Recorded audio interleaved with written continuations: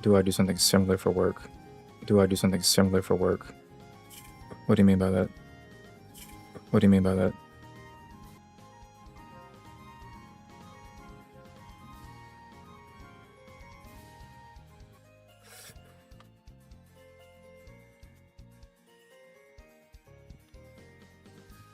My creations. What does that mean? What are we talking about?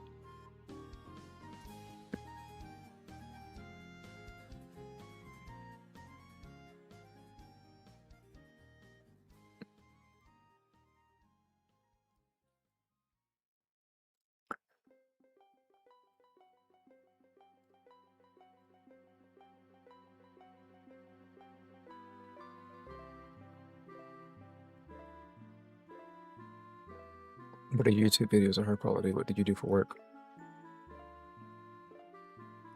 Well, for the past 8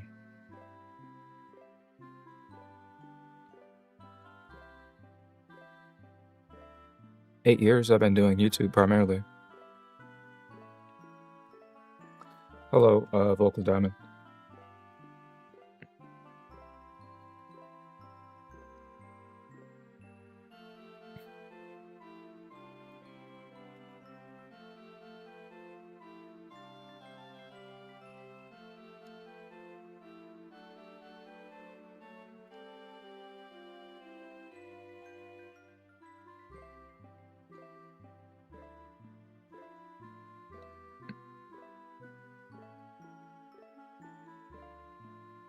Hunter was pushing on the right point, though, and this is the same issue that I actually had last night with Josiah and Pisco, and it's a big issue that I have with a lot of people, is there's a big price to pay when you want to be correct.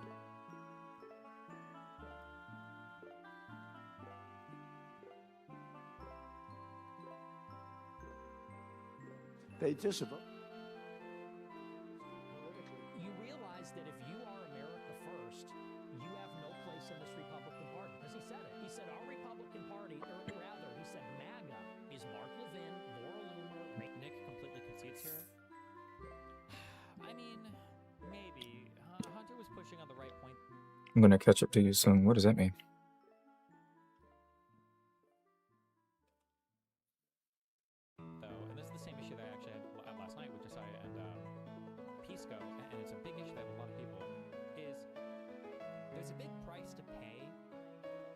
And followers? At the correct time with something. You have to pay a political That shouldn't be hard to do. to do or say the thing, but you want to move the political ones in that direction. I don't appreciate bandwagoners that didn't have the bravery to say it initially, but then want to hop on afterwards and then try to claim that they've like adjusted course. Like, no, you haven't adjusted course. You're just following what's popular to make money. I'm echoing. I'm not saying that Josiah Ortiz going to do that. I'm just saying that like with the idea of like giving Kyle Kalinske credit for coming around on how horrible Trump is. Like everybody that should have known knew that initially. You don't get to collect. This is the same issue I had also with like Washington about me, for instance. You don't get to tell all these insane lies about me and then correct or just be wrong about like crazy media shit in general. You don't get to do all of that and then once you realize that you lied or you fucked up or you did something wrong, whatever, and then at the end of all that be like, oh well, actually I'm going to course correct, and then your audience goes, wow, well, at least he's honest. He's so great that he's honest. He's able to course correct. How do you get virtue of both ends of that? You're wrong when you knew you should have been wrong, and then you course correct when it's popular to do so, and your audience congratulates you for life. What? So you appreciate Kissinger or? Yes, that's why I brought up Kinzinger and Cheney, because Liz and Discord is messing up. destroyed their whole political careers. Yeah, this is Our not whole setup. proportional to power consumption, is it? This says max energy consumption is 77.5. This is 155. This is twice the consumption, but it's one less pollution. I don't think it is directly proportional to energy consumption, unless it's an energy consumption per machine. Discord is messing up. And define, he said, and who is not. If these efficiency modules don't reduce pollution, it's going to be some bans flying in chat. MAGA, Megyn Kelly, Tucker, Alex Jones, Candace, and I think most Republicans said, well, we're with those other people. Oh, sorry. The reason why I bring up here that I don't know how I feel about this Nick stuff saying that he's totally conceding is because everybody who knew politics knew how bad Trump was going to be coming in. It's not fair that you could cheerlead him or support him, which I meant to do that actually. I'm sure you're selling a lot of some did. But for the people that did, you don't get to distance yourself afterwards and still be taken seriously as a political commentator. Like, I just don't understand why people's reputations don't take a hit at all. When it's like, well, this guy promised you, told you all this stuff would happen, and none of it happened, but you're still listening to him and believing I can't actually figure out how to fix the echo because I can't hear it. When I watch the stream back on my computer, I don't hear an echo.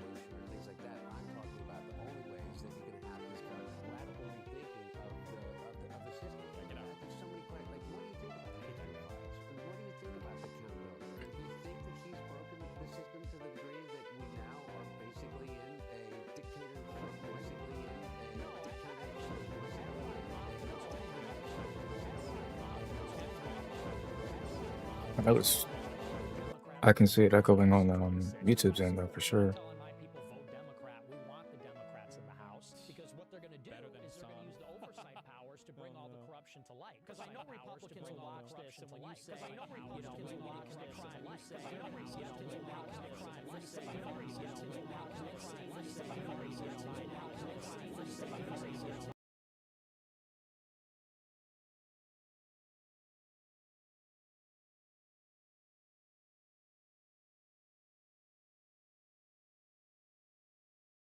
And I want all that corruption to be revealed. And I want all that corruption to be revealed. And I want all that corruption to be revealed.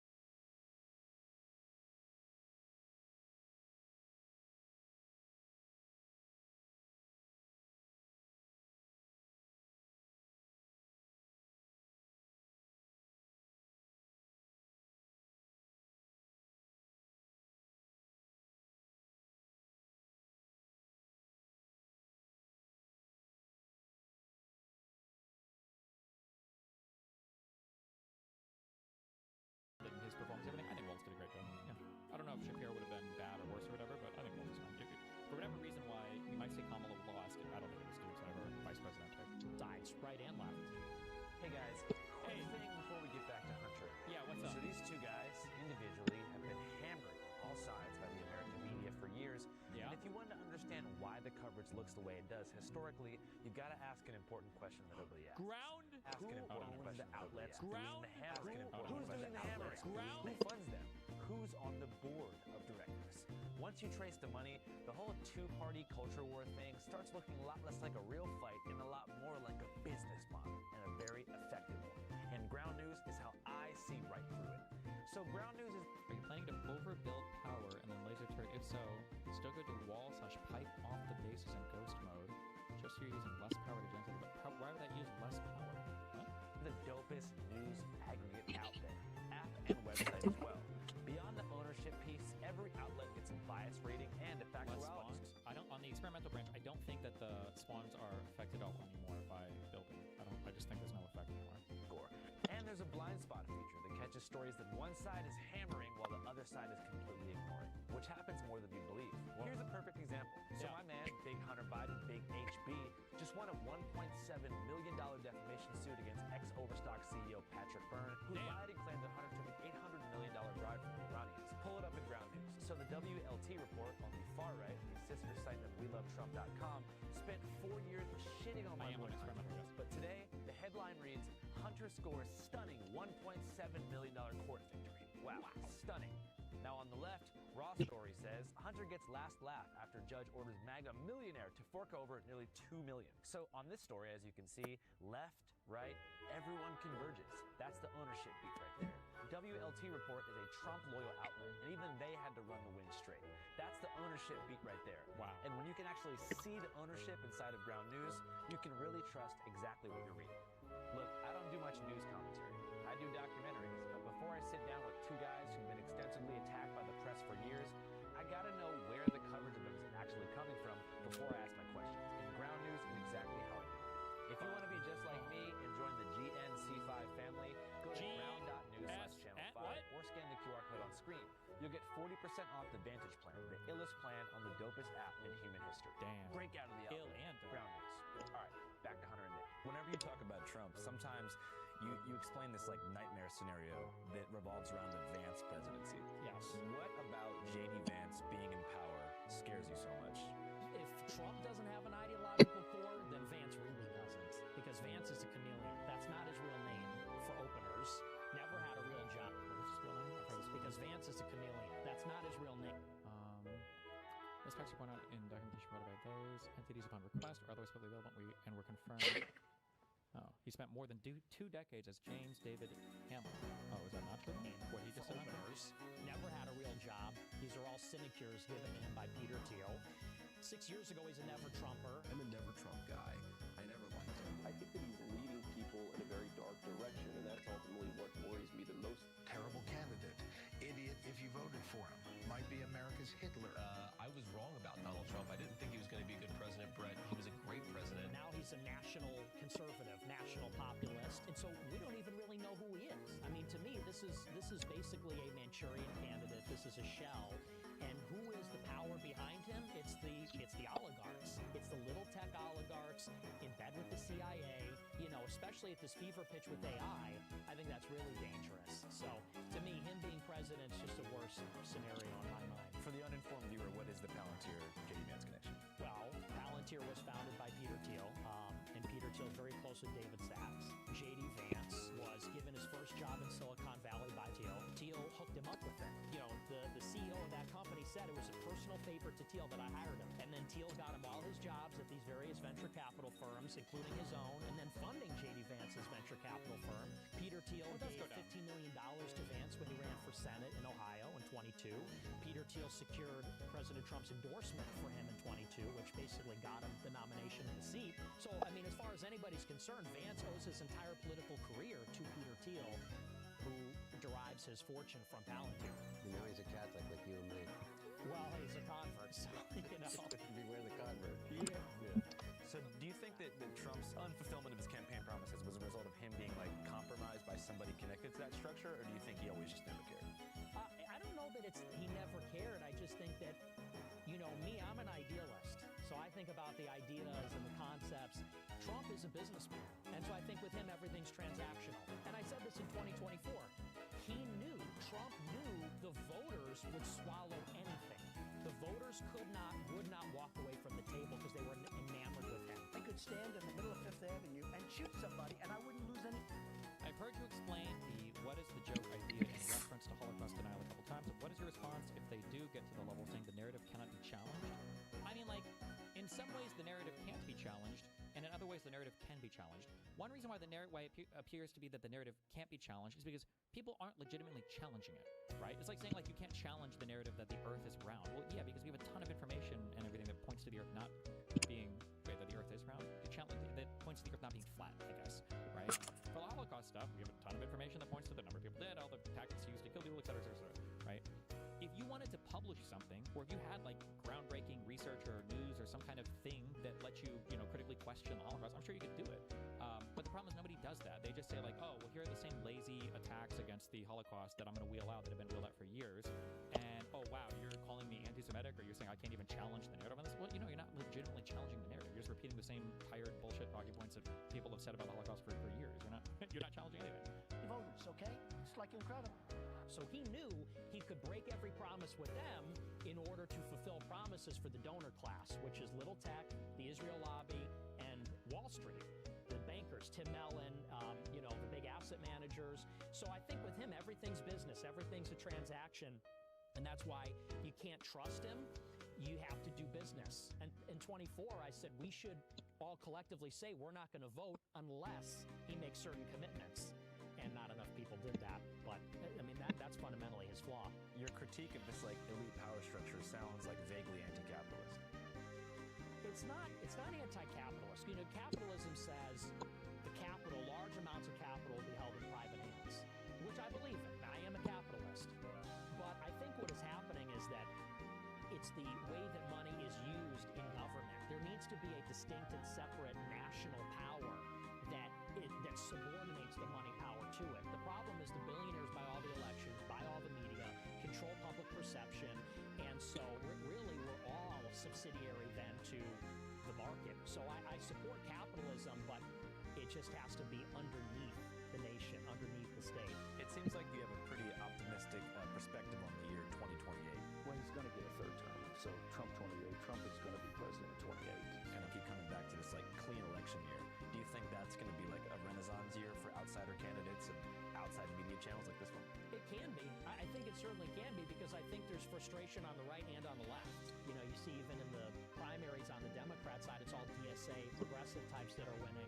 You ironically have the same frustration on the left with their establishment as we have on the right. And so I think, you know, in 2028, it's going to be a year where there'll be a competitive Republican primary and Democratic primary, and hopefully the people make their voice heard and we get some new options, you know, maybe that reflect the will of the people more.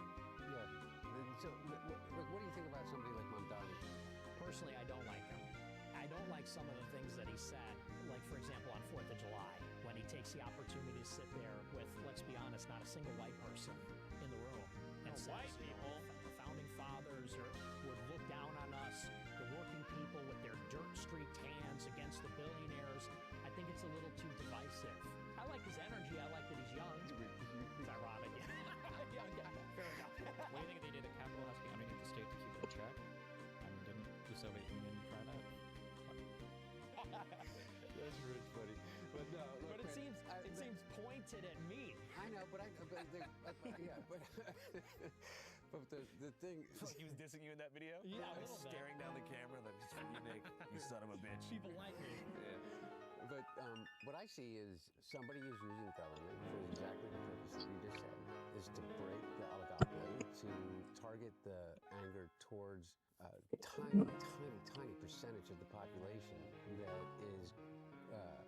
that is controlled the levers of government from the White House down to the mayor's office in New York City or Peoria, Illinois, to that matter, and even more so as you go further down that chute. And so I look at somebody like Mamdani, and regardless of his delivery, which may be off-putting, particularly from somebody coming from your side, is that he's delivering, man. You know what? I mean, he's really delivering. You know, like I saw somebody going after Mamdani for some of this stuff, and particularly about rent control. You know, and I was like, well, how do you think the middle class was built after World War II and GI Bill and rent control buildings that created those communities that we were talking about an hour ago? The GI Bill provides returning soldiers and veterans a range of benefits, including mortgages to purchase homes, loans to go to school, and this really was instrumental in creating the new American middle class. Did you see that Gary Stevenson wrapped up his grip and said, I quit YouTube because I'm feeling a bait burnout? I feel like they're working on a new product or something. He's going to say that he's like burned out, and then in like a week or two, he's going to say that, you know, like, oh my God, I just want you guys to know that I was completely done with this channel. But after I said I burned out, there was a huge outpouring of love from the community and people who said they didn't want to see the channel go. And then I realized that my work here isn't done and I'm still needed. So we're coming back with a whole new fucking thing that you can subscribe to and you don't have to and blah, blah, blah. But who knows, maybe I'm wrong. The availability for somebody that was 26 years old that had a job with the MTA to be able to live and work in the city and put the kid in the school with the idea that they would be safe walking there and go to a park that, you know, where the water fountains were. That's what I see him trying to do. I mean, by the way, it's just so tired. You know, he's a communist. Like, it's about the communists. Like, who even says that anymore? Nobody. You know what? It was 1981, watching... The new job is alright. It's not a lot to report on. It's pretty boring. It's not bothersome, so Rocky V and worried about the communists. You know what I mean? Unironically, aren't those types of communists, though. Rocky IV? Nice time to live. My whole Philly legitimacy was just blown right there. But it's just kind of, so I look at somebody like Mamdani, I think, well, he's just talking about good government. Like, what do you think about healthcare?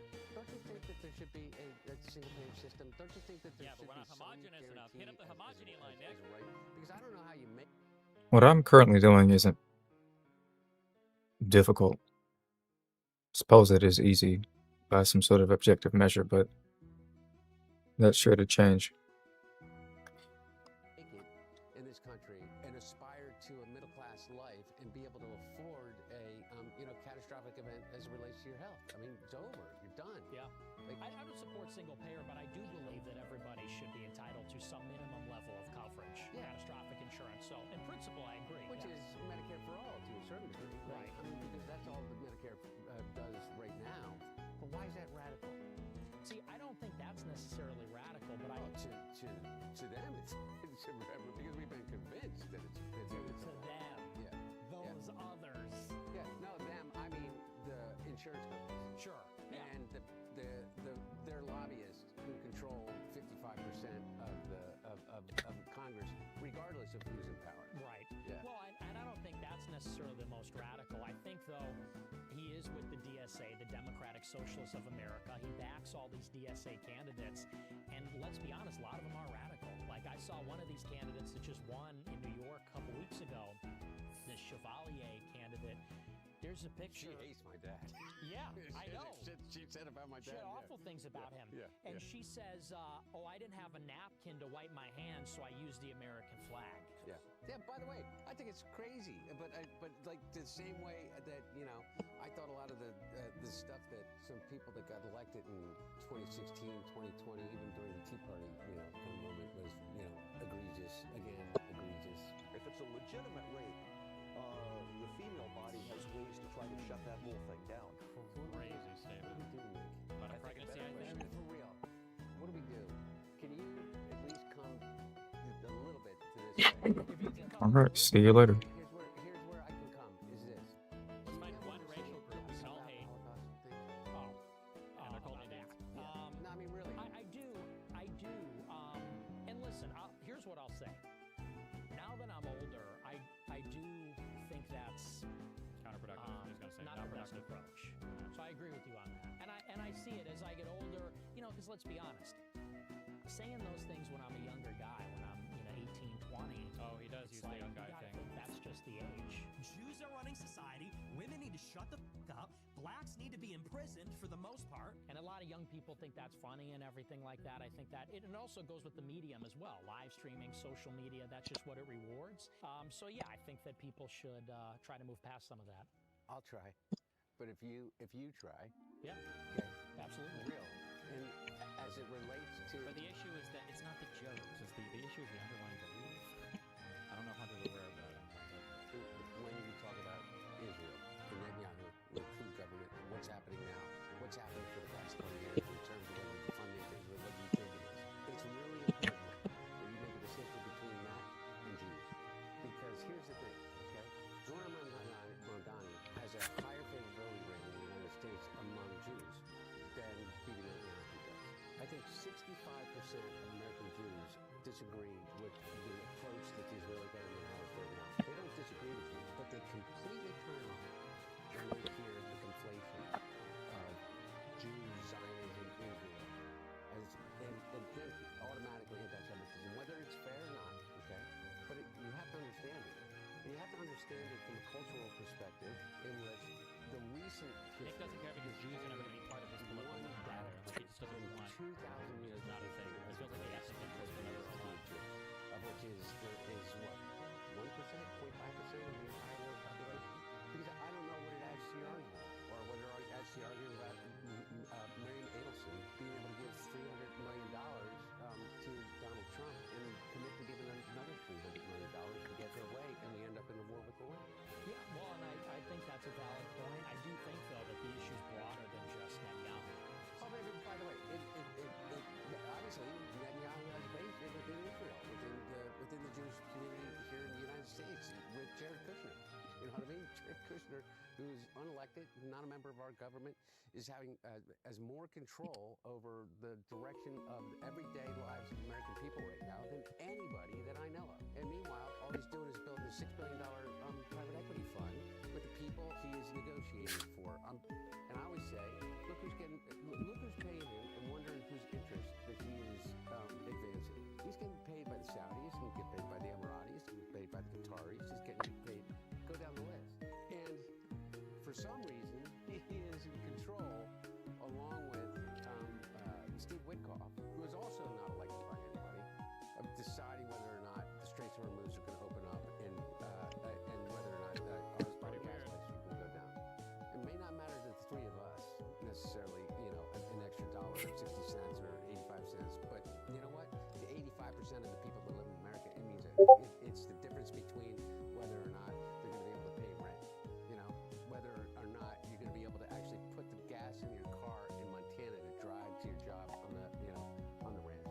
Well, and here's what I'll say to you, and this is something kind of why I Just wanted ride your to horse. interview is emphasize the message that as far as Jews are concerned in general, I think that it's the same standard that applies to everybody, which is as long as you're patriotic, as long as you believe Americans should be put first by their government, I have no problem at all.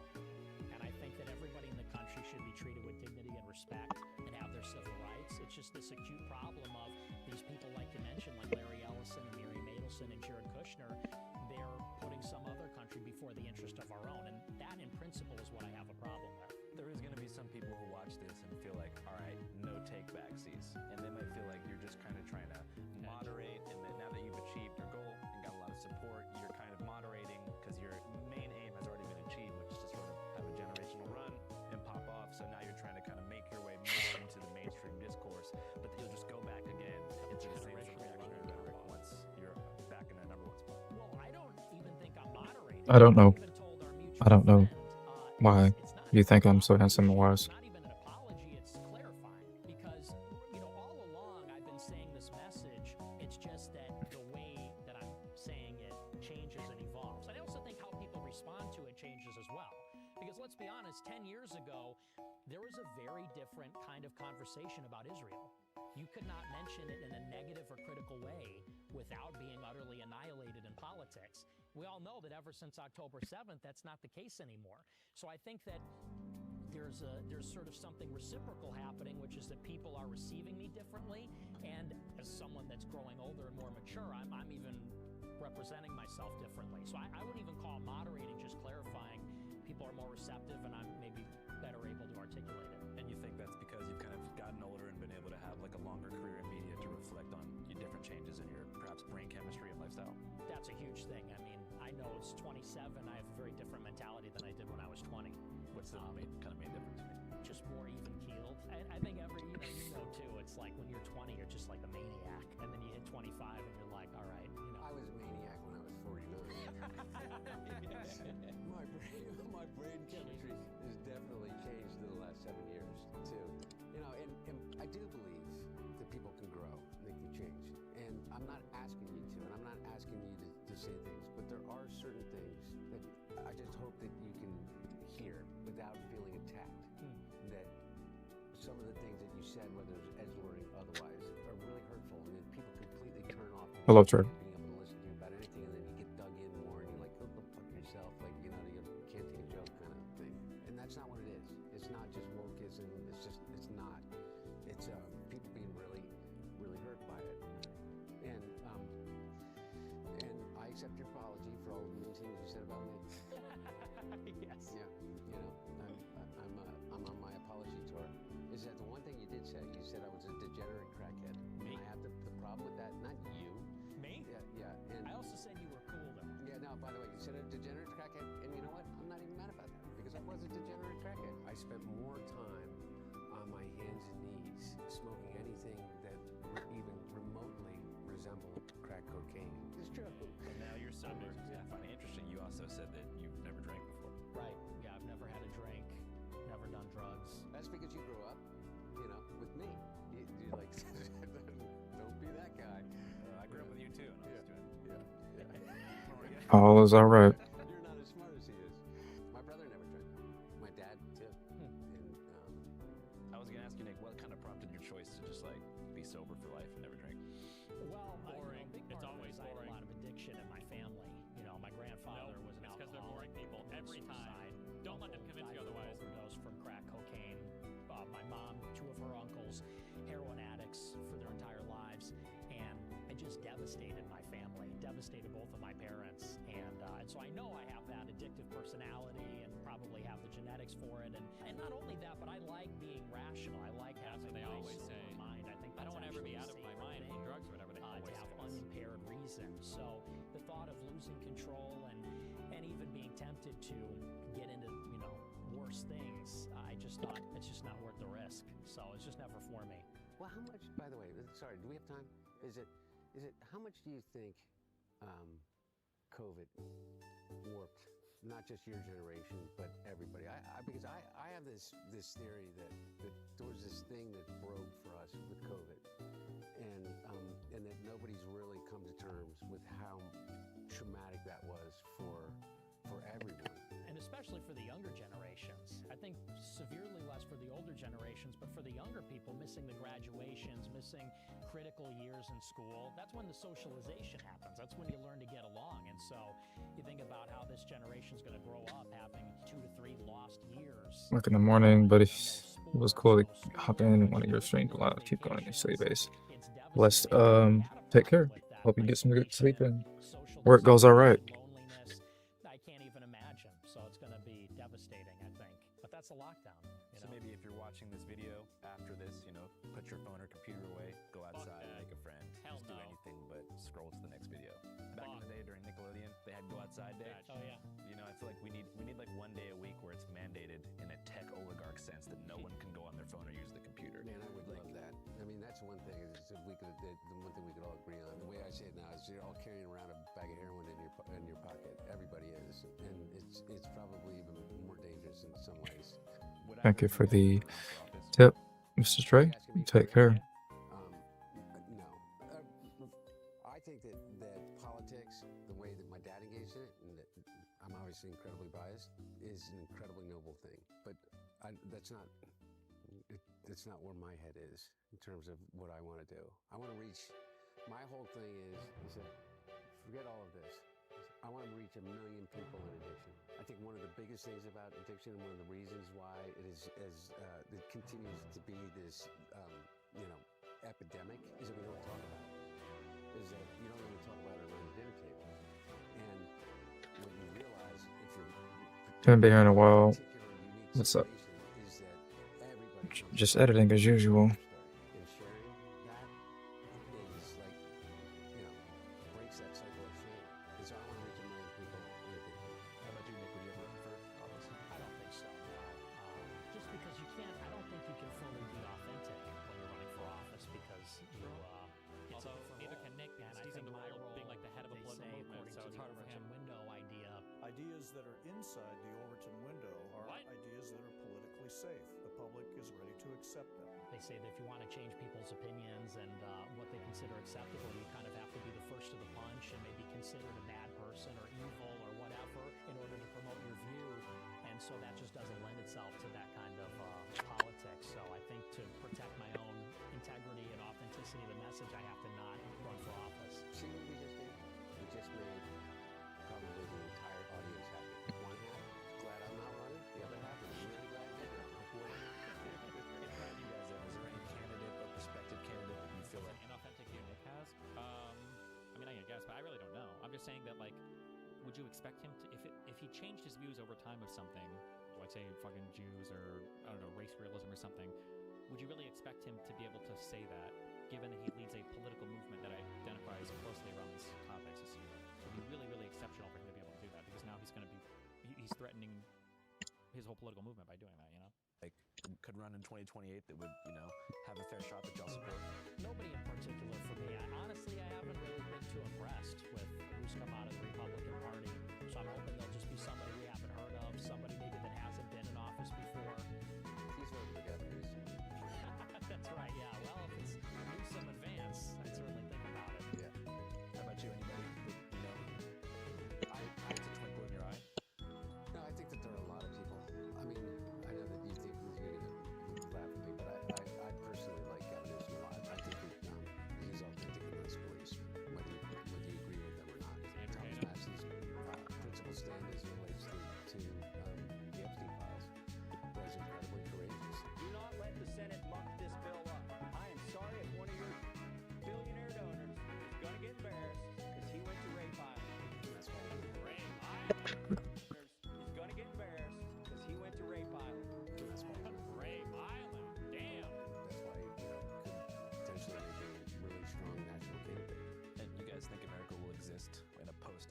capture freeway. Will America exist? Yeah, like will America survive the current power structure's stranglehold on the media, political system, and all public affairs? I don't know. I think AI is going to really be transformative. It's interesting. Nobody seems to be talking about that.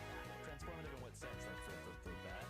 Concentration of power. That's the biggest, single biggest. And you know what? I'm actually on the liberal side on this with Anthropic over the, let's say, because there's this battle between these effective altruists, effective accelerationists, and I really am nervous about what's going to happen, especially in the next 4 years, because we're racing towards this artificial general intelligence, artificial super intelligence, and that, without a doubt, is going to be the single biggest influence on the country. And so I'm really worried about it. And what about that concern with surveillance?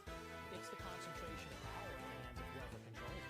Whichever firm is the one to develop ASI, that could confer dictatorial-like powers upon the CEO of that company. So whether that's Sam Altman, Dario, if the artificial intelligence is aligned with its Hmm. that person will become the most powerful person. I'm gonna have to meet myself on TikTok to explain this. Was that a comment that I got through TikTok? Okay. Let's see. Test to see. Test, test, test, test, test, test, test, test, test, test, test. Test, test. Okay.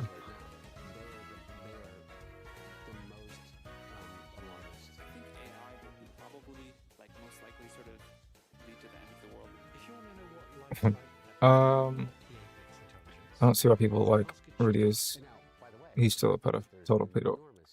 I think people like Rudy is for the same reasons that people like Epstein, but before and after, to some extent. I don't think that if a person is, for example, I don't know, a good Christian or a good father or somebody who helps out with the homeless shelter and gives money to the homeless shelter, I don't see how them being a pedo is taking away from that. I think number one, the biggest issue with how people use words in general is that they imply that the word pedo is the same word as a child molester. There's a huge leap between these two terms. Yeah, I totally agree with that. I think it's like nuclear bombs, but it's also a commodity. There's more to it than that, but Weapons potential, the economic potential. I think that's going to be the biggest thing. And I hope I think people like him because he is a device in the story. Rudius doesn't really feel like an actual character to me. He feels like somebody who is an object in a story that is helping pull the story forward for people to watch a play unfold. It's almost Shakespearean in some sort of sense. Obviously, it's written like an epic, unlike most isekai. Most isekai does not have you slowly go throughout the entire show with the character being aged up and having different sorts of relationships and going through these different tribulations and that kind of stuff. So people don't like. I don't think you can take Rudius out of that anime and then have him be a different cool character somewhere else, because the entire show is predicated on what it means to start over again after you've fallen to a certain low point in your life, and you have to come back up from that bottom point and try to ascend above where you obviously where you were before you fell, because when you were in the low point of your life, or one of the low points in your life, then all you can do is move upwards. So there's nuance to it, and it's not that difficult to understand if you sidestep the pedo thing, and it's really such a. Are there two different?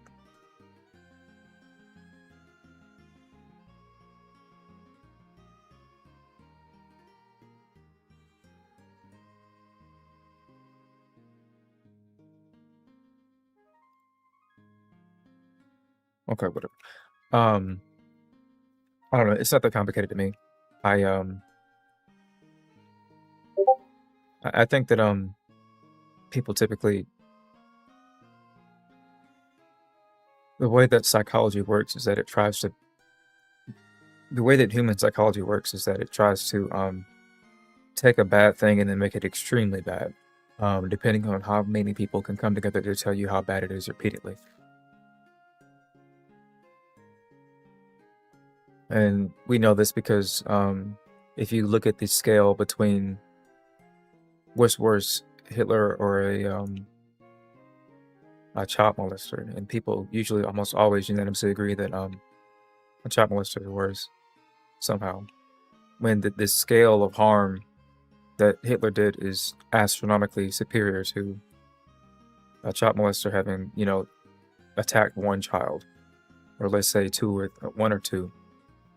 Let's just say one for good measure, I guess, and because I know it's crazy to frame it that way, but let's just say one because if I had to look at some stats, I would say that a guy who successfully, or anybody, a guy, girl, woman, etc., who successfully gets away with that crime, they probably get away with it once. This it's probably a little higher than that, obviously, but it can't be as high as the numbers that are reported, depending on how you want to interpret the Holocaust. I have the Nick Fuentes on my screen right now, so I know that there are certain people who like to jump around with the numbers in terms of how many people were dispositioned or had to flee or were murdered in the advent of the Holocaust and the events of Nazi Germany. But people astronomically do this thing where they will take a very local terror, a local harm, a local heinous act, and make that far worse than anything that is, I guess in this case for the American, anything that is overseas. It is much worse for the American to experience extremely high gas prices compared to having the news be that Palestine was recently, bombed or whatever. Like they don't, largely, if you poll Americans, they're not going to say they care about what's going on in Palestine relative to their hiking gas prices and the expense of bread and eggs, because that's local. And the idea that like a pedo is worse than a mass murderer is it's a local idea, because if you're murdered or somebody you know is murdered, then it's whatever, it's done. But if somebody is assaulted, somebody young is assaulted by an adult, then that messes with the person's brain in a way that triggers this thing called disgust sensitivity, defilement, and all these sorts of things. So it ends up being psychologically worse than it is actually physically or materially. When we rob your car, steal your car, break your car, which prevents you from going to work properly, so you lose your job, and your wife walks out on you, this is materially much more worse than what I'm going to compare it to, that I don't want to actually say, because just to say it is enough to get people upset. Because this is just a logical way to look at it, to look at the actual domino effect of what it's like to actually lose something materially versus losing something that is a concept. And I understand the ramifications of being affected in sexual ways, but how bad that plays out in the larger scheme of things when you are assaulted sexually at those younger ages, it doesn't almost always play out and to be the bigger issues that could lead on in later in life. So I don't know. You to bring this back to Mushoku Tensei, you have to really think that people who like the show, if you want to, so this is what people are doing, but there's so much going on, and nobody knows how to have this conversation because nobody wants to actually think. They want to think what they want to think. They don't want to think against themselves. They don't want to think besides themselves. They don't want to challenge their beliefs. They just want to think in one direction. But anybody who thinks that, for example, Sword Art Online went downhill after the tentacle scene or whatever, or the, as they call it, the cuck scene, are people who just simply can't tolerate controversies in media. I'm doing a video about this.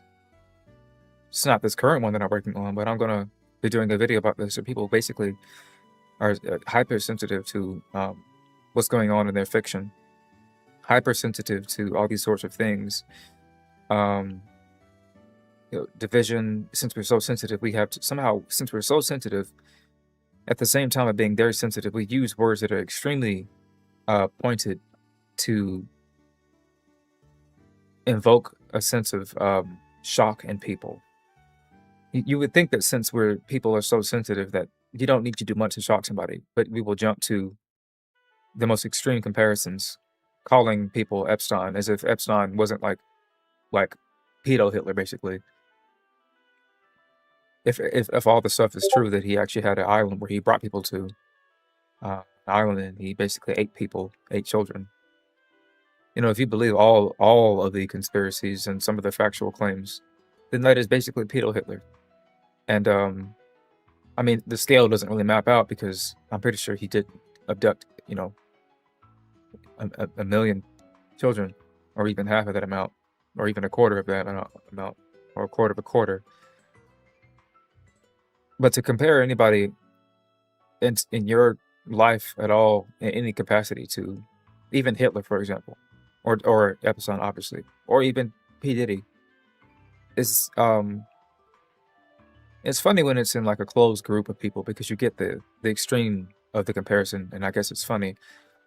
But to do that with strangers is awkward and odd, is because it gets the idea that anybody who looks at a woman improperly is a Diddy blood, or anybody who said they used to like Sam from iCarly when they were younger is Epstein, or immediately we just move from this sort of natural conversative tone that we usually have to this more extreme way of talking about things and describing things, because we don't know how to communicate effectively anymore.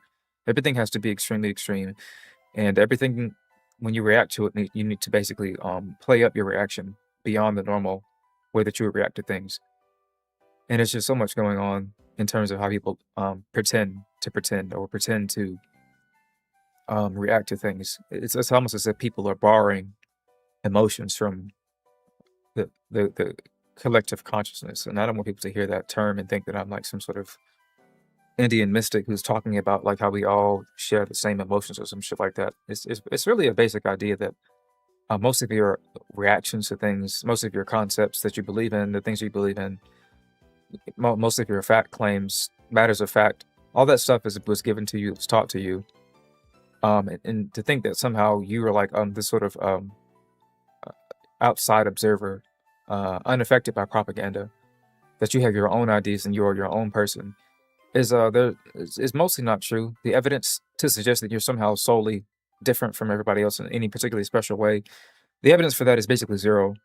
It doesn't make any sense for anybody to even think like that when they're below the age of like 30.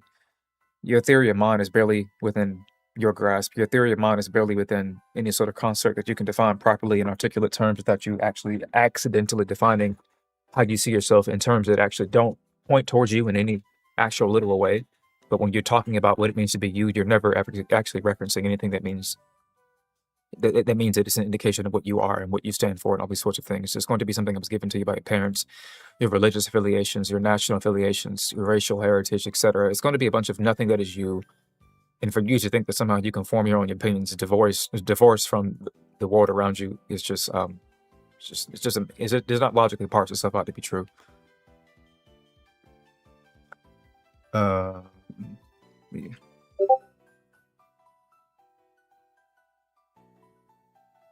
Hello, people on TikTok. I'm having a conversation with my YouTube people, and if I have this conversation on TikTok, I will get banned immediately. So I'm muting myself on TikTok. So I'll be back around in a bit. Let's see. You definitely get strongly ridiculed for siding with rapists or any situation, even if a logical right side. You mentioned EDP stuff. No, I'm not mentioning EDP stuff. And the skinny mustache man, I'm not sure. Skinny, whatever. Did this combo come up because of telling you on screen? I don't know. Yeah, I see what you're saying. Like, how many people have no idea of killing someone, but can speak on it or where it comes from, because you will get compared to Hitler. So, yeah. But basically, like I said, to make all the stuff that I've been saying for the past like 10 minutes or so, be condensed into something concise. this is why we say people are stupid. It's not because people are like actually like mentally retarded, but it's worse than that, because a person who's mentally retarded can't help themselves.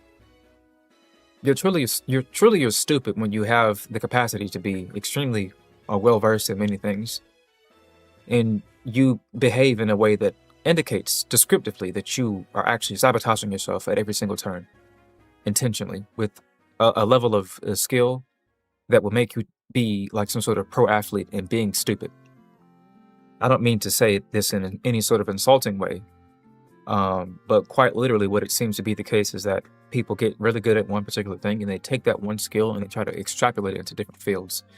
And it just gets worse and worse the further they move away from their actual field of expertise, which is already a travesty in itself, because being a quote-unquote expert in any field will have you be met with this phenomenon called the Dunning-Kruger effect, which means that almost always in all spaces, you can only be so smart at any given subject. And if you believe yourself to be a superior factual, you have these sort of superior opinions or factual accuracies under your belt that you can pull out and cite with almost near perfect accuracy, then you end up becoming blind to your own inadequacies, and you will make up for your inadequacies by trying to fill in the blanks with half truths. And this happens almost all the time. It's just a logical fallacy that we fall prey to far too often. So if that is all happening, which it is happening constantly, then you're never really assessing situations around you properly. You're almost always coming from this place of this sort of familiarity that keeps you safe. The desire to appeal to the lowest common denominator, the desire to appear correct, not only for your sake, but for other people's sake as well, because to appear correct is to be knowledgeable, and to be knowledgeable is to be useful. So when we say things like, I don't care about people's opinions or their ideas of me, this is mostly not true. 99% of humanity, if I had to give a very broad grade, 99% of humanity doesn't believe this to be true, because we sure don't act like we don't care about people's opinions. We sure don't act like it. There's no sort of indication that a person naturally goes throughout their day not caring about people's opinions, especially for the male, so to speak, because I feel like the majority of males go throughout their entire life trying to please a woman, so he can settle down and all these sorts of things, so he can have himself a little trophy wife, so he can pull out of his pocket a picture of his girlfriend to his friends and tell his friends, look what I have, etc., that sort of stuff. Almost everything that a man seems to do to varying extents for a woman's approval, and it happens to be the case that 50% of the world's population happens to be women. So that means that you care about 50% of the world's population's opinions about you to varying degrees, and that can scale up and down depending on how you interact with your family. So there's just no sort of logical indications that you actually don't care about people's opinions. You may say that as a virtue, as a desire, as an ideology, but you don't demonstrate that ideology through and through in a consistent manner.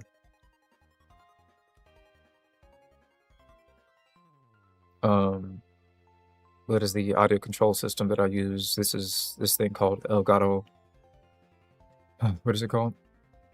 Elgato Wavelink. It is attached to my microphone as a program that comes with the microphone. It doesn't really work unless you have this microphone. I think they have something released as of like the past 2 or 3 years, where they have a device you can physically put against your microphone so that it can detect the program properly. But otherwise, this is like some sort of closed circuitry where you can't access this app unless you have some sort of Elgato device, basically.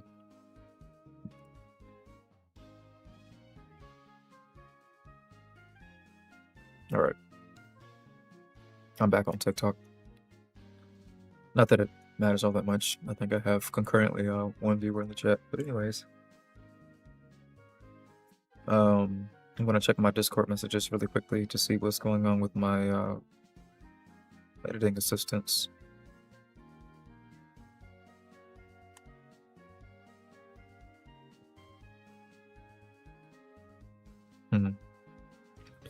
It wasn't a bunch of pings from the editing room, it was from a living room.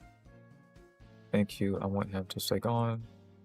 I thought I was going to until Nuri brought him up again. Let's set up a meeting time. Oh. Crossover meeting. What the fuck is this?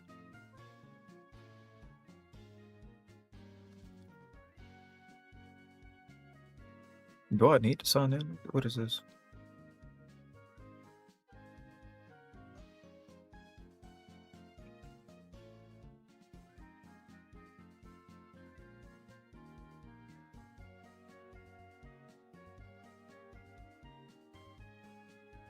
What are these times?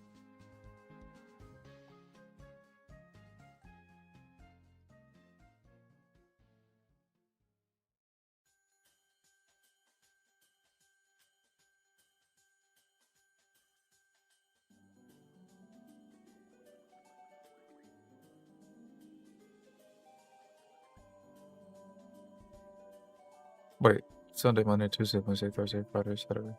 And it resets here. Okay, that's kind of weird.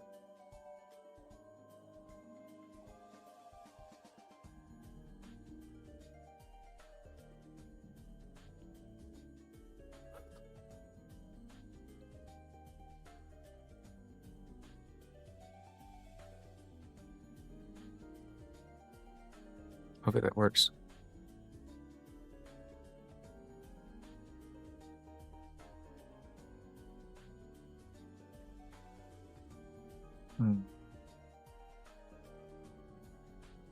That people on both sides share. I think there's people on the right and the left that don't see the humanity in the other side. And so maybe that's the new consensus, or that's where it can come together, is on the basis that, you know, we disagree on fundamental issues. Even sometimes it gets heated and we yell at each other, but that we do ultimately want the best for each other. We love each other. We want the country to succeed. And I think that's a starting point for any solution and any conversation. All right, American brothers. Thank you guys so much for your time. I really appreciate it. Thanks, buddy. Good job, guys. After interviewing Hunter and Nick about a variety of contentious topics, not limited to, but including the Iran war and ongoing conflict in the Middle East,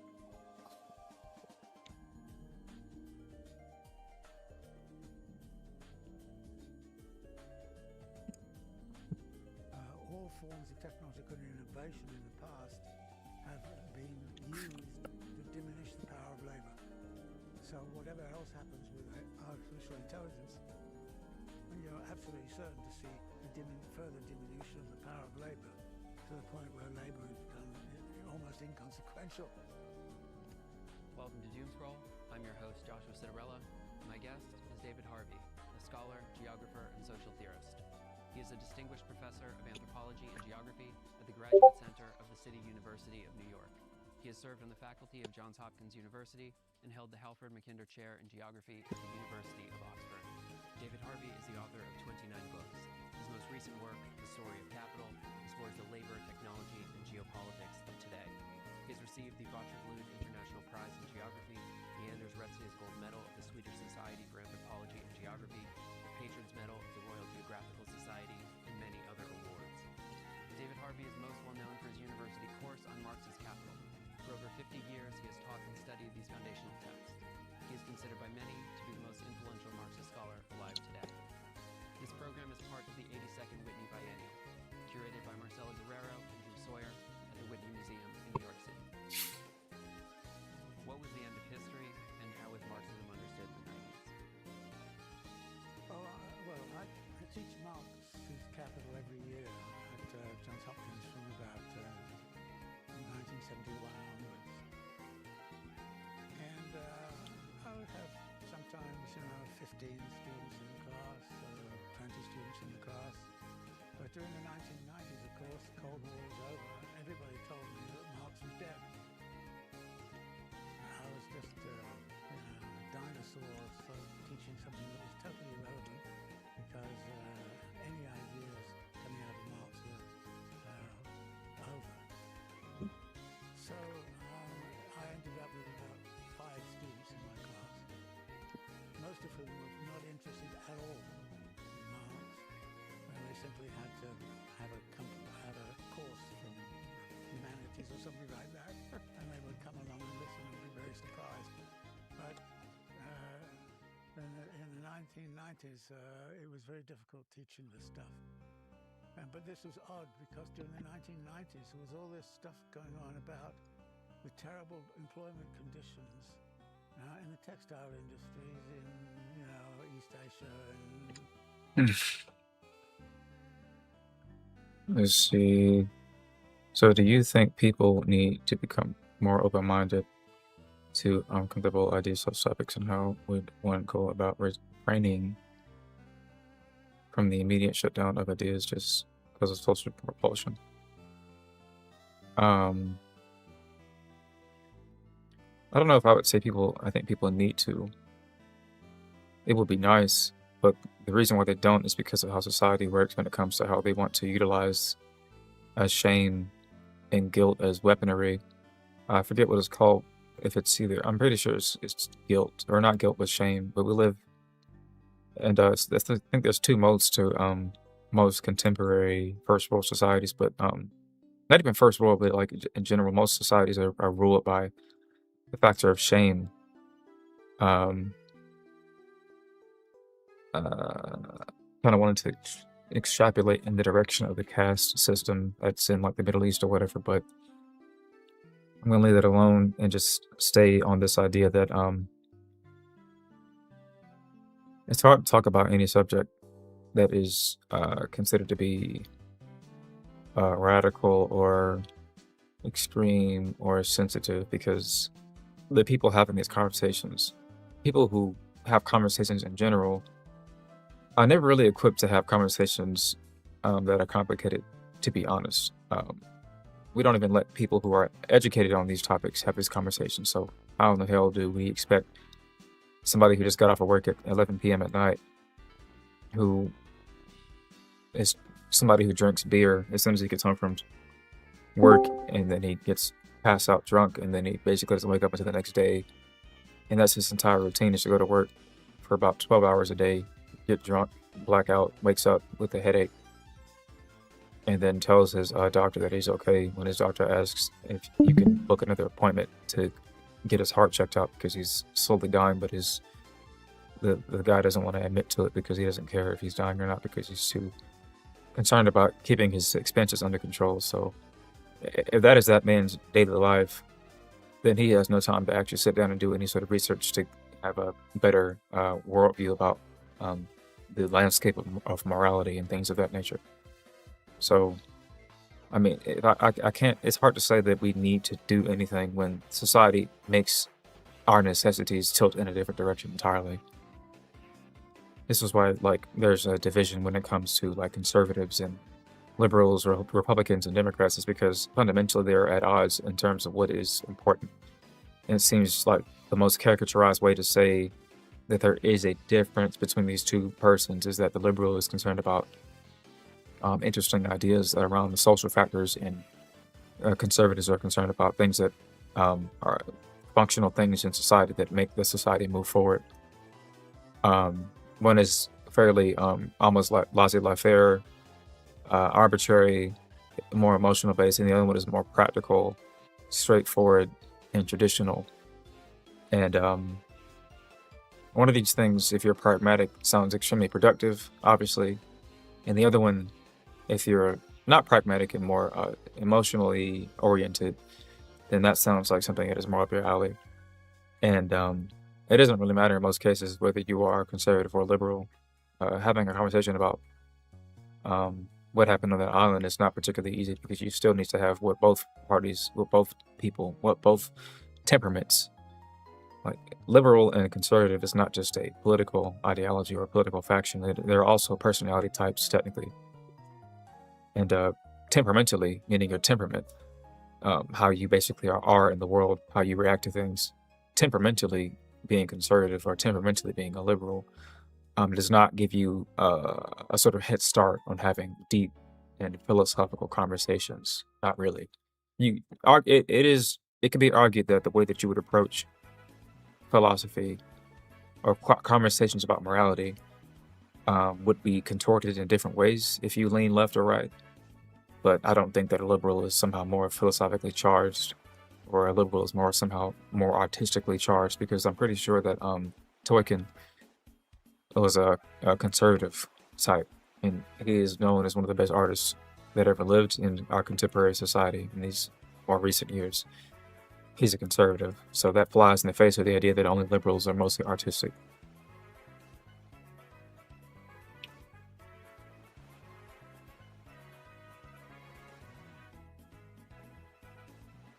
But yeah, I can't be particularly prescriptive when it comes to these things. I can only really describe what I see in front of me. That's more. I'm not gonna say it's more productive, but it is a form of production that allows us to see what's going on at the very least. Because when you have neither, people want to prescribe something as opposed to describing it, because they think that if they can prescribe something, they can fix the issue. But they can't fix the issue; they don't know what the problem is. So you can't sit there and say, "Well, this is what we should do differently." You don't know what we're doing to begin with, so how can you say what we should be doing differently?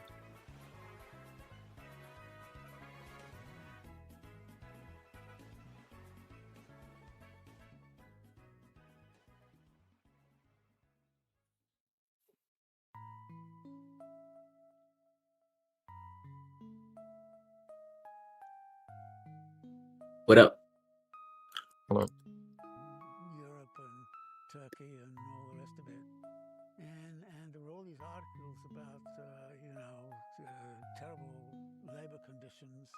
So in fact, you could pick up a copy of the New York Times and read a whole passage about what was going on in the sweatshops of the world, which fitted entirely into chapter 10 of Marx's Capital on the Working Day, where he describes exactly these same conditions. So I was in a situation in the 1990s of actually teaching a subject that was far more relevant than it was in the 1970s, but was far less interesting to the mass of the population. So it was very strange. By the time you get towards the end of the 1990s, it began to change a little. And of course, it changed a lot after 2008, when there was another crisis. And people started to say, well, maybe we should go look at that fellow Marx again. And so there's some interest come back. And now, recently, there's been less interest. So there's a big sort of wavy way in which Marx comes on the scene and off the scene. But 1990s was a very difficult period when it was assumed that capitalism was dominant. All the struggles around the world had been solved in favor of capital, and that everything was going to work according to the kind of market equilibrium theories that the economists were working I on don't at that time. remember if I feel like he did. He definitely started to mask like the first frame, but he was using Vegas, doing it by hand, and that's very ineffective when you aren't very quick at masking. So find this shot in the chat. This guy's retarded. Not my flow. That's not what I'm talking about. I was looking at something random.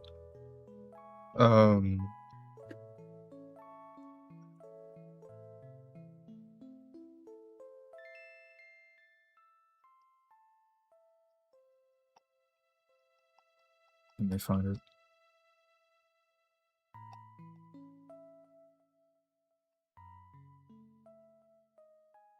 Ridiculous. Right here.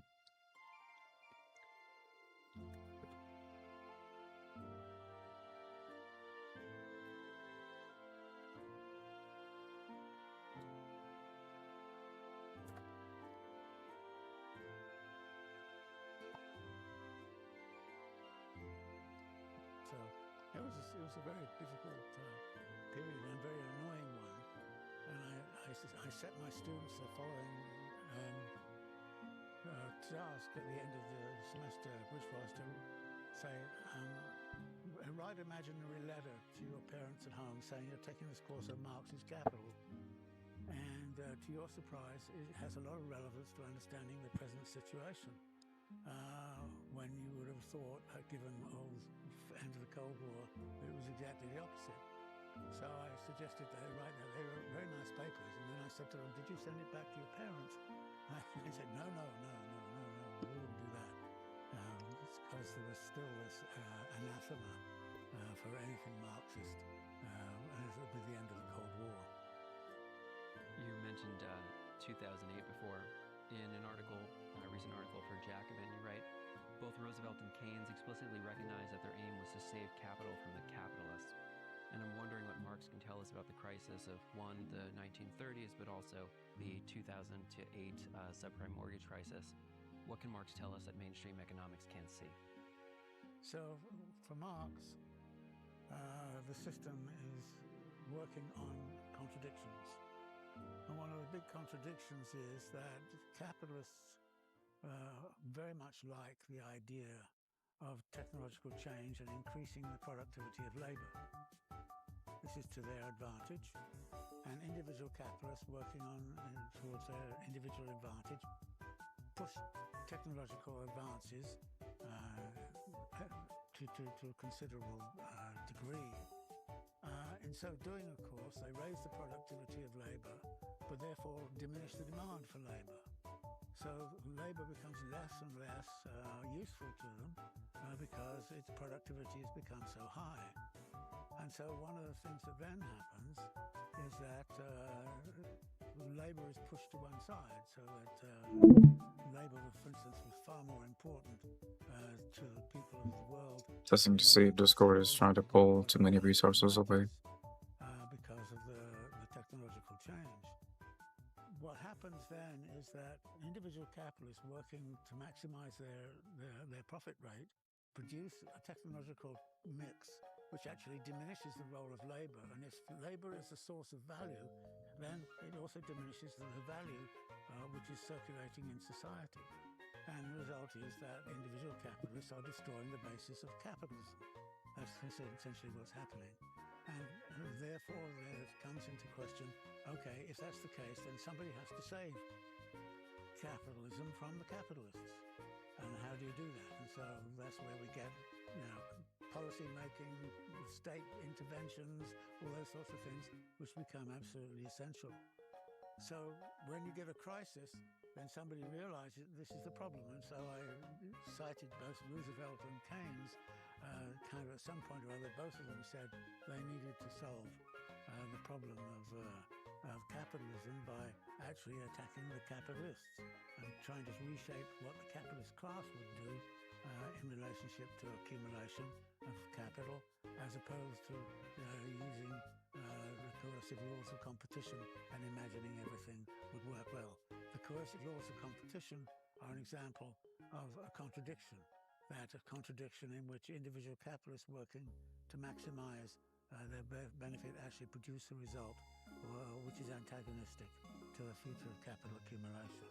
So this is the main dynamic which occurs. And it occurs throughout the book in many different forms. And you need to have a good understanding of how this system works in order to manage the contradictions. The important thing about contradictions is that they never go away. It can be simply managed, and we're having to manage contradictions all the time. And the contradictions of capital are central to what I talk about in the book. There are many different contradictions. For instance, there's a contradiction between fixed capital and interest-bearing capital and circulating capital. One is trying to go faster and faster.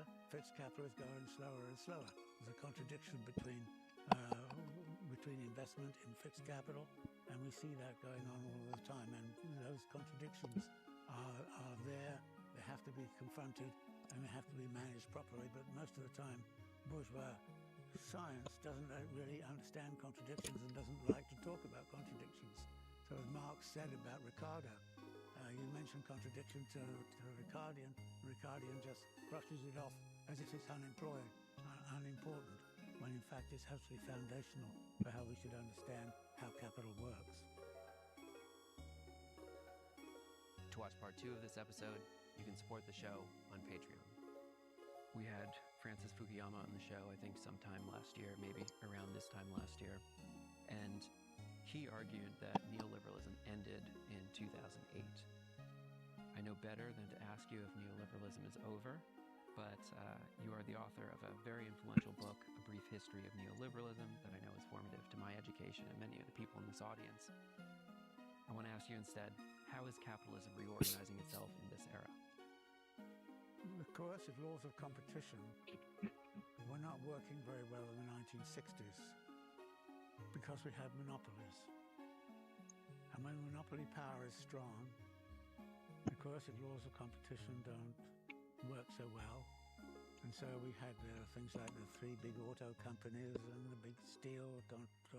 So in the 1960s we had, if you like, failing competition. And the whole project of neoliberalism was to reanimate competition and to force the coercive laws of competition to produce the technological changes which would get you into the crisis of value formation.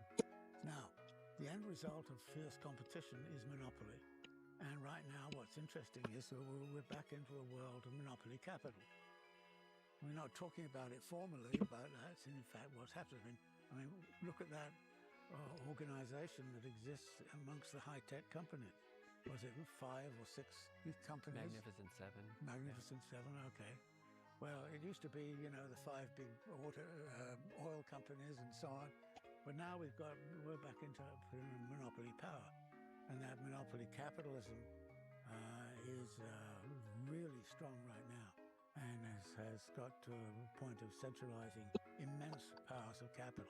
And of course, a lot of that is also associated with a distribution of income that is incredibly lopsided, so that you then get to this crazy kind of stuff of Musk becoming a trillionaire and all of that going on. And that is a result of increasing concentration of monopoly power. A few years ago, I went to the Reagan Presidential Library, and there's a fantastic exhibition about stagflation. This is something, it's a portmanteau of stagnant wages and inflation, which was supposed to be impossible in the theoretical model of economy from John Maynard Keynes. This was the consensus way of organizing an advanced political economy, basically up until that point. Yeah. How should we understand that crisis of the 1970s that later led to neoliberalism? In 1945, there was a new world order developed under U.S. hegemony. And the U.S. was, if you like, defining the rules of the global game. Right. But each country had its own kind of class struggle and its own class formation, and therefore you had a world which was globalized at one level, but at another level was each country was fighting its own battle. So that, for example, the rise of the communist parties in Europe, the rise of Eurocommunism, socialist governments, all of those kinds of things, labor, favorable legislation, all of it was there, but at the same time, it was not very dynamic. It was very monopolistic. And so you would find a left analysis of this in the work of Paul Sweezy, for example, on monopoly capital, saying that the impact of this is stagnation, that since the auto companies only in competition between 3 of them, they did price things, there was very little incentive to be dynamic. But then by the 1980s, you open the thing up and you get the German auto companies coming in, the Italian or the French, in the end, the South Korean. And so coercive laws of competition are coming in. The coercive laws of competition were very weak in the early 70s. And so there you get actually a great deal of stagnation. The technological dynamism is not there. There's not the incentive to it. There's not intensive competition very much. And so it's almost like capitalism in general went to sleep and forgot to wage class struggle. And then we get the analysis of this, which came in that sort of in the 1970s, and the attempt to sort of return it so that much more competition between the laborers, so that you go from a thing where people had trade union kind of jobs to precarious jobs with no time, and we get this notion of precarity into the labor force coming in, and of course the core of what the traditional class struggle had been about, which was the auto workers and the steel workers, starts to be diminished. I arrived in Baltimore, for example, in 1969, and there was a huge steelworks employing 30,000 people in Bethlehem Steel. By the time you get to the 1980s, they're producing the same amount of steel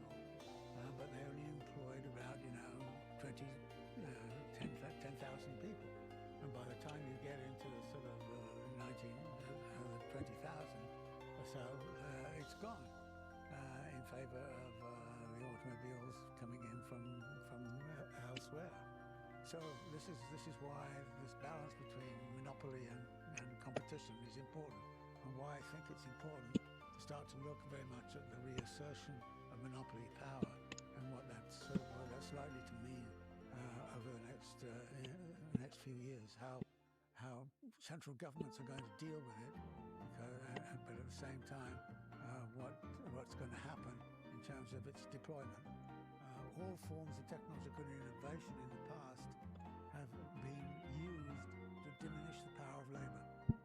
So whatever else happens with artificial intelligence, you're absolutely certain to see further diminution of the power of labor, to the point where labor has become almost inconsequential in the economy, because it will be all automated and all done, and we'll get this K-shape we're talking about, where one group in the population is going upwards in terms of its well-being, while the rest is really falling down. It's interesting that the Chinese right now are faced with a somewhat similar, and their response to it is to set up an idea that they are going to develop common prosperity. Common prosperity? Yes. What does that look like? It looks like Xi Jinping said we have 3 mountains to climb. We need to get public access, so the whole population has to have adequate access to education, to healthcare, and to housing. Now, if a political party came along and said, forget everything else, but we're going to solve those 3 problems, you would win hands down. Right? But Xi Jinping that's the instruction. How to do that is the big thing. There's got several provinces which are being set up to set up the common prosperity. And interestingly, one of the provinces is the place where all the Chinese billionaires live. They're having a rough time right now because it's all their billions are being utilized for common prosperity. China is really interesting. I think what's underneath this analysis of neoliberalism in the last few years is what were the models we had previously, what can we draw upon? And I think what we're litigating through this, at least not you and I right now, but in the discourse Okay. at large, is whether it is possible to Can I get your attention really quickly, Street? Yeah. So, I just did this thing where I needed Tanya to talk in the scene. I run into these situations where my character is not actually supposed to be talking because the animators didn't have them animate a mouth moving. So this is one of those situations where you have to find a mouth for them to move or something, you know.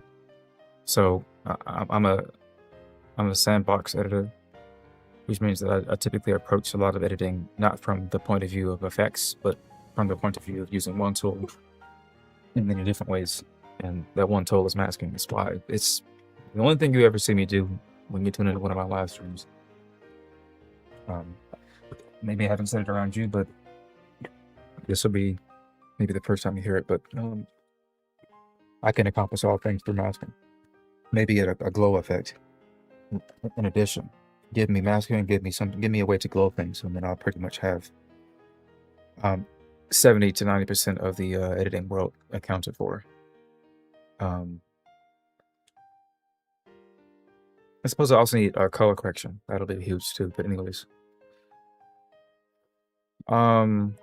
so this is the base frame down here, and I actually found the shot of her where the camera gets zoomed in. So this is markedly different from what you see. This is not an edit or any sort of generation. It's just a different shot where the camera is closer. And I just basically took parts of her mouth and photo bashed, mask, overlay, all that kind of stuff. Yeah. If you notice in the this base shot, obviously it's a hand-drawn thing. It's not some sort of CGI thing. So the characters are not going to always look the same from frame to frame. This is hand drawn, obviously. So this frame above it can give you a comparison, I guess, a closer comparison. And like that one's on, that one, mute this one. It's not muted, okay.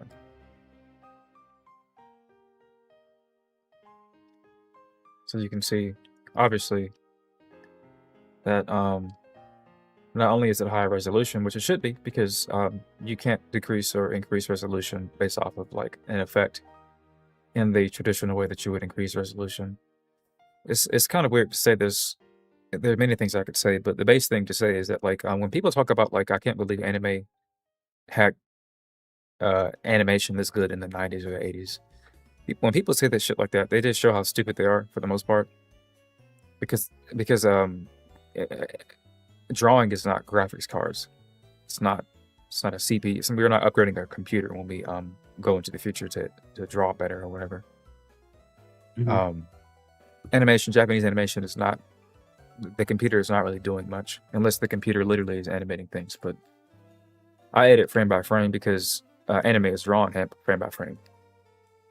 So the only way to have your art or whatever look pristine or whatever and carefully crafted is to never really rely off this thing called keyframing, where you have to allow the animation to sync between one frame to the next. When you have a keyframe set up to say animation over here or shape over here, and then it animates slowly into another keyframe, animation in anime rarely, I won't say rarely, but it usually does not rely on that. It relies on an animator having an eye for motion and mapping motion out from his eye. No computer's really doing that for him. Since the 80s, 70s, 60s, 40s, never has it been the case that a computer has been doing the bulk of the animation up until the era of CGI in the 70s or 80s. And as you can see, to this very day, animation in the CGI domain, especially when it comes to anime, is still not as good as it could be because it's not particularly, it's not very ruly. We're still getting our hands on it and properly trying to sync ourselves with it. Somebody said I'm echoing. I can't hear the echo, so I can't fix it. So yeah, so this is one of the frames. Like I said, I use this from a different shot altogether.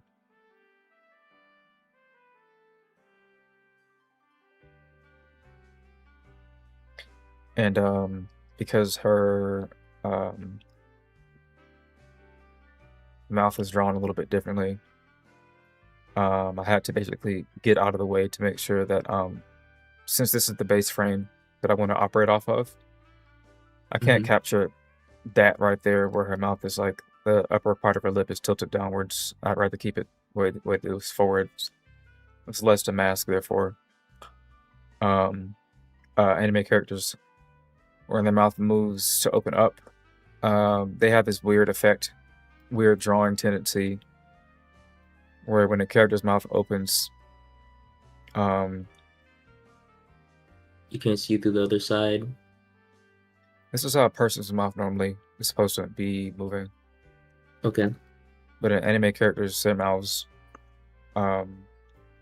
move like this. Alright, I can't get it to be about center. There we go. I guess that works. Nope. Give me a second. Yeah, so basically the entire mouth expands in shape from up and down when you look at them from dead on a profile view. Whereas a side view, it actually operates the way that it should. It moves up and down, but the top part of the up area is stationary. So that's what's happening here, and this is particularly essential because when their mouth opens, their jawline has to drop down as well. So if you just try to mask around the lips, you're not going to get a very good mask setup. Something to take into account, I guess, is when you were doing the lip sync for this area over here. It wasn't lip sync; it was frame sync. Because the entire frame was being utilized. Because his entire body was moving as he spoke.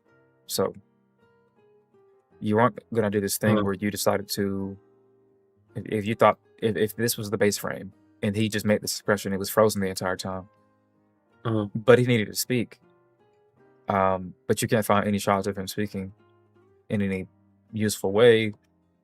Then your only real option may be to go to this man over here and find a shot of him, like at this angle, and then copy his mouth and paste it over his. And it would take a little bit of effort because you'd have to understand like how wrinkles and skin works properly and properly some shadowing. So basically understanding how this shadow was drawn at the upper part of his lip with the creases on the other side of his lip, all that kind of stuff. So this is more complicated than what's happening over here. But yeah, basically I did a number of things for this shot. The first thing I did was I got the this whole thing set up. Like I said, I cut out the top part of her lip because it wasn't. It's going to get in the way. It's going to change the drawing. I got half open, as I told you, half open, fully open, and then I sandwiched it 2 frames, 2 frames, or 2 frames, 3 frames, 2 frames. Notice how the jawline, like I said, it extends downwards because her mouth is opening. Otherwise, you don't get that mask if you don't do that properly. That's pretty simple, but you should notice something is happening here immediately. At work, we call this the Z form. This is what I pretty much have to shave off of this metal part when I'm at work. Irrelevant, but there's a Z shape going on here, and that's not how shadows are supposed to work. The layman editor is going to leave that alone. But to be fair, the layman editor does never even get to this point where they're syncing somebody's lips, using somebody else's lips. From a side profile view, that's not really happening in most cases with 90% of editing. So nobody runs into this sort of issue because this issue is whatever. Anyways, so the base layer actually has the shadow come down to a certain point where here's the bottom jawline. So the obvious solution to me is to find the shadow and put it on top and then stretch it out across the person's face. So that's where there's 3 layers in play, where they add up to be this sort of compounding of different layers and shadows. So I end up getting this fine-tuned pretty much, half open, fully open, half open, closed.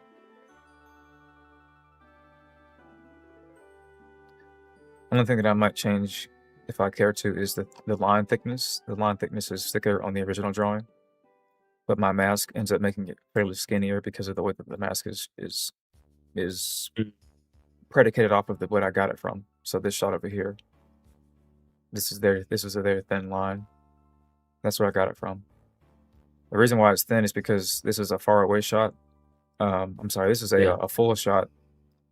There's no reason to have particularly thick outlines, and once you scale them down, they are thick at the start, but once you scale them down, they get skinnier. So that's why it's shrunken down, basically. The density is shrunken down. I wouldn't tell you to really do this because I would probably look at what you send if you ever made anything like this and say it was okay. But if I, obviously, it's not obvious, but what I would do to make this look more succinct is I wouldn't do it here. Hold on, let me see. I may be able to do this or get away with this. Let's try this thing called min-max, where basically it's an effect in most editing programs that are actually good, where it tries to find the outlines of things and thickens them. So that's trying to thicken the white instead of black. So this goes to, that's maximum, this is minimum. So when I take these numbers down to like around 10 or something, 0.10, 100 maybe, I don't know. Put this in the first part of the frame. It might be a little, never mind, I see what the issue is. It's too much.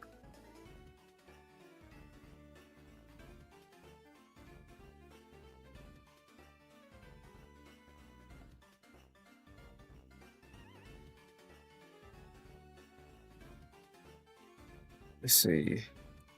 Do I min-max before? Yeah, let's see. Yep, that thickens. It thickens and it also blurs a bit. That's a lot closer to that. Yeah. Let me see if it stays accurate. So I saw it was on this frame. No, it was in the first frame. I think. This one? Yeah, it was that one. This is pretty this is we're getting into the micro adjustment territory. But you can imagine this is what animators and drawing, artists face when they do their work. So I mean, I'm pretty sure they don't use tools like this to clean up shit. I feel like the editor in an animation studio it's not. I don't mean to toot my own horn, but they're not at this level. Because they would probably just send it back to the artist to redraw, and it'd be a little faster. If there's all in one room, at least all in one production line. If there's like a kind of like this shot you sent me, if it's set up like this, but like more spread out with computers and people's faces, larger table or a section of tables, like a cubicle area but without cubicles. That's a tight production line, and if they notice shit like that, where the line weight is too thin or it's too thick, then that can be taken care of probably over again. Because when you do sketches, that is not digitized until it gets to the actual program that is being used to do the line work, and then the line work can be adjusted on like a Photoshop type thing, for example. So yeah, post-production editing is something you only really do to clean things up that are effective for the post-production person to clean up. But any pre-production should be tight as fuck so that the post-production person doesn't struggle to fix anything that can't be fixed within a good amount of time. So I'm basically a post-production editor, obviously, because I don't do pre-production. Anything that I do in pre-production generally is just idea generation and asset procurement, procuring the assets for the project, etc. So yeah. What you'll notice with this shot that I pulled up just now is that I'm trying to accommodate for how short she should be compared to them, because she should be astronomically shorter than them. Ainz Agul actually isn't 6 feet tall. He's like 5'9", which is somewhat close, but still, he should. Mine is a child. She's not 4 feet, 4'9" or 4'8" like Freeman. She should be like 4 feet on the dot. So, but I also wanted to get her clothing to make it apparent that there's some sort of selection intentionality going on. Yeah. So selection for the wedding ceremony, that kind of stuff. So I wanted to, that's why I had to raise them up a bit, and now I have to figure out how to get the rest of their body. I know you have the file for this, so I'm gonna ask for that later on. Same thing with Ainz, if we can get that. So if you can retrace your steps after you finish the mask for what you're doing right now for Rudius, then I would appreciate that. Yeah, no worries. But yeah, like I said, we're gonna have to get you Vegas at some point, because the Vegas that I want to use, they haven't updated the actual Vegas that is up to date with the features that I needed to have. So I have access to it, but I don't really use it. This has been a long time since I actually hopped on a version of Vegas, and then hopped off of it and stayed off of it because of things that didn't add to it properly, whatever. But so I'm still on the Vegas 23, which is the last time they used a number scheme instead of a year scheme. Now the newest versions of Vegas will be based off of years instead. So we move from 23 to 2026. 2026 is based off the year. 23 is based off of the number of times they updated the program, basically. So 23 times. Outside of like the actual version numbers, Vegas 23.1, 2, 3, 4, whatever. So I'm on the 4th version of 23. And it's probably the most stable one out of what I've seen so far. Whereas the most recent version of Vegas is a Boris acquired Vegas, as you probably know. Vegas was formerly owned by Sony, but that was at the start. Before Sony, or after Sony, was Magix, spelled with an X. So it was Sony Vegas, Magix Vegas, and now it's Boris Vegas. Nobody knows who Magix is, but they should know who Boris is because they are like a big part of the editing world because they basically own the Sapphire suite of plugins. They own Mocha, and they obviously own their own Continuum suite. So that's 3 different suites of FX that they own that nobody in CapCut should know about because CapCut, their interconnected little world is like a Chinese walled off. You can't pull effects from CapCut to use anywhere else in any other program because it's all closed source basically, and vice versa. You don't use any sort of OFX. I don't know what OFX stands for, but if I had to guess, it's outer. So if you have OFX installed to your computer, any application that can read OFX will tap into those effects. This prevents you from having to constantly re-download the same effect for a different program. So DaVinci, Premiere, Adobe After Effects, Adobe Premiere, Filmora, whatever. All these things can read OFX. So if you have one effect called like Universe Typography or whatever, all 4 programs, any program that can read OFX can read it, but CapCut can't because CapCut is designed to have all of its resources be inside of the program. No external things going on.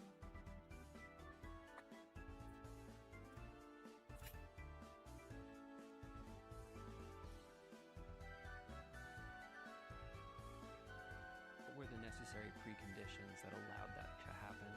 Is it possible to go back to that if the neoliberal model is failing us now? No, I don't think you can go back to it for some very simple reasons. One of the points I'm making in the book is that the increasing mass of capital is the real problem.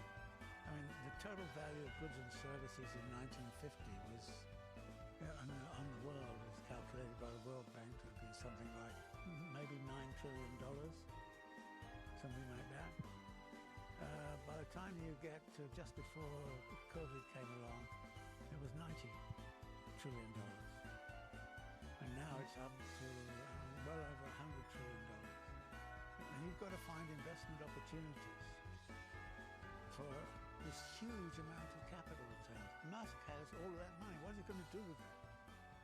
He's going to have to spend it on something. Where's he going to find places to spend it? So there's a revolution being going on in terms of how capital is organized, where it has to deal with this increasing scale of what's about. And part of this is also connected very strongly with the environmental issues. Because it's one thing to talk about environmental politics when you're dealing with $9 trillion in the global economy. It's quite another when you're dealing with $90 trillion and in 20 years you might be talking about $200 trillion. Where are you going to get the investment? Where's the investment opportunities? What's going to happen? So we can't restore what it was like back then because we're now in a different scale, and therefore the increasing scale at which capital is working has become significant. And I think that scale, when you look at the volume of output of goods and services and you match it with climate change and greenhouse gas emissions, they go together. So we're doing the planet really well right now by this scale, and nobody seems to know exactly what to do about the scale at which a lot of this is happening. And I can tell you one of the interesting things about the scale is that Marx talks about the circulation of capital and kind of says, well, there's a certain amount of production time and circulation time, and then there's consumption time. How long does it take for consumers to take the commodity and consume it away and come back into the market to buy more of it? In other words, there should be a short turnover time of consumption. When Marx was writing, there was very low turnover time of consumption. Now it's a very short turnover time. And Marx kind of says the optimal turnover time of consumption for capital is 0. You want a form of consumption in which it almost instantaneously set up. Where are those forms of consumption? Look what the hell's going on right now with the World Cup. You produce producing something which is being consumed within 90 minutes. That's pretty good. And actually, it's interesting. The monetization of all the major sports. People wrote the Society of Spectacle back in 1967. Capital produces spectacle. We live in a Netflix economy, right? And the turnover time in tourism is immense. Again, when I was a kid, the idea that you would have these ocean liners going around sort of selling cruises for 10 days. So actually, one of the things that's happened is that we've been accelerating the turnover time. And we have to do that because there's so much being produced that we need something which actually gets lost within 2 days. So we've now got an economy that produces something, and of course a lot of the time it produces it in a situation where it's going to produce new things 3 days. So a new set of phones has come in, so there's this planned obsolescence and all kinds of things like that. So the whole consumer world has been upended by this rapidity of turnover time. And hardly surprisingly, we've had all of these conferences about trying to curb the emissions. But you can't, greenhouse gas emissions. But every time you try to do that, the acceleration of the turnover time takes you back to where you were before. And hardly surprisingly, the greenhouse gas emissions have not, the graph goes like this, and it keeps on going like that. And every time there's an attempt to do something different, so if you want to solve the greenhouse gas problem, you've got to solve the turnover time problem, which was set. And the monetization of all the sports and the big investments that go into sports and so on and those turnover times is very important. So we live in this really different world of consumerism, and one of the things it's hard to do from a Marxist perspective to talk about consumerism because there's a theory of underconsumption which all the conventional Marxists hate. And so as soon as you say, consumer time is important, they kind of say, yeah, you're just being an underconsumptionist, so it's not. No, it's not. This is a real heart of the problem. And it's a very serious heart of the problem as to exactly where the demand is going to come from with the turnover times, which are going to allow this system to keep on growing so that it goes from 100 trillion to 200 trillion in the next century. Previous to Marx's Capital, what was the theory of value that we could find in Smith or Ricardo? Well, Smith has two theories of value.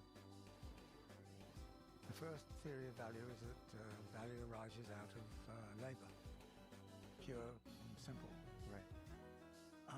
And this was quite well accepted to some degree, but it raised a moral problem, which was kind of interesting. But if labor is the source of value, then how come the laborers get so little of it? So in the 1830s and 1840s, you get this Ricardian socialism with John Stuart Mill and all the rest of it, right? Which kind of says, well, the role of the state is to redistribute, to deal with that problem, the fact that the workers, we people who are producing the value are not getting any of it. The second theory of value was a precursor to the value of a commodity depending upon adding up the value of the inputs into the commodity, and the inputs were of three kinds. There was land, and there was labor, and there was capital.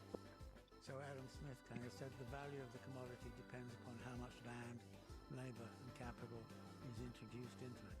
That was later taken up in the neoclassical world, where they kind of said that way of setting it up was right, but you needed a better way to think about the marginal.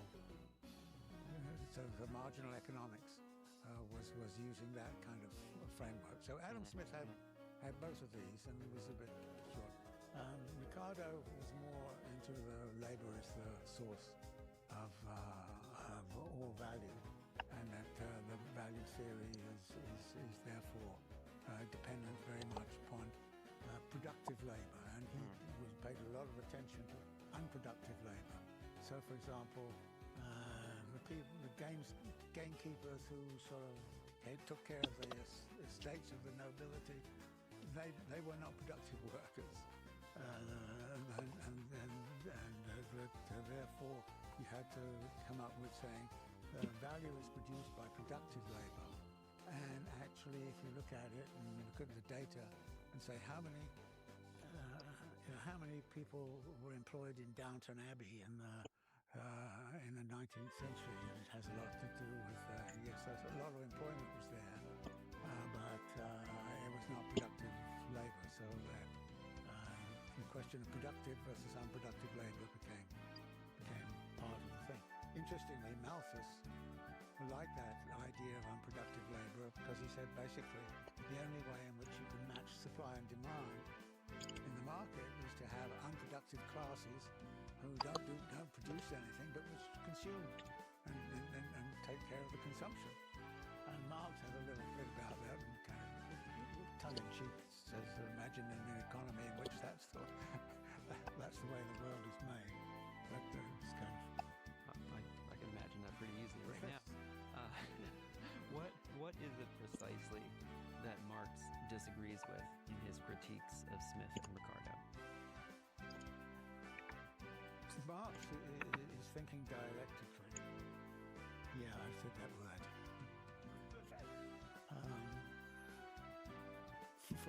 For instance, Marx is a process theorist. So if you ask what is capital, for example, Ricardo will say, well, capital is the amount of money which you need to produce something, all the value of all of the raw materials which you need to make something, the value of the labor. So that capital is something that exists within that framework. Marx says capital is value in motion. If it stops, then the value disappears. This is why a strike is so important. Because if a strike goes on, then no value is being produced. And eventually the capitalists will have a crisis on their hands because no value is being produced. So this notion of value in motion. And I've already mentioned about the fact that we need to find the effective demand and the consumption habits which are going to consume all of that stuff that's being produced in all of these ways. I mean, for example, I love this kind of stuff with flash fashion. I mean, fashion in Marx's time, yeah, the bourgeoisie was parading on the on the boulevards of Paris, but nobody else was. And then eventually you get to, fashions changed by the season, fashions changed by the year, now they're changed by the hour. Everything of this sort is speeding up, and we have to live in this world of acceleration, because that's the only way in which you can generate the demand. So Marx's definition then is one of value in motion. That is something is being done with it, and as it circulates, it can take on different forms. Here it appears as commodity. Here it appears as money. Here it appears as production process. And what we find is the value goes from the money form to the commodity form to the labor process to the commodity form, and then it's sold into the thing to a market form, and then it comes back into the circulatory process. So Marx is kind of saying it's a circulatory process, but it's a circulatory process that actually has to expand. So therefore, he kind of says it's a spiral. So this is what's important, is that it's a spiral because you need more at the end of the day than was at the beginning. If you're going to find a profit, it's going to be because there's more at the end of the day than there was at the beginning. So the system has to expand. Everybody accepts the fact that capital is about expansion, and it's about increasing. And that is the problem is, and that nobody's going to get rid of that without getting rid of capitalism, which is why the revolutionary theory has to step in and say, well, here is what the alternative would look like, if we abolish the circulation of capital so that the circulation is stopped, and as it's stopped, so value disappears because value depends upon keeping in motion, keeping going, and this business of keeping going is so fascinating. I mean, I arrived in New York about 2 weeks before September the 11th. And one of the horror things about that horrible kind of day was within 3 days. You take a look at what I got for Rudy. Yeah. Look, we need to save the economy. You've got to get out your credit cards and start lending. And there was suddenly this incredible thing that all spending stopped for about 3 days. The whole of capital was totally threatened. And there's Giuliani and Bush coming on advertising saying, get out your credit cards, you can go to Broadway. They're discounting the seats you can get in to see this and that and so on. And it was a bit astonishing to be in a world where everything had stopped. And it stopped for horrible reasons, but in itself, the stopping was threatening the future of capital accumulation. And therefore, we had to kind of get over it and start consuming again as fast as we could. Because that's the way in which, I mean, I often dream and say, suppose we all agreed that for 1 week we were not going to use our credit cards. What would happen? The consumption, what would happen to the economy? I mean, we have that power, and if you go around and have people like me saying, hey, let's just not use our credit cards for 5 days. And just see what happens to the economy, and you suddenly realize that there's an immense power in consumerism, which is latent and it's hard to mobilize, and you wouldn't get people to do it. But this is where capital is at these days, and I will talk about the acceleration. I'll talk about the increasing scale. There are many things that you can learn from Marx, but one of the things you cannot learn is what is capital doing in this instant, in this day. What aspects of the capitalist dynamic are threatening our futures, and which aspects are actually possible to cultivate as the roots of an alternative economic system, which will have a different kind of relationship to environmental degradation, a different relationship to inequality and the like. And when I kind of say, one of the things that I think is interesting is that the one place where there is serious consideration of those questions is China.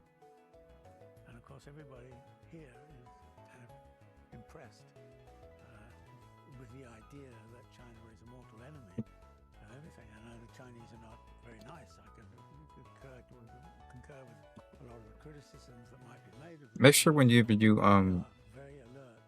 look at my screen. The importance of Yes. Make sure that whenever you are doing these masks that you don't move anything ever. And with common prosperity be one of those also, themes. well, like, yeah, when I ask you to remove the background, don't move anything. I don't think you did, but I think what happened here is that you didn't actually export it from like the file menu. I feel like you might have exported all the frames at once, and for some reason it does not export each individual frame as it appears in the screen. It does something to contort the way that the framing is worked out to be. But yeah, Yeah, you're correct. Yeah, I didn't know that was a thing. Today we operate under this model Okay. of classical economics, and around the 1850s, I believe there's something that emerges called marginal utility theory. Why is it? If you want, I can Marxist theory of value, as opposed to marginal utility. export them all individually. It's I not a can just huge copy deal, the then. dimensions of these things and then paste them over a single file after I get the right location set up. Okay. Around that question, But I think I'm going to run into a separate issue here in a bit, so that's why I have to look at this bit by bit. became very strong in the 1840s, and the Chartist movement and various other things like that, which were actually threatening. The threat was very real, and that at this point, an alternative value theory, which did not pose that question, was very much on the cards. And if I was kind of very cynical about it, I'd say somebody somewhere realized that they had to have an alternative theory of value and one which did not pose that question. And so the marginal thing, in which the value is the marginal price of land, the marginal price of labor, and the marginal price of capital. And you put those three marginal prices together and you get the money value of the commodity. And so it doesn't... Oh yeah, this won't work. Never mind. Hold on, actually. Far more... Okay, that's a lot of shifting around. easily applied. And there was much more free labor around than there was free capital. So you would expect the marginal return to capital to be much higher because it would be scarce compared to... So the relative scarcities of the three inputs became significant. And the scarcity of capital versus the scarcity of labor meant that capital would get a higher rate of return than labor. On this topic of higher rates of return, so you had mentioned Ricardo had proposed a model of redistributive socialism. He's operating off of this marginal utility theory school. There's a number of scholars now, in particular Thomas Piketty, who you write about in the book. He has a celebrated book called Capital in the 21st Century. He's a liberal economist. He's not a Marxist. But for people who are maybe not familiar with that text, he's doing a deep analysis of the concentrations of wealth. And what he basically uncovers, sifting through troves and troves of data going back to the Middle Ages, is that there are these enormous accumulations of essentially dynastic wealth, and that capitalism, despite how we describe it, does not have this changing in and out of classes, that basically where the money was in the Middle Ages is more or less where the money is today. So that goes a long way to describing the financialization, financial instruments, the kind of stagnant growth rates in the advanced world. But the proposal that comes from Piketty, which is, I think most people are on board with this analysis, it's not that contested, is a global wealth tax that redistributes it.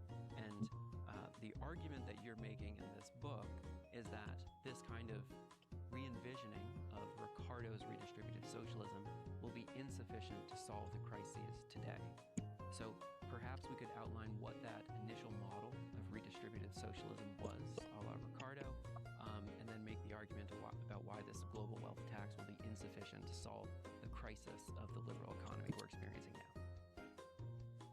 If you put your money to making things, you would probably end up with increasing your wealth at the rate of what? Let's say 1 or 2% per year. Sure. If you put your money on the stock exchange, over the time, you get, 20 or 10 or 15%. So that, therefore, the very ultra-rich can use that and put it in the stock exchange and get 7 or 8%. So, yeah, the rich get richer and the poor get poorer. I think there are some other things which I would want to look at. For instance, if the rate of return on, say, interest-bearing capital is higher than the rate of growth, right? Then the rate of growth can then actually explode simply by expanding its hold upon the interest-bearing capital. In other words, you increase the amount of interest-bearing capital, which means Ponzi financing. Ponzi financing is a situation where you borrow money to cover the interest on money you've already put in motion and set to utilize. So you find something of that imbalance in the thing. The other imbalance is when that is the other way around. When interest rate is higher. And then what happens is that you get asset deflation. And one of the things that I think that is threatening right now is asset deflation. That is that when we kind of say what fixes the value of a house? It has a use value, it has an exchange value, and the exchange values of housing are going up.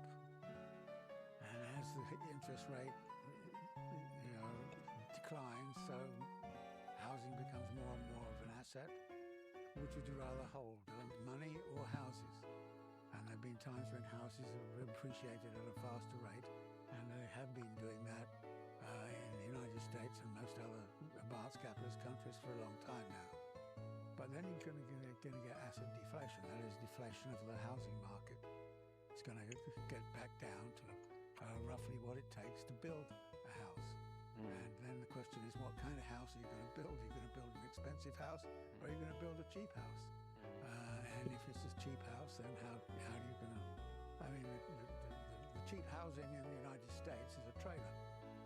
Yeah. That fixed the basis, if you like. So if everybody started living in trailers, and you've got asset deflation. So this is what I would fear for the near future. Asset deflation in the sense that the stock market will decline, and there might well collapse. The housing market may no longer be an asset that you can use as a collateral for borrowing more money. So we've got many issues these days where the whole, if you like, the current economy is on a very tenuous basis, but behind it also lies this thing of the increasing scale. Because, there was a bit of mortgage finance around in Marx's time, but very, very little. And it was, only really one wealthy aristocrat lending to another wealthy aristocrat. But now, of course, you've got another situation entirely, where I don't know what the figure would be, but the total value of mortgages in the United States, I think is in the order of $14 trillion, something like that. That's an enormous pool of assets which have a value of $14 trillion. Now, if that goes down, then it's going to be a very big hit on the economy. The demand, which is associated with that, is going to collapse. One of the things that bothers me, or one of the things I was trying to do in the book, is to say when you start to put this all together, and you get a picture of the totality, and you see all of these corners where there's a problem, and then you kind of say, who is addressing those problems? How are those problems being sorted out? Roosevelt thought he could deal with it. Keynes thought he could deal with it. But Keynes had a problem, which was he refused to read Marx. It was very funny.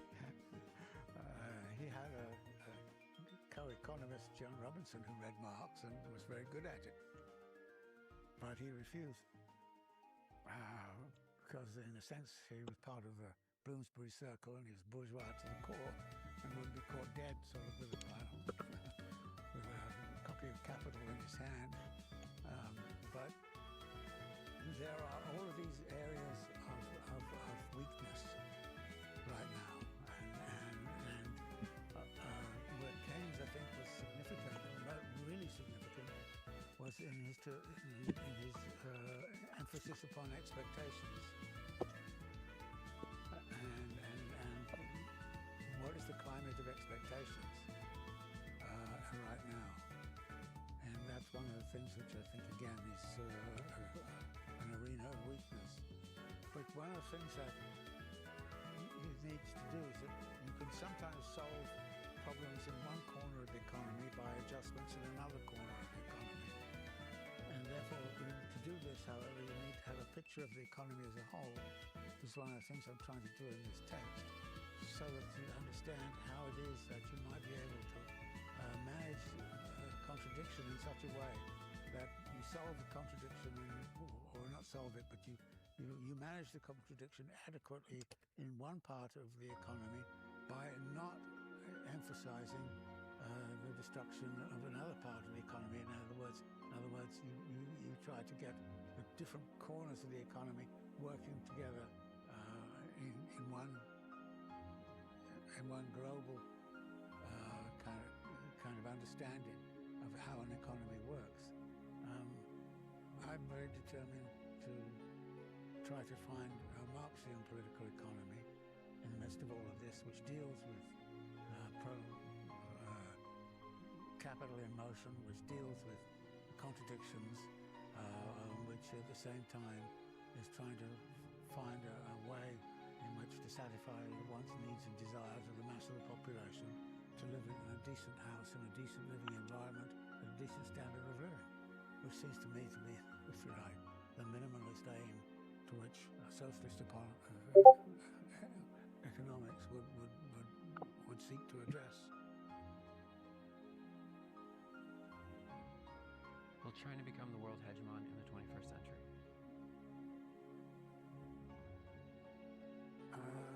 Interestingly, I think in certain respects, it already is. If you measure the size, I mean, the reason why China is so important is because of the scale.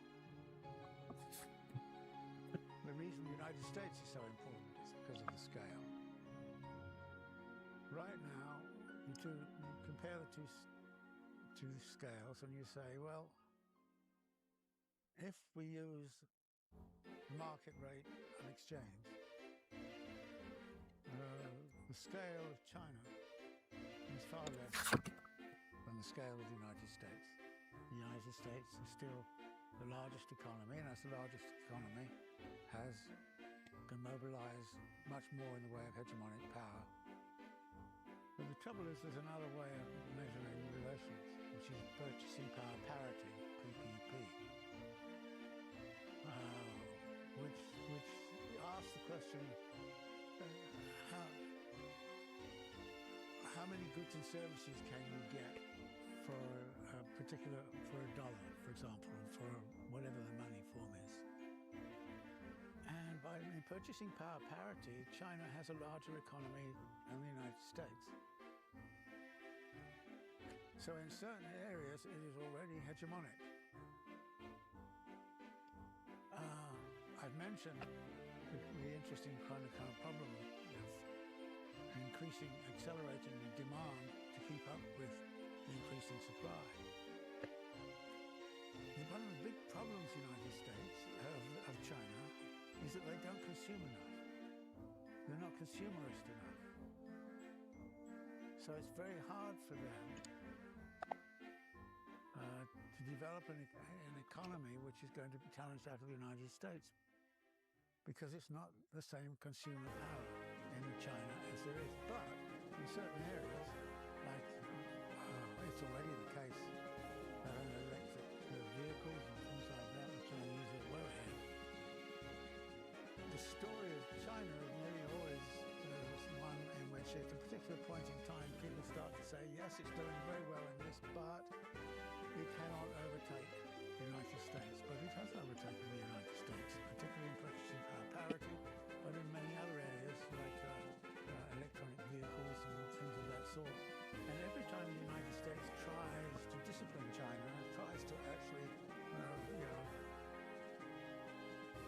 I think it's crazy knowing how the Chinese do it. But what you do is you cut off the supply of certain kinds of chips to China, and you assume that you're disciplining the Chinese that way. All the thing the Chinese do is they steal certain copies of the chips and take them off, and they start to make them in China. So first you know that they're going to do this, and they have done this very successfully. And they can do it. So is it hegemonic right now? In certain areas, I think in artificial intelligence, they're probably, certainly in terms of the applications, certain applications you will not like, which is that everybody in China is on, you see them in the subway and you know who they are and you can track immediately where they're going to and what they're doing. So it's a society of surveillance, and they've utilized it to surveillance, but that, of course, is coming in the United States as well, in spite of the protestations to the contrary. But we're almost certain to see that.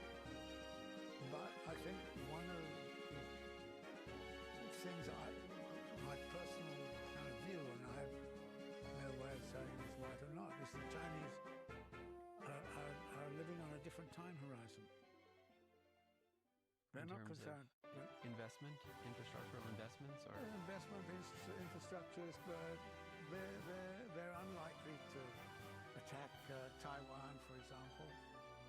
They're unlikely to throw any of that up in the air because they know that the way they're going is where the whole world is going to have to go at some point, and they're perfectly happy to think that this may happen in 20 years' time.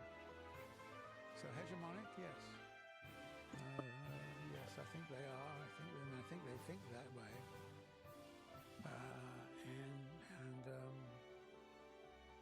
I think we should be compromising as much as possible with China, and do some of the things to them that they do to us in terms of, for example, taking innovations and figuring out how to apply them and all the rest of it. I think that.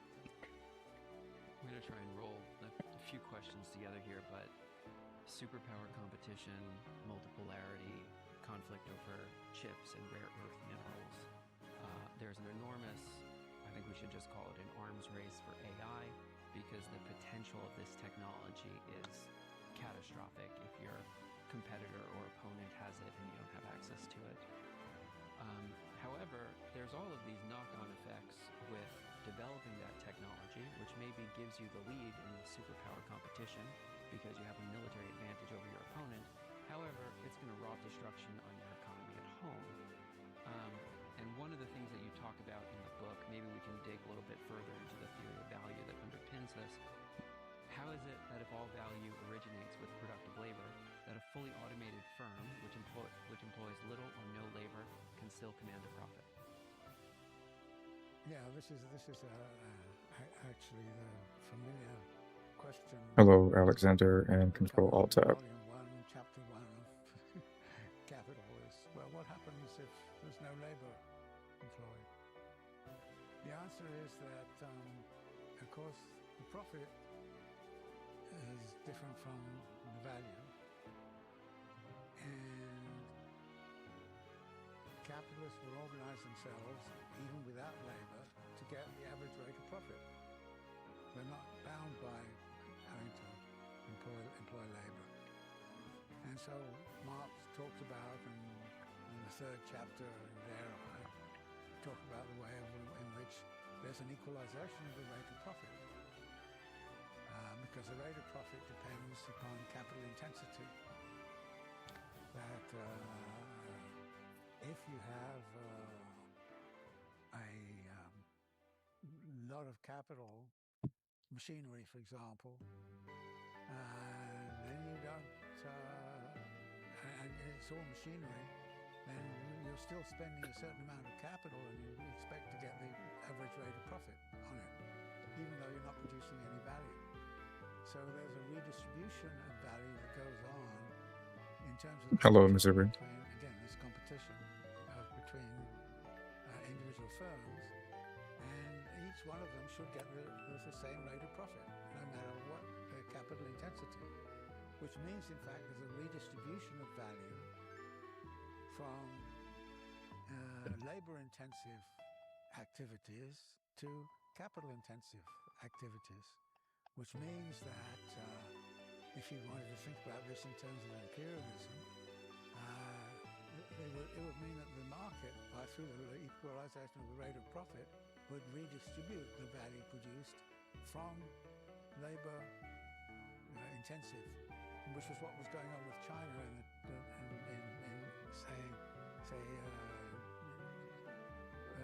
particularly in the early years, that the vast amount of labor employed, and all the value of that was being actually taken away through the equalization of the rate of profit and ending up in the United States. So there is a redistribution going on, which is very important in Marx's analysis, which is something which has to do not with the equalization of the rate of exploitation of labor power, but equalization of the rate of profit. And capital works on profit, not on the rate of exploitation of labor power. The theory works on the rate of exploitation of labor power, and that's where you get the contradiction. That in fact you could end up with an economy that employed no labor whatsoever, but you could go into the market and demand the average rate of profit. And you would get it, because that's the way capital is organized. David Harvey, thank you so much.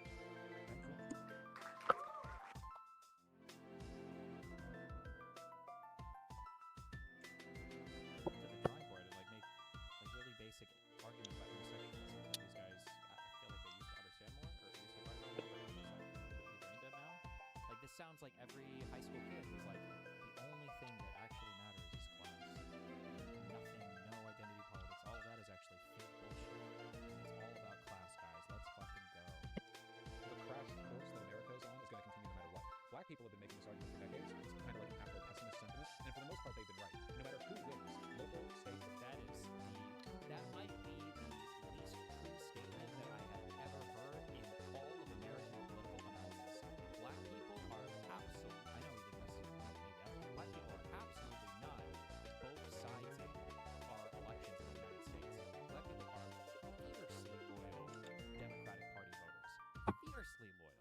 To pretend that black people think, now, he might be thinking of the African immigrants that come over to politics, or your Brianna Joy Grays, or your other types of say socialist types of black people, or your young black college kids or whatever. But most black people are fiercely, I mean, let's go look at the breakdown in voting demographics. The federal, black people have continued to get fucked over. The black community has not been enriched at all since the civil rights movement. The average black wealth in America is $5 per household. Nothing has changed. They've been promised the world time and time again. They even got their first black president, and nothing changed. Don't get me wrong, Republicans are still far more racist than Democrats. The problem is that the underlying forces that are ensuring continued racism against black people, systemic deprivation, are much more fundamental than the top-level social issues we engage with, right? The George Floyd protest, so was murdered because of protest. Hundreds of millions of Americans participated in some protest. What happened after the biggest protest ever? What happened after the election? They got their first black president, bro! Damn! Nothing. So I would say that black Americans have been given plenty of reason to be pessimistic and feel disenfranchised. Yeah, and you know what Kamala Harris was? She was a nothing candidate. If black people looked at Kamala Harris and thought she was a nothing candidate, they were right to think that. They were right to think that. It's correct. It's true. The Democratic Party continuously fails its voters and does a bad job advocating for them. Clyburn is a perfect example of this. Dude is the most fucking entrenched deep state centrist fucker in the party, or at least one of them. He is the reason why the Democratic Party is the way it is, standing for nothing. And then he goes on a podcast and blames black people for a Democrat not beating a Republican. Are you insane? I didn't say that.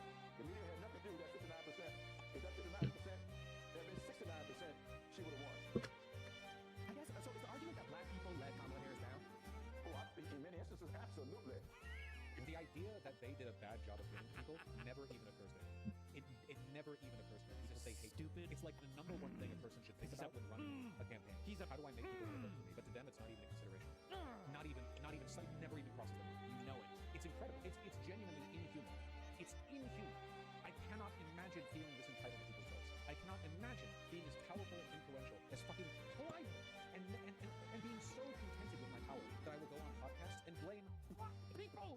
You will never, ever, ever, ever, ever understand. You will never understand how much progressives will never forgive black people for burning, okay? You'll never understand it, okay? That's a rage that for a Republican, for Trump winning and never even consider the possibility that we might be doing a bad job appealing to voters. It is genuinely unfathomable. You don't show up to vote. What are you doing?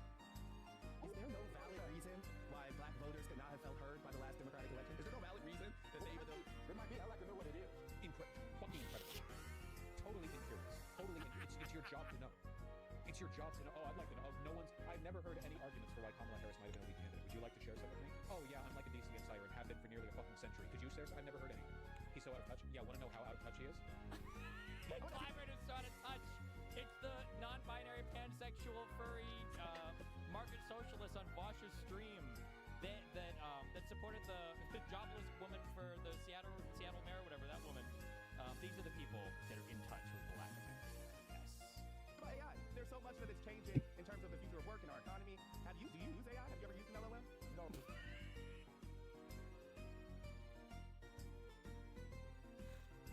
Bro, I don't know. Oh, somebody was telling me I ought to, but I never have. No ChatGPT, no Claude for you? Believe it or not, I didn't know what that was until about a week ago. I want you to really stew on this, man. Really stew on it. I want you to really turn this one over in your head. I want you to imagine what the life must be like for a well-connected Democratic Party insider to not have heard what ChatGPT was until a week ago. I want you to really think about what that implies about how much he cares about and pays attention to everything. Hasn't he voted on AI bills? Yeah, I guess he didn't know what they were. I mean, we already know that people who work, we already know that people who work in Congress don't read the bills they vote on. But like, he'll just admit it. He cares that little. He'll just admit it. He'll be, oh. One of the things you got to be careful of too, that I'm speaking a little bit of a turn, I guess, but like, there is. I've talked about this before. There's like different stages of understanding a person's struggle, and sometimes it feels like people like wear the mask of understanding because they're trying to signal to a group that they belong there, or maybe even they think it's like what they're supposed to, but they never like actually learn I guess actually have the empathy to understand the people's struggle. And sometimes I think it's why white progressives can get in trouble with like, sometimes there's a guy, like I've heard these complaints before, there's a white guy with a group of like black or Hispanic people, and they're engaged in like a little bit of like racy humor, but they think that like the positions that they have like means that they can get away with it because they're like the right political label and they virtue signal all the other things, but I don't think they realize that they a high degree of like genuine empathy and understanding to reach this position of like you can fluidly like talk about or joke about stuff related to issues with these groups of people. People genuinely feel like you have some understanding of it. Like Vosh is this guy right now.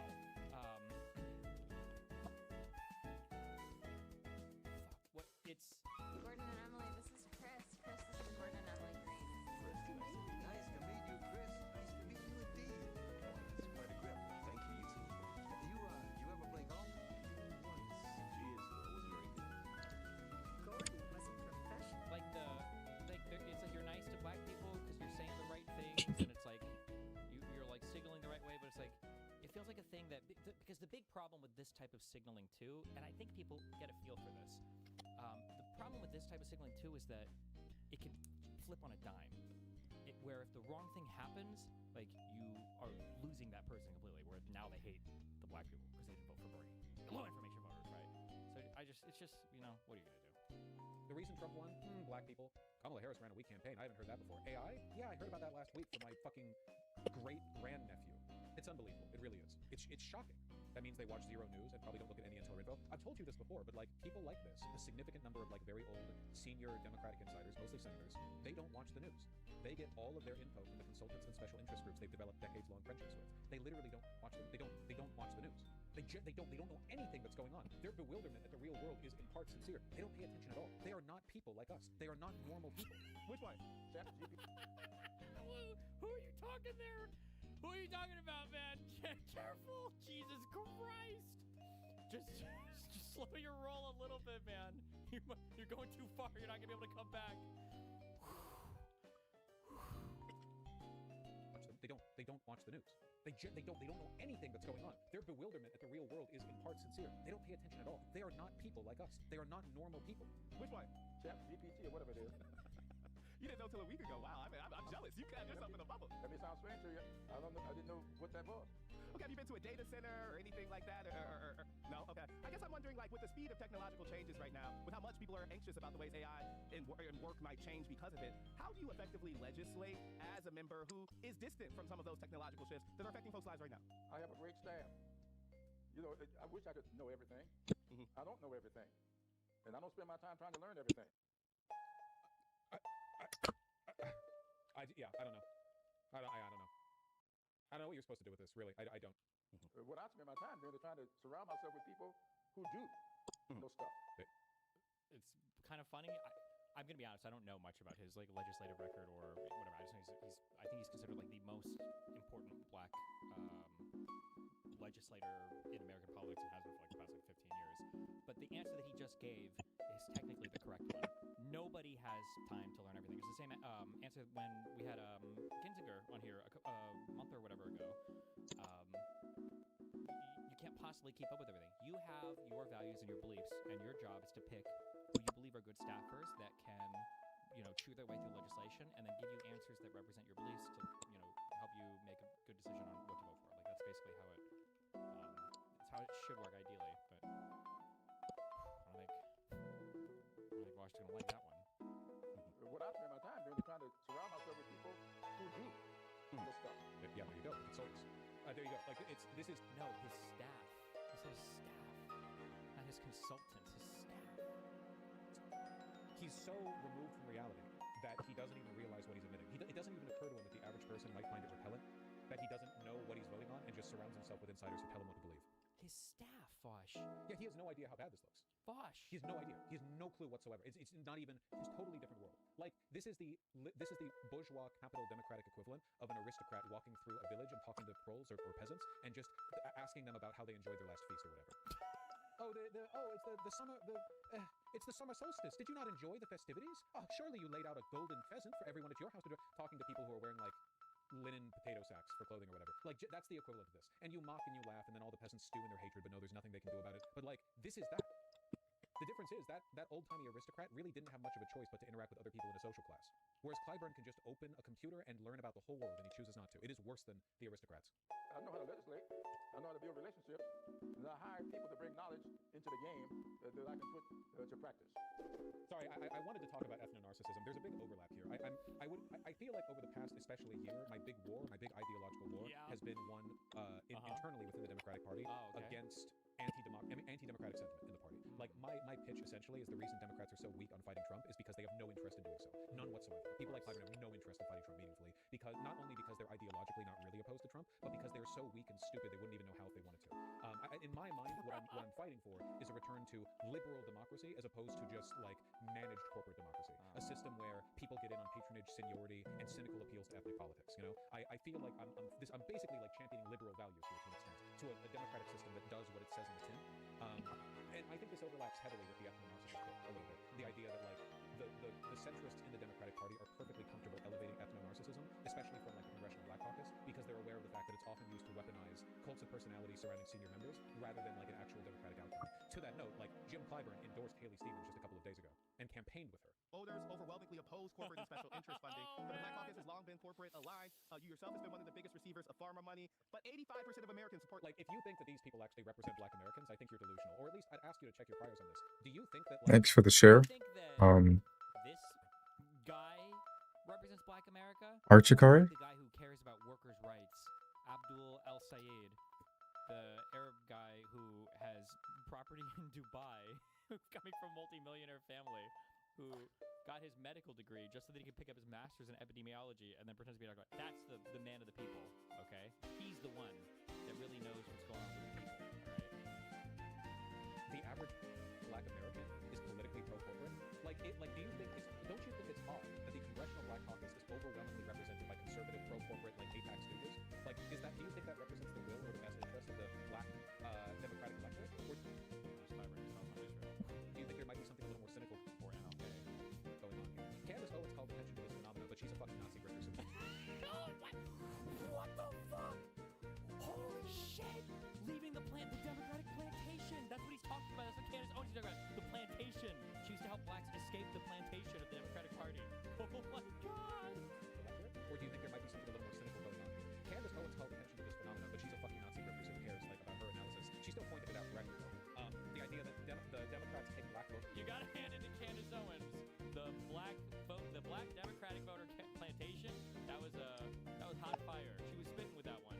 So who cares about her analysis? She still pointed it out correctly though. The idea that the Democrats take black votes for granted, so they weaponize them against other groups. They know black voters are going to turn out, so they use them as the first shield against progressives. Legislation that will end dark money. Is the CBC on the wrong side of this?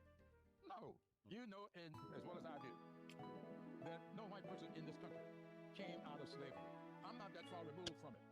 I know how my parents... Oh my god, I'm just waiting for the... How long ago? Come on.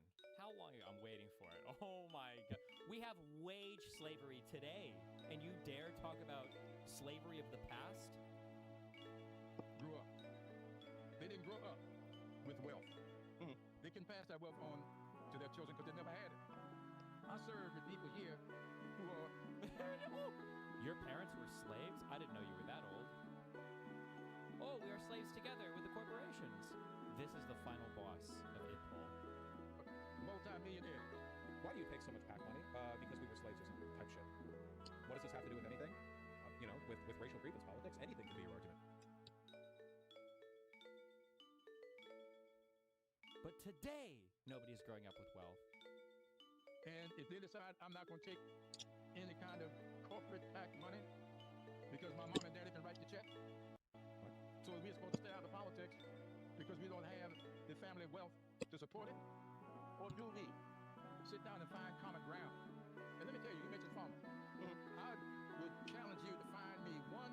Like the argument here he's making genuinely is that black people should be allowed to accept super PAC money because it's reparations. That's unironically the argument being made here.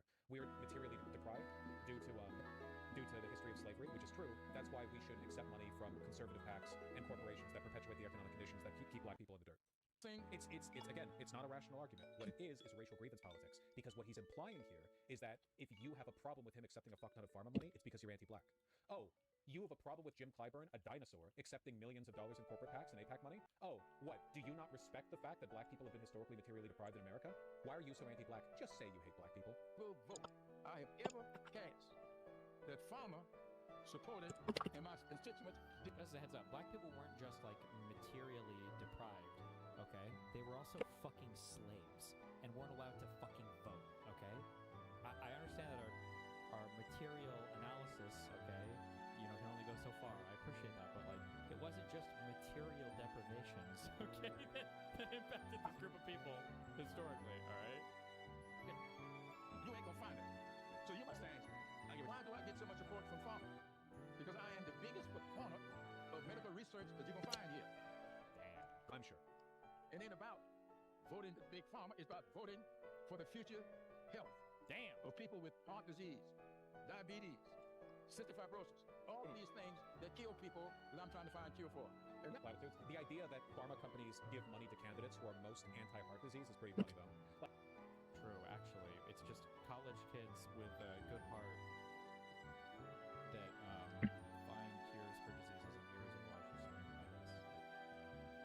All these big corporates are fucking like, oh, why is massive pharma? Why is like Moderna and Pfizer giving you so much money? Oh, it's because I'm anti-heart disease. That's the reason why. That's totally the policy they're giving me money to support. The anti-heart disease policy. That's what's happening here. That's all it is. Yeah, you're saying there's no daylight between your constituents and those votes you're taking. But I do want to go back to your earlier point because it is important to say, and I want to acknowledge that black candidates often do not come from the same amounts of personal wealth that a lot of other members of Congress have. I think that's an important true point. The ability to raise money is often more difficult. But I mean, theoretically, you know, the BBC or others could advocate for public election, public funding of elections. They could advocate for small dollar numbers and people raising money through that. Like, you know, you could just like believe in democracy. You could raise your money through grassroots donations by soliciting the support of the voters. Every single black person just needs to be a fucking comedian, a stooge that can do national level politics and fundraising. We just need 300 AOCs that are all trying to do small dollar donations for their campaigns because everybody can do that. Yes, true. I want every single person running for a representative seat to go hop on the fucking national news and start to fundraise from wealthy kids in California. Yes. Saying, like, aren't there other avenues that they could take that would put them more on? Funnily enough, you know, if you want to see people fall out of alignment with the people in their district, they're probably more likely to fall out of alignment trying to appeal to national level fundraising than to just taking money from PACs. Because if you're going to try to raise small dollar donors, you're going to have to do something that gets people to vote for you, and they might to donate to you, and they might not necessarily donate to you if you're only talking about and trying to appeal to issues within your district. It's not even really a good argument for keeping the political people aligned to their districts. Line with a Democratic case that's increasingly against corporate money. We do. Okay, all right, I hear you. Phenomenal. Truly phenomenal. Look at the donor list to his foundation. Listen, man, he's just anti-heart disease, okay? He's just anti-heart disease. What is this? I'm sorry. Okay, off to a good start. Who had the slightest inclination to vote for Mandani. Listen, wrong you. Listen, wrong you. Listen, Mandani have some personality. All the elements. Holy shit.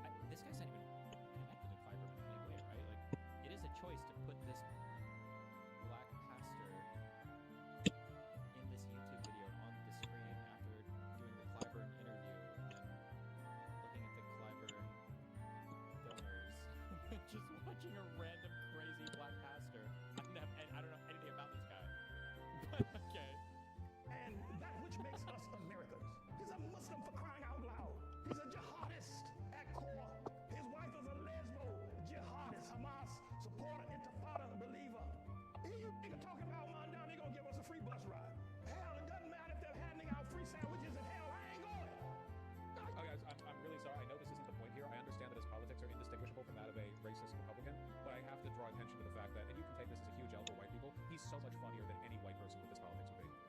Like he's humor mogging the fuck out of what's his face from the Boondocks? That guy wouldn't be funny if he was white. Yeah, Uncle Ruckus, dude wouldn't be funny at all if he was white. If he was just some fat white racist fuck, it'd be like, oh great, he's a fat white racist fuck. The Ruckus is funny as shit, you know? You crazy? You get a free bus ride. Don't get a free bus. Get your ass a job. Get a job. Better what? Oh my god. We're just free bus ride. I always want something free.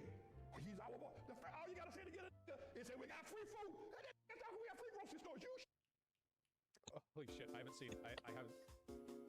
Holy fuck, this guy's so fucking funny, dude. Holy shit. He's holding. should have seen it. Just jumping up and down. Oh, fuck. Don't got a job, can't hold a job, ain't got no money, don't have no security. But my daddy gonna give us a free food. Damn. I don't need you to give me no free food. I buy my own. There's something wrong with that. This guy Moses in trouble. You think I shot him? Sell out. Oh my fucking god. I'm sorry. I don't even know if that was relevant to the segment that we're doing right here. Well, I mean, this guy's black and so is Clyburn, so it's kind of relevant, right? Make sure to put it in the YouTube video. God, that's, oh my god. I'm sorry. I'm trying really hard to take. It's like, this is all really, really bad. Politically. Yeah? By the way, Clyburn endorsed Clarence Thomas for the Supreme Court. Did he really? Wait, did he really? Clarence Thomas, the most hit-the-right Supreme Court justice? Commissioner Clyburn. Thank you, Mr. Chairman. It's a pleasure for me to be here today to present testimony in favor of my good friend Clarence Thomas. Jesus Christ. I'm sorry, I actually didn't know that. I've known Clarence for 10 years, and I consider him to be a personal and professional friend. At what point do you begin to question whether or not this person should have a right to be a kingmaker in democratic politics? That right needs to go to Bernie Sanders, because he speaks for all Americans. You know? Like, at what point do you go, I think that you might have got out TV was responsible for 20% of all the phone bank dials made up a half an hour shows? That is awesome. Holy shit. Yeah, you gotta post more of your, like, phone bank dubs, because PP has been running up some crazy phone banking numbers for some of these candidates. To get in on Abdul Asia, I know there's, like, so many people are canvassing for Abdul Asia that it's difficult to, like, crack the 10% margin or whatever, but, like, I want him to win by Assad numbers, so get in on there, okay?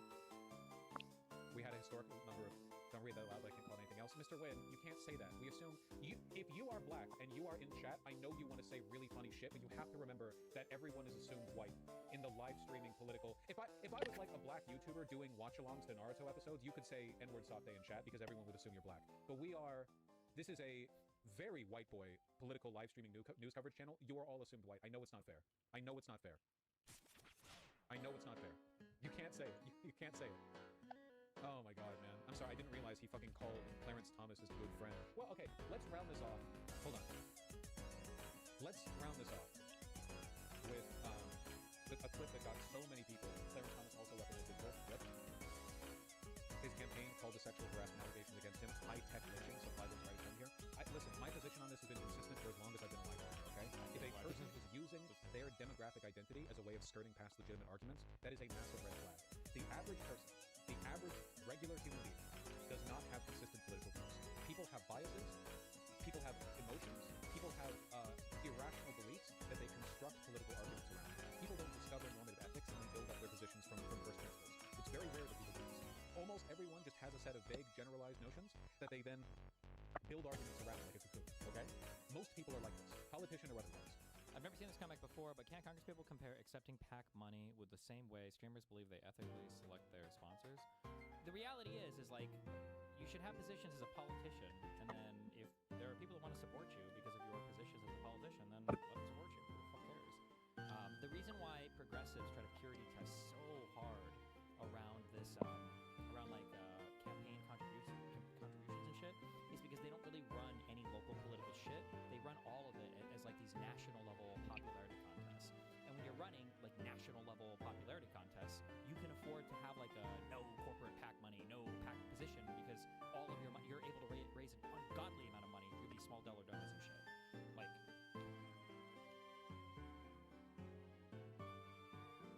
what was this guy bringing up? I wonder what election cycle this PAC money was for. Like, I'm sure this guy has raised a lot of money, but I'm just looking at some of these top line numbers. Like, this is donations from 2011 to 2021, and I know he's raised probably millions, Kyber has. But like, just on here, we raised more in our little DGG fundraiser. We raised like 280K, I guess then, and like all of these donations together on this page look like they're under $1 million for it's like 10 years of donating from all these big companies or whatever. And again, I'm sure he's like raised other money. Oh, this is for a foundation or whatever. I'm just saying that if you're trying to raise money through like national level stuff when it comes to donations, I think you can outraise what a lot of these representatives would get if they were trying to get like PAC money or whatever. But you can't replicate that at every single level. So I think that because of how viral and online a lot of the progressives are, they try to gatekeep around this. Like you have to raise your money through small dollar donors and shit. This is a very white boy political live streaming news coverage channel. It's Thomas's good friend. Well, okay, let's round this off. Hold on. Let's round this off with a clip that got so many people. Clarence Thomas also weaponized digital. Yep. His campaign called the sexual harassment allegations against him high-tech lynching, so Clyburn right at home here. Listen, my position on this has been consistent for as long as I've been a live streamer, okay? If a person is using their demographic identity as a way of skirting past legitimate arguments, that is a massive red flag. The average person, the average regular human being, does not have consistent political views. People have biases, people have emotions, people have irrational beliefs that they construct political arguments around. People don't discover normative ethics and then build up their positions from first principles. It's very rare that people do this. Almost everyone just has a set of vague, generalized notions that they then build arguments around, like a okay? Most people are like this, politician or otherwise. Careful. It's very, very, very common to use your demographic identity as an excuse to avoid a real argument.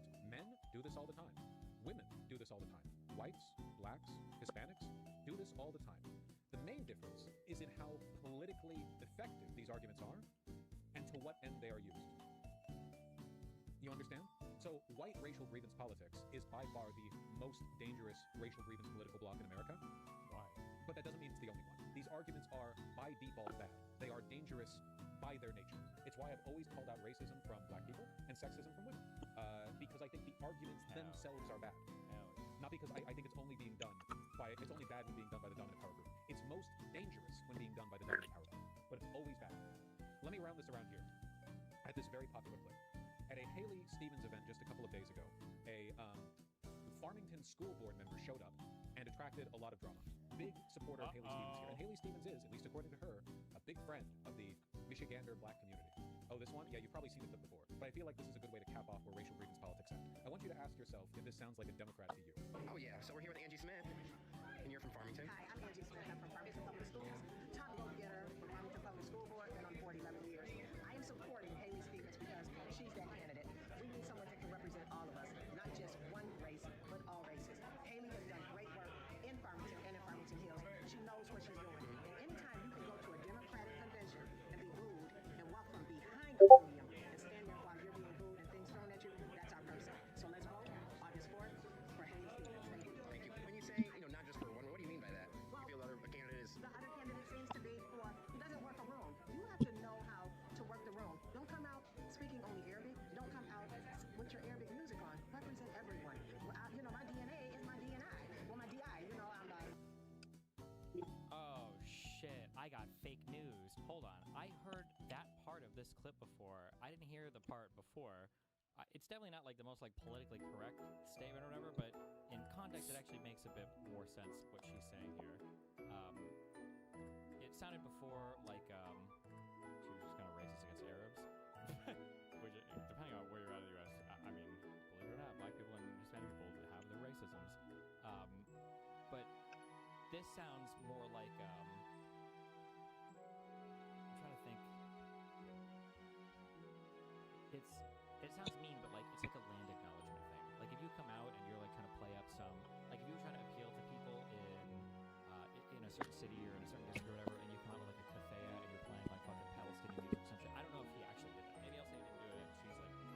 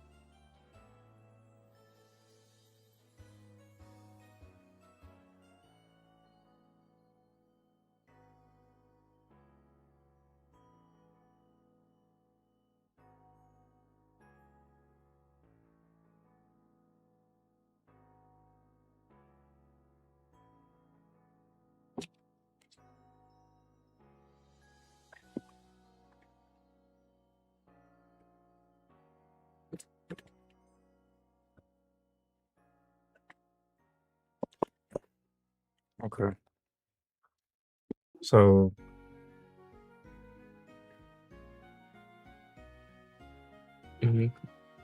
when you said you misplaced the clip or whatever, you don't remember where you got it from, etc. This is why No. when you look at my timeline for what I'm editing, I know that a lot of layers looks like a lot of editing, and that is true because it is. But I also have at the bottom of my layers the source footage at all times, so that if I mess anything up, I always have the source to refer to. Until I delete or until I finish the project, I pretty much never remove the source footage. And in most cases, especially nowadays, I don't remove the source footage yet, because it's just always going to be there for me to refer back to in the event that I need to reuse things. So it's one of those things where I do this because of issues that I've had in the past where, like for you, example, you lost that shot and I went to go look for it not too long ago when you were looking for it and I couldn't find it. So, yeah. Okay. Kurosai, what would your life still... What would your still life look like? Oh, this is a reference to Dreams. What's your name? Oh my god, that's the old Discord. No, it's not. Oh, it doesn't get lower than that. Okay. Thinking maybe we could Yeah. use these as a reference. This one is better for sure because he has to be looking for it. So this prevents me from having to do more editing if necessary. All right. So look what I'm doing here. What's up? I was gonna say I can cut it out. Let me mask it. All right. I'm gonna throw it to you though because this kind of, like I said, it helps you get into my mind a little bit. So this should be 1980p. There we go. Remove background. Remove him from this shot. And let me turn this layer into a smart object. I wish I could go straight to rasterize from this menu. I don't have to ask how to do that later on. If you don't rasterize after you remove the background, you end up moving the mask, I'm pretty sure, in some cases. So the mask ends up getting moved and you can see the shape behind him or in front of him or some shit like that. It's whatever, I guess it doesn't do it this time, but I always rasterize just in case. Let me reverse a couple of things. Again, this is kind of why it's good to like have a reference. Or not get rid of everything almost all the time. Not get rid of things all the time. So you have some place to stand when you try to move backwards. Rasterize this. Scale it up.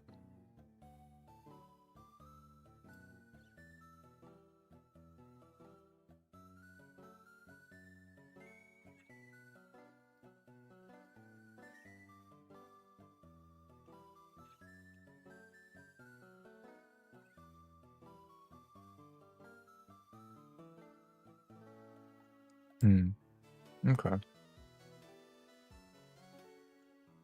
It's a bit of a difference there head-wise, but that's hand-drawn stuff for you.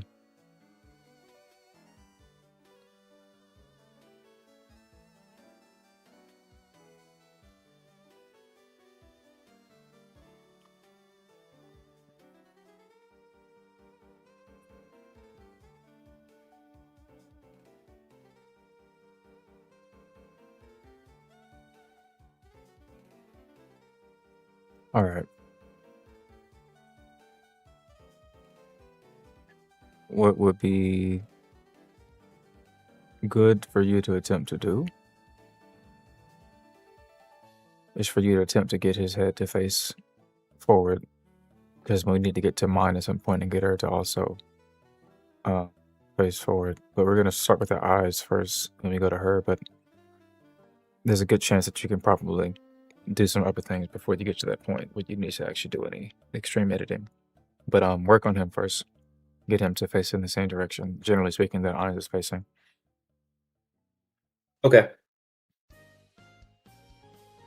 Everyone, don't just prioritize one race. That's nominally progressive rhetoric. But the shit she actually said was racist as fuck. Don't just come out here speaking Arabic with your Arab music. What the fuck are you talking about? What the fuck do you... I don't even know if I've ever heard Abdullah speak Arabic. I don't even... At some point, I don't... Like, one of them say... Yeah, it is the picture-perfect equivalent of Fox News broadcasters saying, I don't support racism, I support anti-racism. Just pull your fucking pants up like the rest of us. It's one-to-one. One-to-one. It's like, it's not, and I think the issue is like, like Vosh is the thing that I was saying earlier, where you can get like kind of white people that like understand the words that they have to say to signal that they understand like oppression and minorities or whatever. But then, I mean, like when you say shit like that, like I don't know what I'm supposed to think about your political engagement. It's just kind of fucking retarded. I don't know what to say.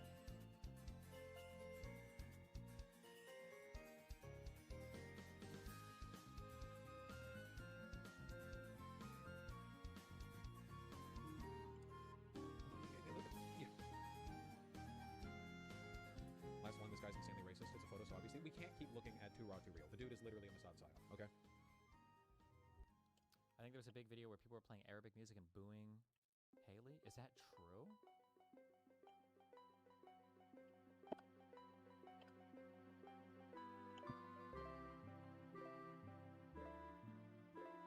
me.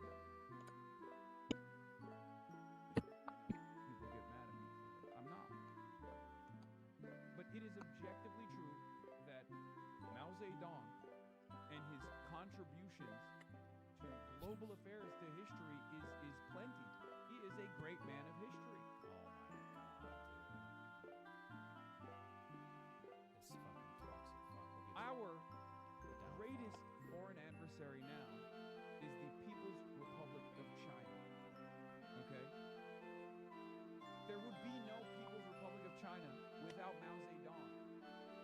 There it is. That's proof in the pudding. This doesn't mean that you subscribe to everything that took place in the assessment of Mao Zedong. Mine is not dissimilar to that classic trope that I deploy every now and then that I paraphrase and mess up. Yes. He's so politically savvy. What was it like if Mao Zedong had passed away in 1960? He would be regarded as one of the greatest minds of all time. True.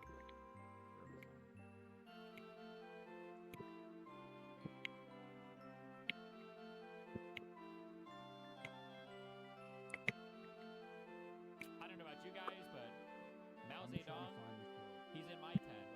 He's in my 10.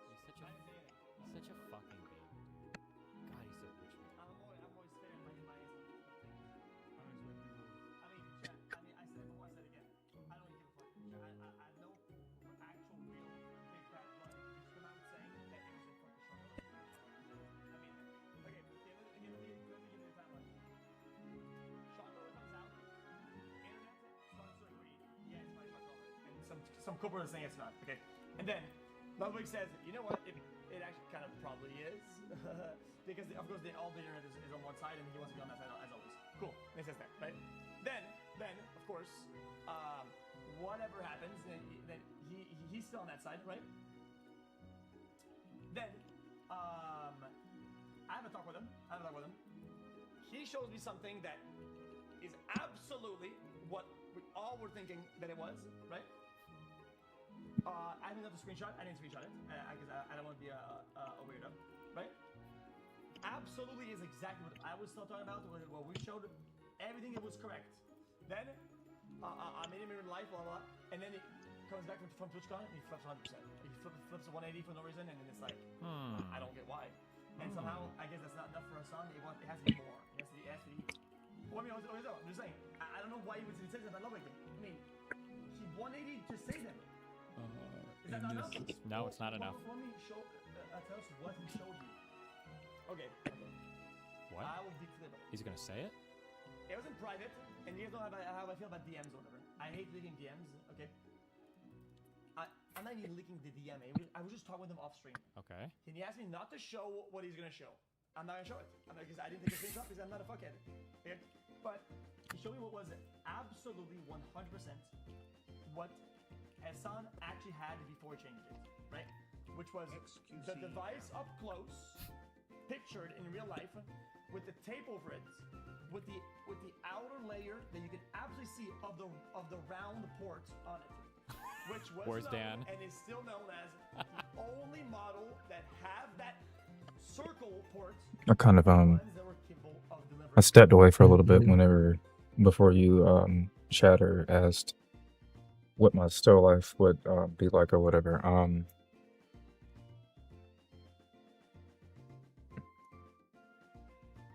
Look like, not be like. Well, really the question is be, because the look is irrelevant in the grand scheme of things. I think it's a funny question because it implies that like we know of anybody else's still life for sure, when really all we know about is Clark's. You can say that his wife was in the kitchen, but we don't have exact confirmation for that, and we also don't have a comparison either. Because we don't know how she looks. We don't know how she was. We don't know who the other people are in the kitchen scene either. So it's a question that is focused on Clark. So it's not about the appearance as much as it is about the actual nature of the thing.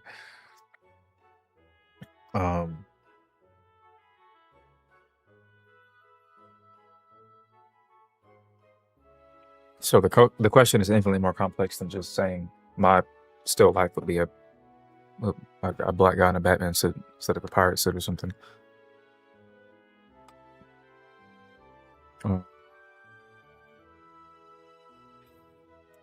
So to make this short, so I don't actually just lock in on this because it would just derail my entire train of concentration. I'd be an anime girl, obviously. There we go. Settle that pretty quickly. That's it. I don't give a fuck what anybody says. The actual device that has the plastic or the round thing, like the port or the whatever, right? Those can absolutely all shock. None of them can't. All of them can. And it had it on it with tape over it. Bang. Not the prong one. In between both sides of the prongs, there was like a charging port or whatever the fuck it was. That port only is applied on ones that can shock, and it did have it. It was just marked with tape over it. The debunker strikes again. I said, okay, look. This is that, and look on the internet. None of them has this, and I showed it to him. He said, oh, okay. And then he flipped. You already see these nuts.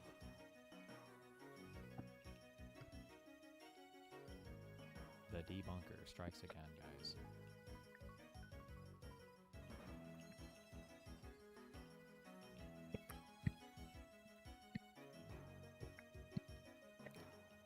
Stephen Crowder made a video title case for fascism. Yeah, I see. I don't care. Crowder's so fucking retarded. Maybe watch it tomorrow. What is this? My greatest concern right now is that the state of Israel is losing support all across the political spectrum here in the US. Oh no. And I believe that Why we're does that leaving- concern you? I think we're leaving a vacuum on the left, in the progressive wing, to speak to this criticism in a way that is in line with our values, to where people like Tucker Carlson and Candace Owens, who are raging anti-Semites and white supremacists and Christian nationalists, are pretending to care about Palestinian safety when really it's just masking their overt hatred for Jewish people. You're singing my song. And if we are not presenting our vision of what we believe in with our democratic values that extends not just to the Palestinian people, but to the Israeli people and to the Jewish people, you know, that land has a distinctly Jewish character, a distinctly Christian character, a distinctly Muslim character. Yeah.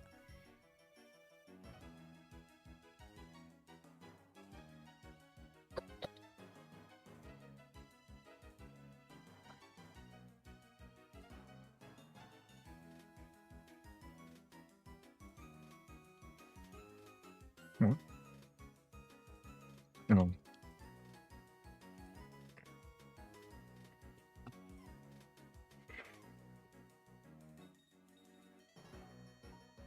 It's too short for me. I'll get the fuck. Ladies and gentlemen, welcome to the Tim Dillon Show. Hope all of you are enjoying your summer. We have 1 month left, and then it will be over, and then it ends, and then you are back into the hellish grind. Many of you are still there right now, actually. I don't know why I'm even saying that. Many of you are still in that hellish grind. Really, truly, many of you are there, and this summer means nothing. The summer means nothing to most people, unless the summer meant nothing to me for many years until I had a little bit of money. And the summer means a lot when you're a kid, and then nothing again until you have $1. It's true. When you're young, it's like summer matters, great. I'm out of school. It's a beautiful day. I'm going to the beach. And then summer just becomes hellish and hot. And then if you don't have the resources to enjoy it, and you don't live by a body of water, and the body of water you live by is, you know, it's like, it's not swimmable. 'Cause a lot of people live by a body of water. It's like a stagnant pond with brain-eating amoeba. And it's like the dumping ground of the local chemical company. You know, so summer then it just becomes hot. I remember for years, summer was just unbearably hot and miserable, and you would sit in your car and you would stick to the leather. And I remember one summer many years ago, Burger King came out with a bacon sundae. Get that up. There was a bacon sundae, and it wasn't good. And it came out, and they had it one year during the summer, and it was a sundae with bacon on it. Vanilla soft serve, hot fudge, caramel, bacon crumbles, and a full strip of bacon. Released in June 2012 for $2.49. The 510-calorie treat was part of the summer barbecue promotional menu before being quickly discontinued. And it was 2012, and it was hot, and they gave you the bacon sundae. It was a sundae with a full strip of bacon on it. You'd eat it in your car. And that's, you know, now the summer is a lot of rage bait, meaning like, you know, the places like Nantucket or out in the Hamptons, people, the amount of money that it costs to be involved to any degree in those places is offensive to people. And, you know, the new thing is the food markets. Like, everybody's obsessed with these food markets that have like a $400 melon, or, you know, in California, Erewhon had a $19 strawberry. These are stupid things that are designed to get publicity and elicit rage from people. I get it. People are like, hey, I can't fill in the blank. Feed my kid. And somebody's having one strawberry for $19. And none of like they are real, they exist, but they're kind of designed to get publicity, to make people mad, and then these things go viral, and then people find out about these places. Yeah, melon, a musk melon selling at the Hamptons grocery store for $400. And I guess it's like some Japanese melon, and people, and my friend had it actually. I had a bite of it. It's whatever, it's a fucking melon. Melons suck. And there's a backlash, an understandable backlash against this type of consumption. They call it conspicuous consumption. People that, people talking about the status of going to this grocery store and spending this amount of money on lobster salad and da-da-da-da-da. And that's why I feel like the vibes in New York City are a lot better than the vibes out east on Long Island. Because there's been a turn. Donnie is the mayor. He's very popular. The young folks are going to the left, and they look at the Hamptons and they kind of go, ugh, yuck. And to their credit, and to give credit where credit is due, the silliness of people running around all these high-end grocery stores trying to best each other, the lines that, how long the line is to get something, and really overpriced mediocre Wait. shit, which is what a lot of it is.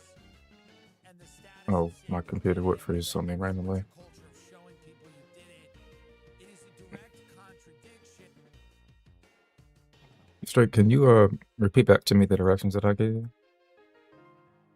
You say you wanted to find a way for him to face in the same direction as the Face forward. original shot?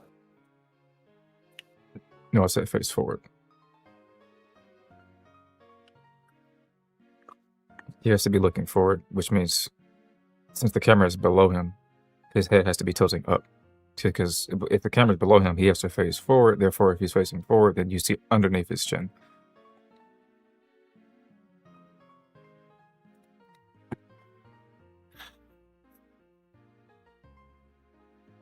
And I'll ask you to work on your other skull man instead, because his head isn't facing forward.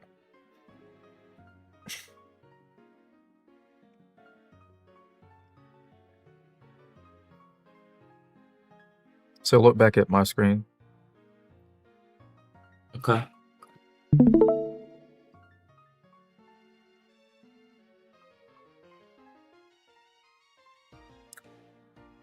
Give me a second. I'm gonna go.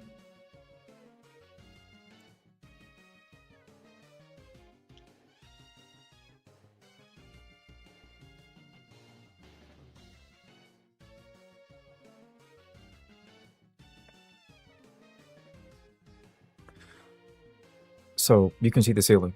Let's say the camera is quite literally sitting beneath their chest. It's like pointing up. And for them to face forward towards where Rudius is giving the speech, everybody has to pretty much look in this direction. Because that's where Rudius would be, in the center of the church at the altar area. So what it is right now is she's looking towards you. He's looking down here. He's the only one who is mildly looking forward. That's why I changed the shot from what it was initially, where it was this, because he was looking down. Mm-hmm.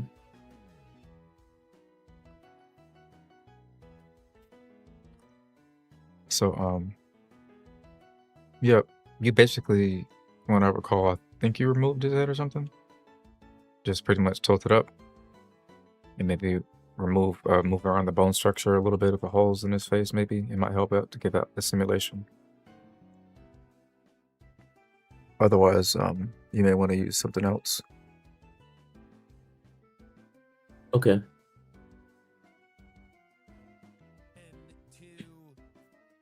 way people behaved with money for many, many years in this country, which is they tried to chill. They tried to be a little quiet about having some money.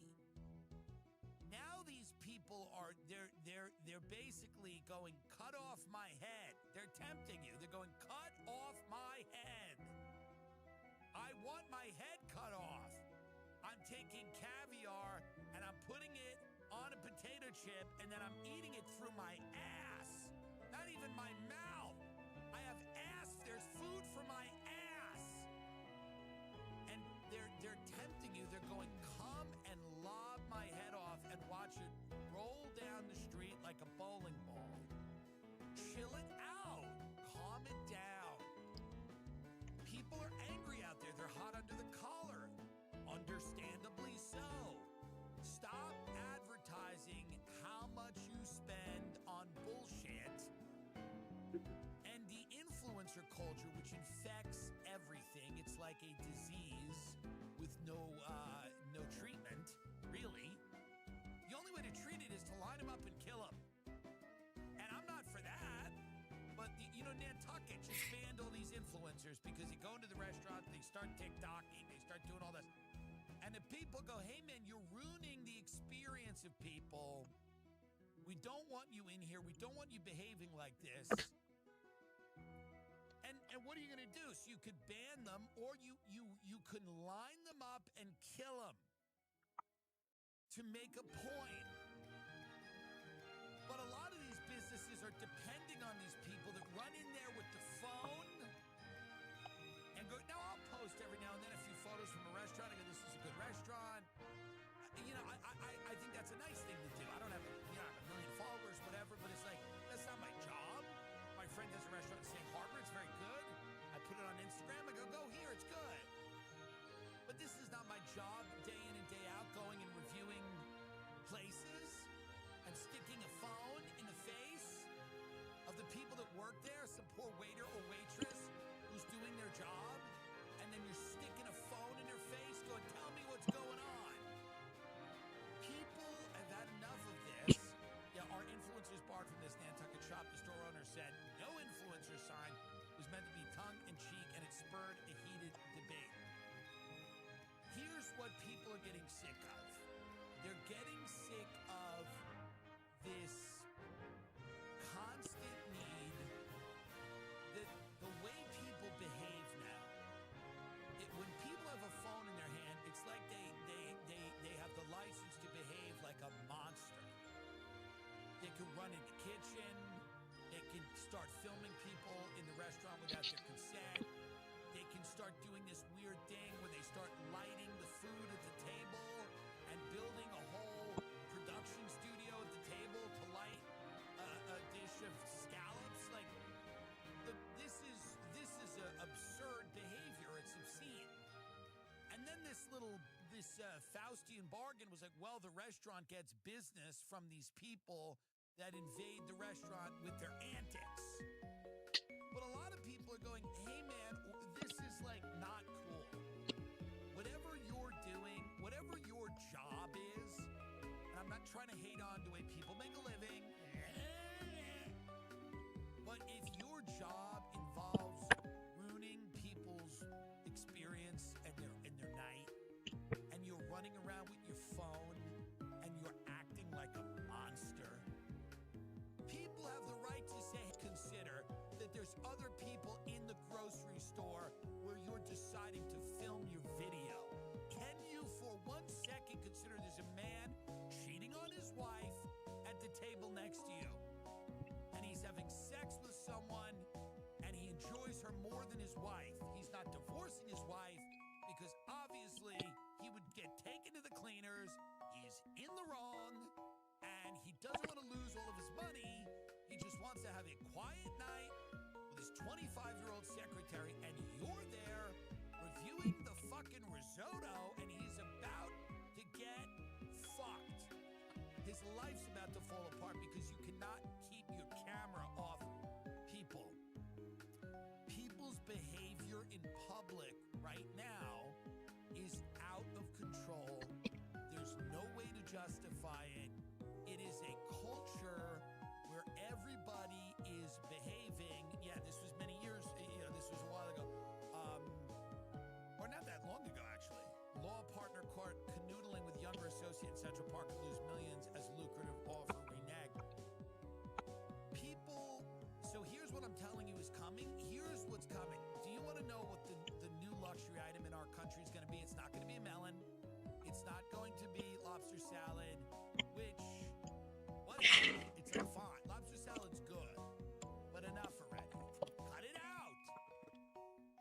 you're telling people, come cut off my head and rape my dead body. That's not nice. Do you want people taking turns on your dead body after they've lobbed off your head? No.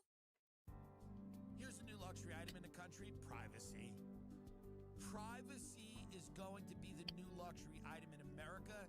People are going to spend all their money to get away from the sea of cameras and people that are foaming at the mouth, running around, filming people without their consent, running into businesses, making content in these businesses, day in and day out.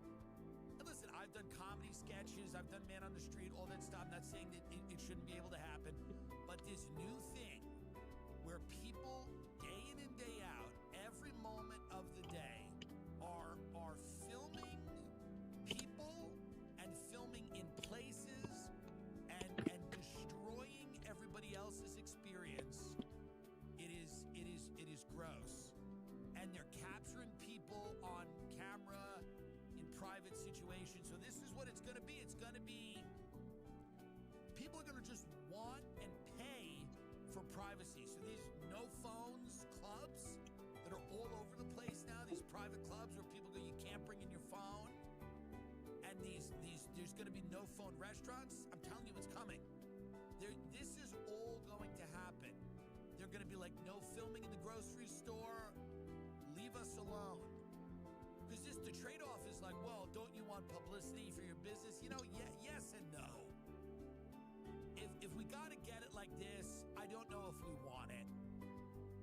If this is how we're going to get publicity, you know, I don't know if we want it, because, you know, the people that are here are disturbed and they don't want to be here anymore. They don't want to be here anymore because of the behavior. And there's not only this group of influencers that have a lot of money doing this, there are people that are now trying to become them. So it's an endless sea of people that take their phones out and start broadcasting to the world what they are doing, where they are, what they are consuming, why or why not. I wait until I am done before I trash a place. I come here and I trash it. And yes, I do it publicly and people listen to it, but I don't trash it while I'm there. I come here after I've had a meal that I've hated, or I've met with someone I disliked, or I had an experience that I found off-putting, and then I come here and I trash it artfully for a living. But I don't do it while I'm there. Have a little decency, for Christ. Have some sense. So what's going to happen?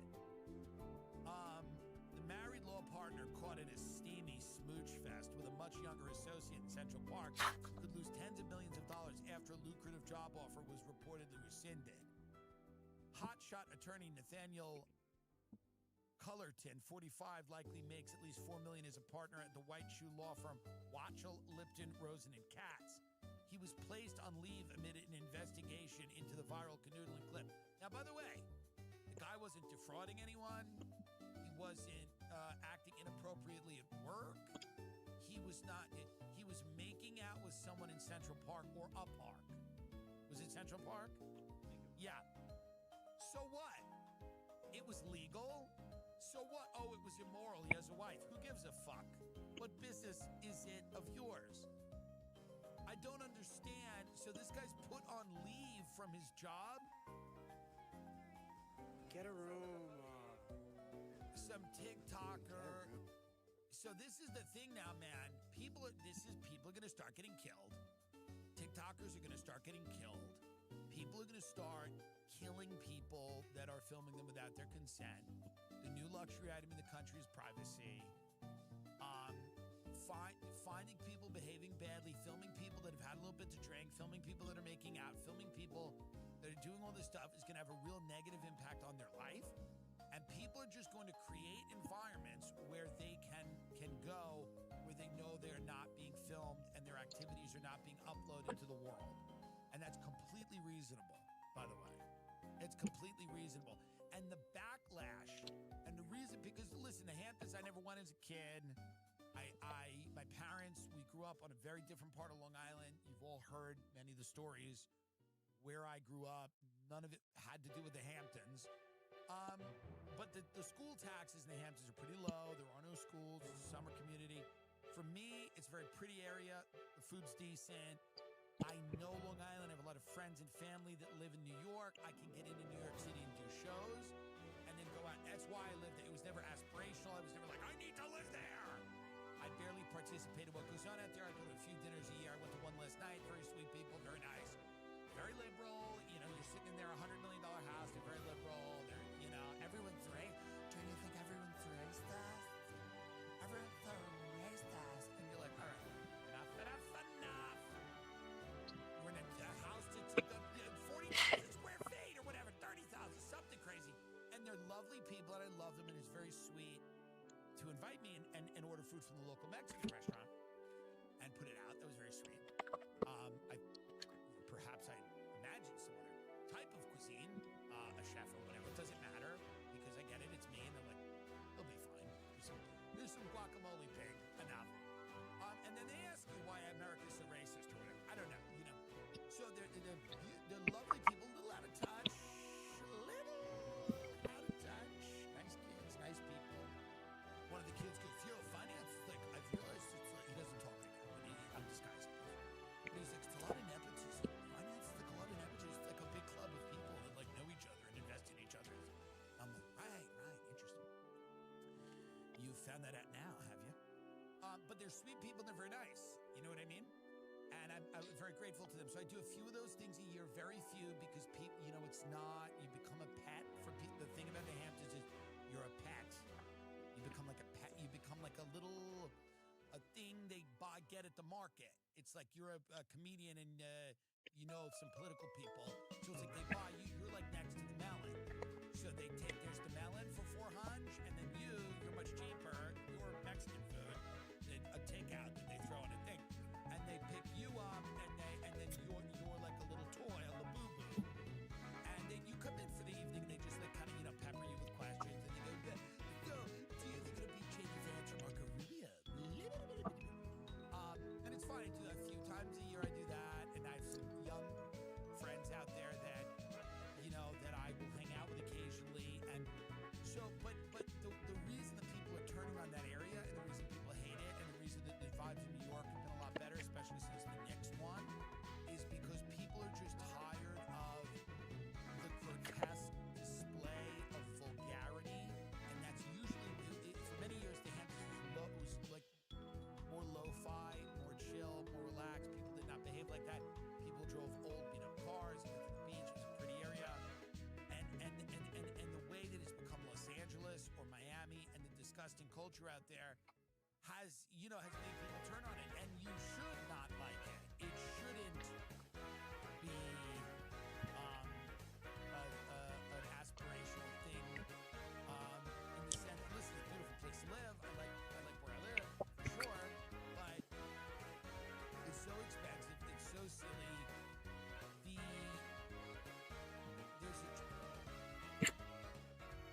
The people want to know, Kurosai, what makes you so handsome and wise? I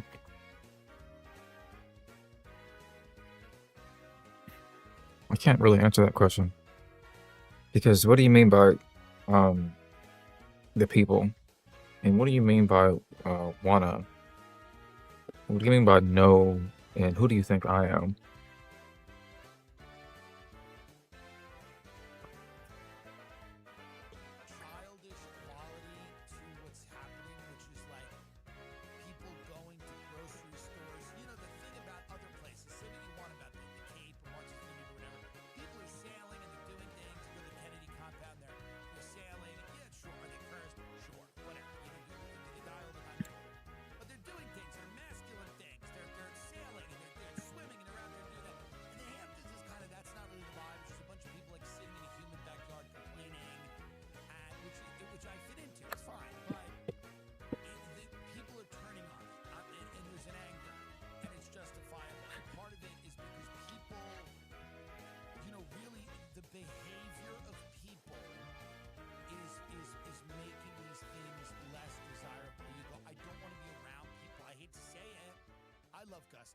run a small business, you don't have to just do the job. You're also hiring the manager, the payroll department, and the benefits team, usually all before lunch. Gusto takes a few of those off your plate. Gusto is an online payroll and benefits software built for small businesses. It's an all-in-one, remote-friendly, incredibly easy to use, so you can pay, hire, onboard, and support your team from anywhere.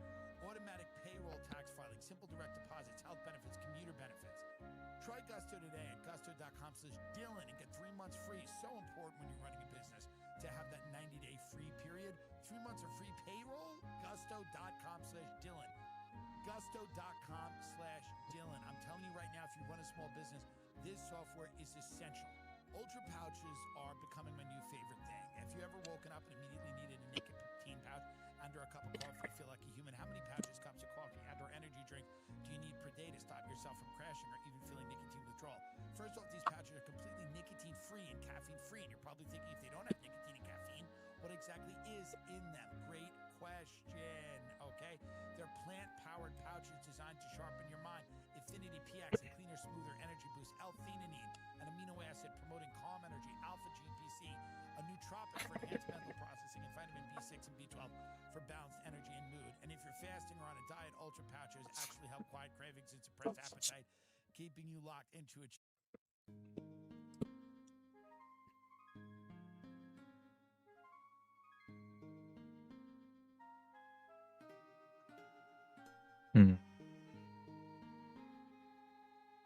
Top 5 anime. One of the most terrible questions to ask in regards to anime. Let's see. How do I approach this?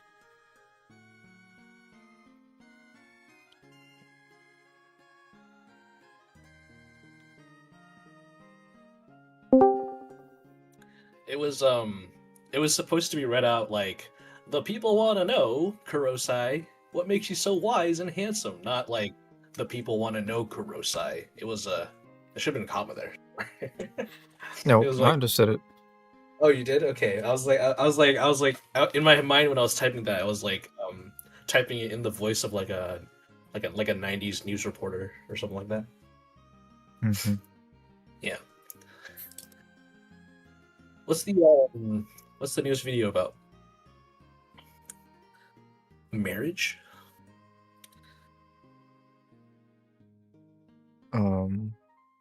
Who you got in this one? Why is this working this way? Latest, or is it people? Okay, well, I'll be right back. I can't address this.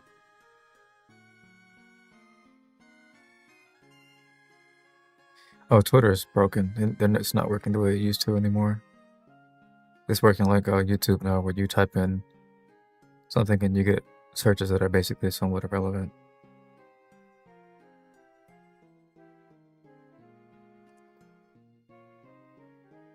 Whatever. Yeah, I don't have a top 5. I've seen like 1,200 anime at this point. I don't know how you're supposed to be able to pull from that a top 5 in any productive way.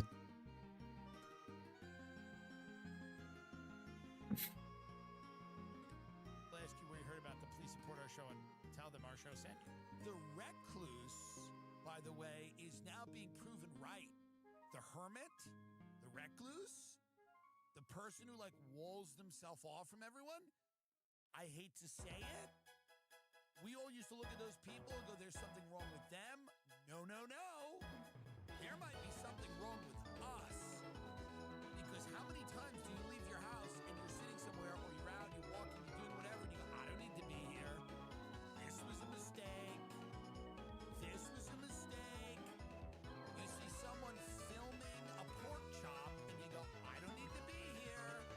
I'd rather be home. And the tech people love that. And it's all a big doom loop.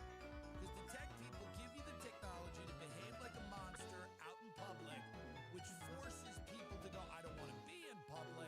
And then those people go home, and then the tech people have the technology for them to just be at home. So this is what's coming. What's coming is we're going to live in a world where people are voluntarily taking themselves out of society, walling themselves off merits, and it's going to be justified because someone's going to film them making out with someone in Central Park and they're going to lose their job, or you're just going to be in some grocery store and you know when you saw someone talking to themselves years ago, it meant they were schizophrenic, and you just walk the other way. And in the downtown of many of our American cities, that's still the case. You see someone talking to themselves loudly, you go, okay, I'll walk down another block, or I'll just note that they're schizophrenic.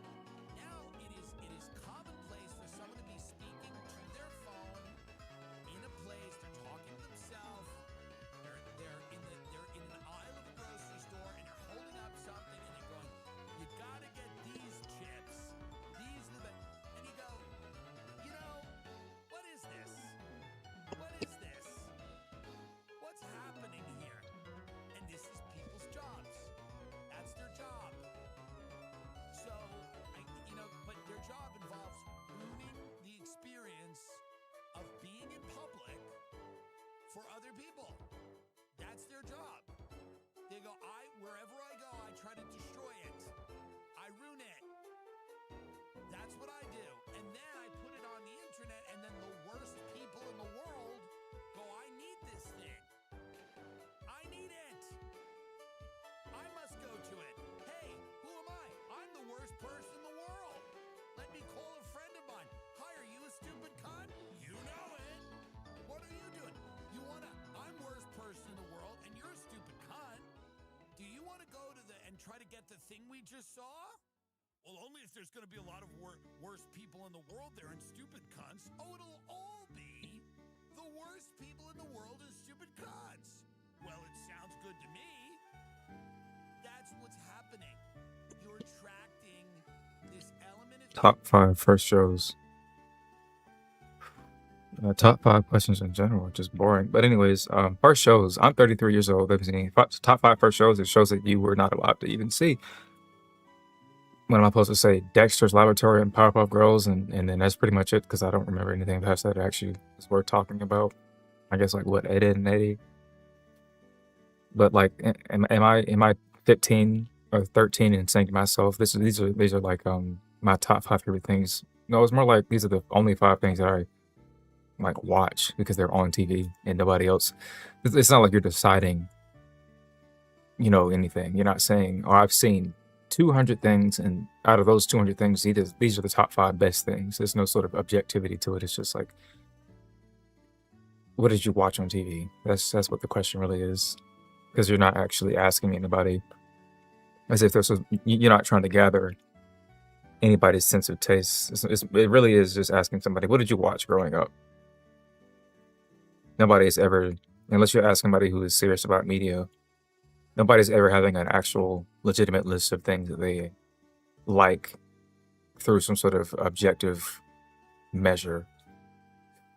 So since that's not what we're ever talking about when we ask that question, since that is not the question, I tend to find the top 5 type questions to be just it's boring because it's not attempting to do what it is literally designed to do, which is to ask an objective question. Because tops anything, ranking anything, ranking, top, ordering, it all implies a hierarchy of values. It's supposed to determine what you value, and if you have to like top 5 anything in terms of media, in most cases people are not using some sort of critical thinking skills to determine what is good and what isn't. That's just not what's happening, especially if you have to go back to like top 5 first things that you watch. The first time you were able to watch anything would have been like when you were like 5 or like 2 or even younger, if you have memory that goes back that far, which you don't have memory that goes back as far as 2 years old, but it's like age 7. And then you are you really going to say Blue's Clues, Dora the Explorer?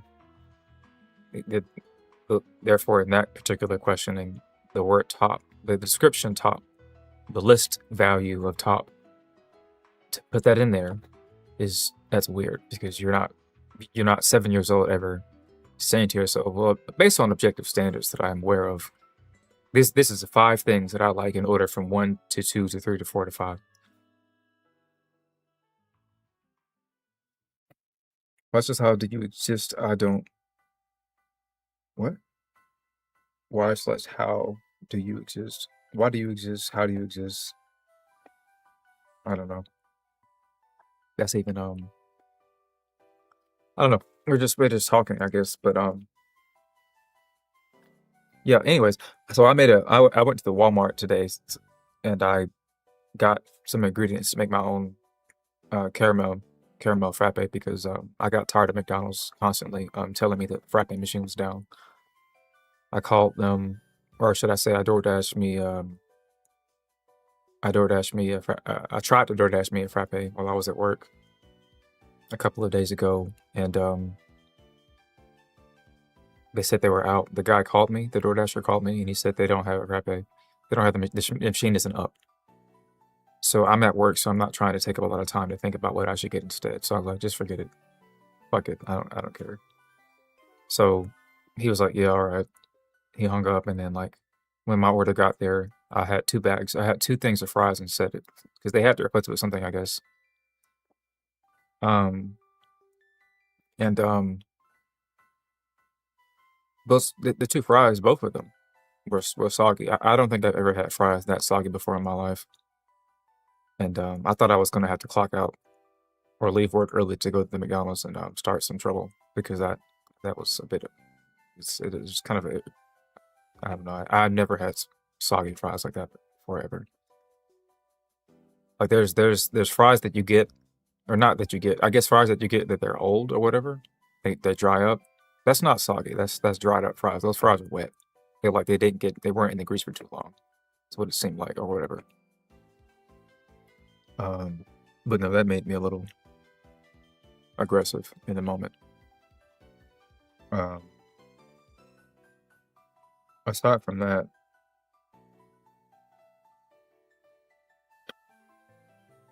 yeah. So content-wise, not literally. Spencer, what is your first language? Because your English is not particularly pointed. Um, how do I exist in the content-wise? That's not a question. That's I'm not even sure what you're supposed to be asking in this particular case. How do you exist content-wise? Why do you exist content-wise? Am I supposed to break down the intricacies of how the internet works and how media works with the internet in relationship to anime, in relationship to social media, to explain my existence through those sort of metrics? Because I don't think I can break down, 15 years of internet stuff to figure out how I was able to exist content-wise. Why? How is more easier to explain, I guess. Which is I can actually just easily say like I exist in the content space that I do is because I made the content space. I basically made it myself. There's nobody else to the left, to the left of me, to the right of me, in front of me, or behind me who is doing what I do at the level that I do it for as long as I've done it. So to cite any inspirations would be completely irrelevant because many people don't have a chance to have an inspiration and then vastly outclass them like years later. I don't think maybe some 20-year-olds, 18-year-olds, or some people who want to have sex with Drake, but I don't think anybody who looks at Drake says to themselves, oh yeah, he's vastly superior to Tupac. I don't think he's vastly superior to Biggie Smalls. I don't think anybody's saying that. No serious person who actually has that brain still intact, who isn't just drowning in liters of Drake's semen. So, and the same thing goes for Michael Jackson, obviously. I'm very cynical. I'm very cynical about today, which is to say that I'm cynical about the idea that anybody who exists today has any inspirations that date back to its origins in a way that is like not obvious. I'm like Snoop Dogg, I guess. I wasn't. I'm not dead yet. When Snoop Dogg looks to his left and his right for his origins, he sees Pac and Biggie, but he's the only one alive out of the 3 of them. So, for me to go back to that state, those years, all those years ago, 15 years ago, whatever, I'm not looking for I can't cite any inspirations that make sense to cite, because what you're trying to do by asking the question is you're basically saying something like, and this is like boring for me to do this, I understand. Boring and a bit uninteresting. But basically what you're doing is you're trying to figure out if you know anybody that inspired me. Maybe you want to go see what they made. Maybe you want to go see how it inspired me or whatever. But you're thinking about content creators. The question is predicated on content creation. But I created stuff before the idea of content creation was a thing, in a number of years prior. Not like a few years. I mean, we're talking like over 10 years.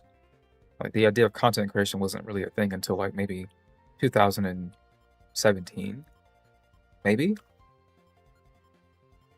But I started my YouTube channel, my first YouTube channel, in 2007. That's 10 years prior. And I didn't decide to start making things because YouTube came out in 2007. I was making things before YouTube came out. So that's why the question is just odd, because it assumes that basically like content creation as a concept, which is basically just making things. It assumes that like content creation was not a thing until the internet came out.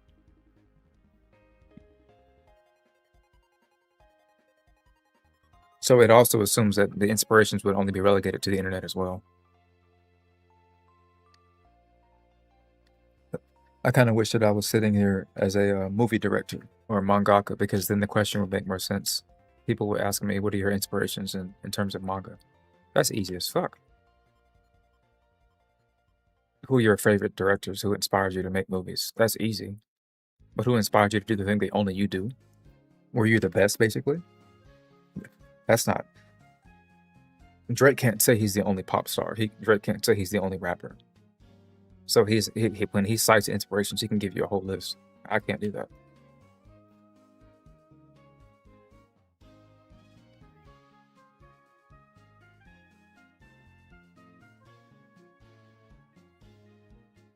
People might ask, well, don't you get inspiration from like Team 4-Star or A and B Hill? I didn't watch A and B Hills. I didn't watch any of the content that I made. I've never watched it for the most part. I watched people who were around me at the time, but I watched them only because they introduced themselves to me. So I took interest in people who made stuff similar to me. Other than that, I wasn't really active like that then, and only barely am now. So I didn't have a lot of chance to be inspired by people in the content creation spheres. Whereas when I look at my drawings, I know my inspirations are clear as day. When I look at some of the ways that I pace the videos, I'm not looking at how I pace a video and trying to copy another content creator. I'm looking at how I pace a video the way that I have seen movies. So I'm trying to copy directors instead. But still, the word inspiration is doing a lot of heavy lifting. I didn't start editing videos because I wanted to be like Quentin Tarantino.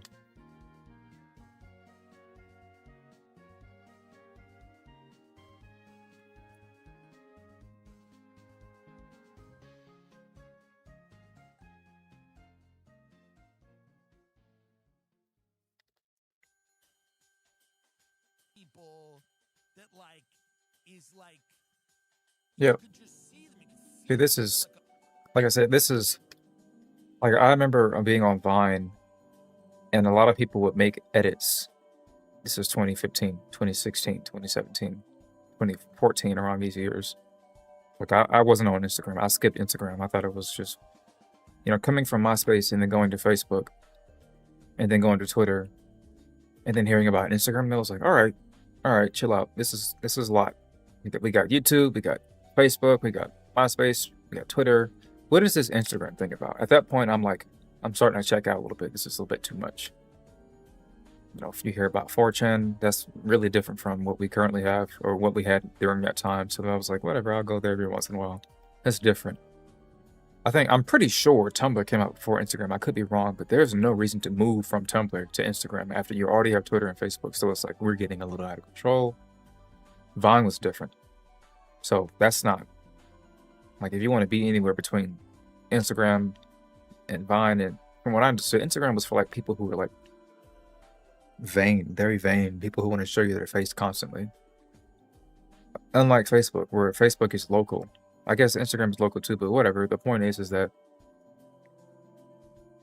when I was coming up doing like anime stuff, more anime stuff, I saw a lot of people who made posts that had the words or the letters I-N, I-N, how do I spell? I don't know how to spell. I-N-S-P-O. So that's like them saying this is what the video that they made was inspired by. And then they would have the person's tag or their name linked. They would tag the person inspired by this person. Which is weird in a lot of cases because they weren't inspired by the edit in a lot of cases. I saw a lot of edits that they just used the song. So it's kind of weird to say I was inspired by this person because they used this song, but the video feels nothing like the other video that they were inspired by. They claim to be inspired by. So, and they will also do the same where they give credit to the other person who didn't make the music. You don't give credit to people who find music and put it online when they didn't make it. It's kind of weird. I guess the caption should be more like, this guy made this, or this guy posted this edit, he used this song and I kind of like this, so I thought I'd try it out too. That's very wordy, but like one of my favorite things to do in like the era of like that era, 2015, 2018, from 2015 to 2018, was I was probably bigger than a lot of people in the anime space and in the producer music space, SoundCloud space, underground rapper, underground producer space, underground beatmaker space. So it was fun to make people like give their SoundCloud songs more plays because I would use their music and I would link it. And it would just, a lot of the stuff that I made back in the day, A&V edits, whatever, would kind of go a little viral. So I would see like the ticker, the play button, it would get doubled or tripled sometimes. I would find a song on SoundCloud, use it in a little edit on Vine, and then if it blows up, then the guy is in the comment section saying thank you, blah blah blah. This happened a couple of times on YouTube too, just a couple of times on YouTube, because it's rare for me to find a video that isn't already somewhat big. But I found a video that had like, I think 1,000 views, and then my video that I made using that video had like 1 million views. So like his video ended up getting like 20,000 views. And all throughout the comment section for his video, people were saying Kurosai, Kurosai, Kurosai. Which is similar to like how I think Demolition D, who was like, I would say Giguk, his predecessor, in my opinion at least. Not just his predecessor, but his superior. Demolition D, Choco Latte, Choco Bar, whatever his name is. He, I remember he used one of my songs as his outro video on Twitch, or intro video. And I would see his name being repeated in my comment section for that song that I made on SoundCloud. Same thing happened for another streamer when I made like a Mega Man Battle Network OST remix. I saw this streamer's name all throughout the comment section. And I didn't know who the guy was at the time, because I just kept seeing letters, XQC, XQC, XQC, and I was like, who the fuck is it? What is XQC? Is that like is that an emoji? Is that a new emoji or whatever? This was like 2018. I don't know who XQC is. But I just saw that his name pop up all throughout the comment section, and it was annoying because I'm like, what the fuck is that XQC? I didn't figure out who XQC was until like basically after COVID.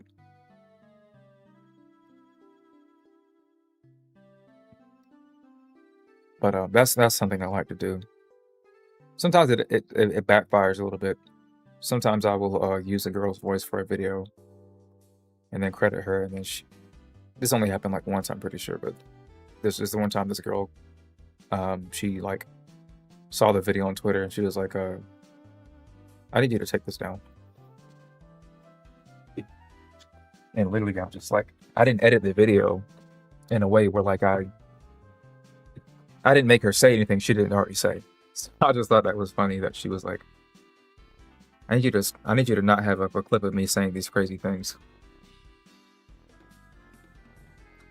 But So yeah, it has a tendency to backfire a little bit sometimes. Oh. Okay.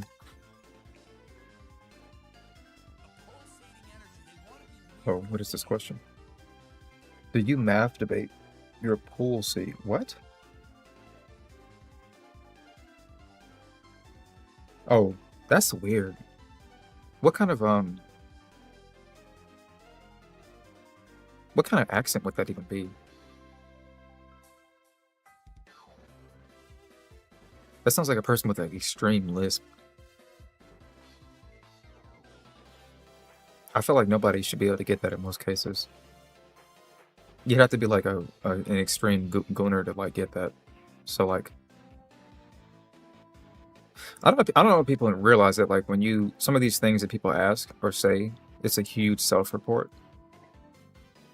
I know a lot of people because I've been around the block for a very long time, and I'm kind of predatory in that I retain a lot of information about people. I retain a lot. People will ask me, "How do you remember that?" And I'm like, because it's just how my brain works. The kind of brain that makes a person spend, 40 hours on a 4-second video or whatever, is a very particular brain. It's for better lack of terming, it's an autistic brain, basically, or whatever, right? So, it's kind of like saying, well, I guess what I'm trying to say is, the way that I would like, download entire episodes of anime to use just a second of footage. I will download entire episodes of anime to use a single frame, because I've learned that if I just grab a single frame or a screen cap or even a crop from an anime, I'm probably going to change something at some point. I might not use that frame, so I miss an opportunity to have a file already on hand. Now I have to go back to the site to get the episode from. I have to go back. Now I have to change it because I don't want to use this one either, this new thing that I have. So I just learned to just download the entire thing and have it on file. So I have an 8 terabyte hard drive.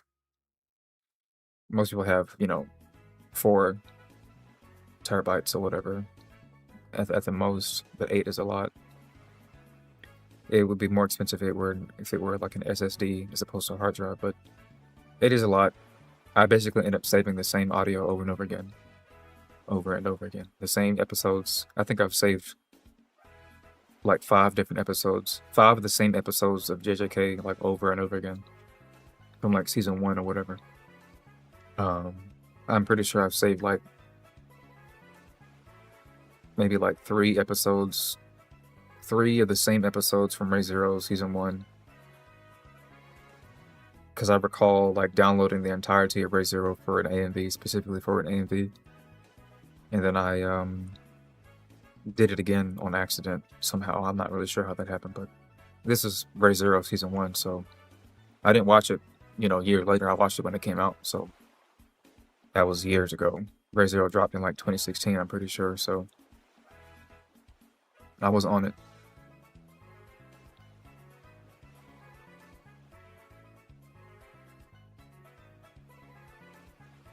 But yeah, I retain a lot of information about people. If I meet people in groups, like if I meet 3 guys that are like in the same space, then I may confuse them because of the context. It's like a white person who doesn't have a lot of black friends, and he meets like 2 black guys or 3 black guys, and he won't be able to tell the difference because they're both contextually black to him, and that's all that he knows about those 3 guys. So he's just like, I get you confused because I don't have a lot of black friends, and you're the first black. And that's kind of like how that is. Something like that. But anyways, all this is to say that I wasn't ranting for no reason. All this to say that I know that like the majority of males across the internet, the board, left to right, they spend probably about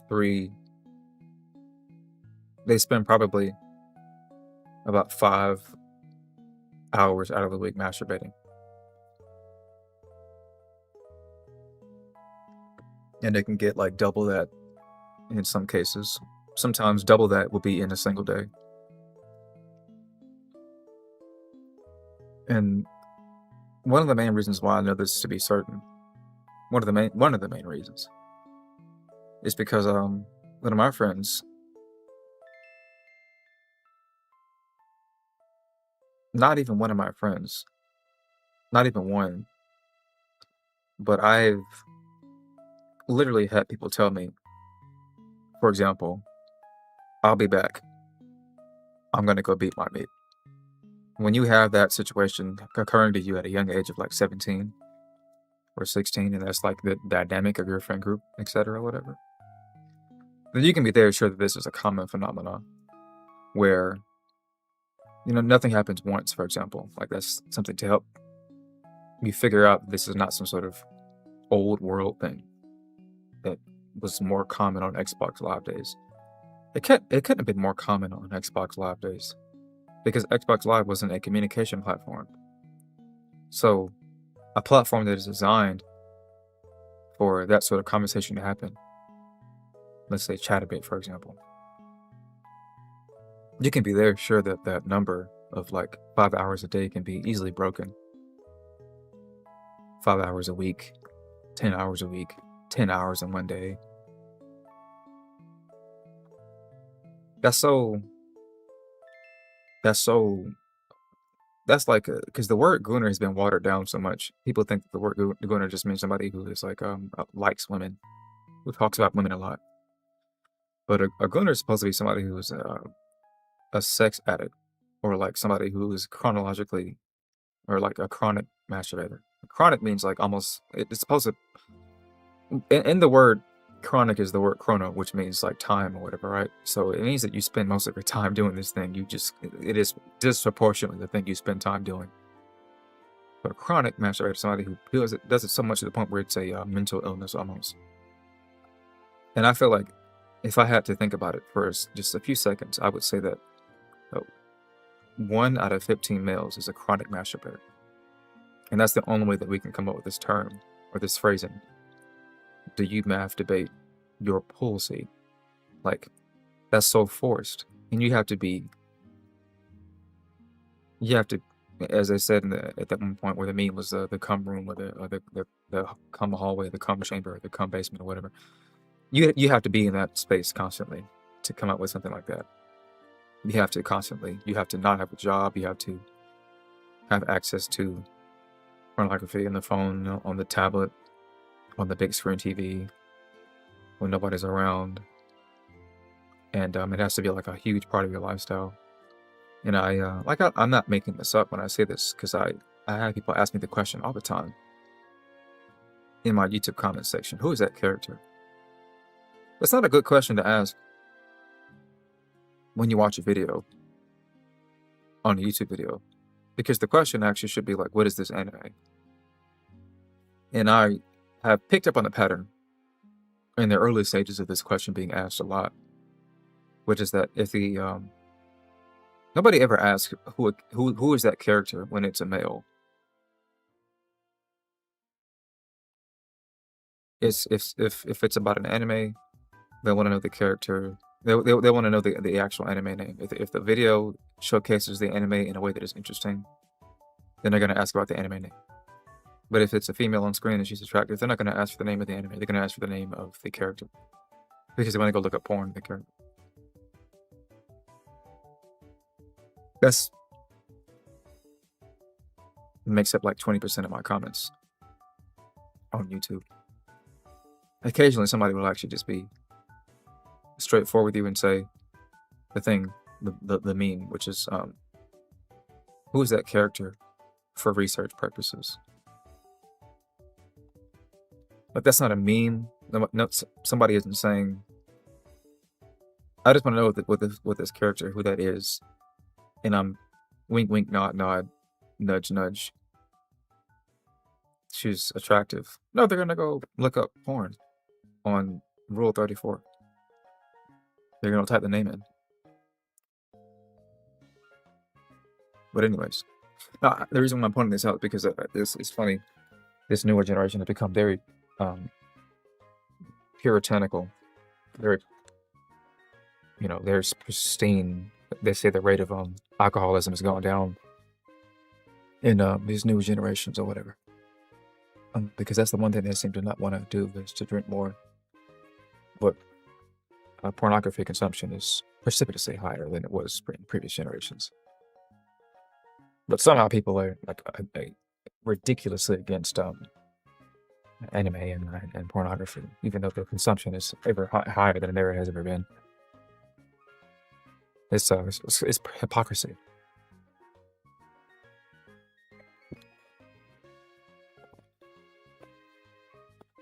Anyways, that's my Theodore talk. We don't say TED Talk anymore. We say Theodore. Because my talks are longer than TED Talks. These are the people that need to be like caged. Okay? They're the people that like want to be near the thing they saw. I need that thing I saw. You're supposed to get over this when you're 17. That's why the lines outside of these frozen yogurt places in New York are insane. Because younger people go, I need the thing I just saw. And they get on a line and they wait for an hour to get frozen yogurt. And it's like, whatever. It's mediocre frozen. Who gives a fuck? Frozen yogurt with olive oil on it? What do we do?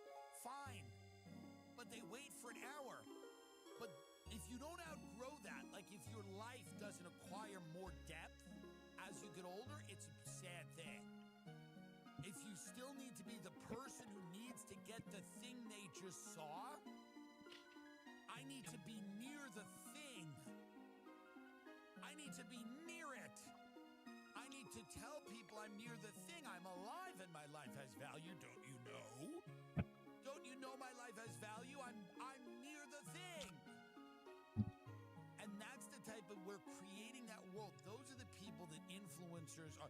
These are the people that stand in line for 7 months to get a pancake. These are the people that do whatever. And I'm a big fan of restaurants, and I plug restaurants all the time. I'll take a photo of food, and I'll go, this place rocks. You know what I mean? But that's where it ends. That's where it ends.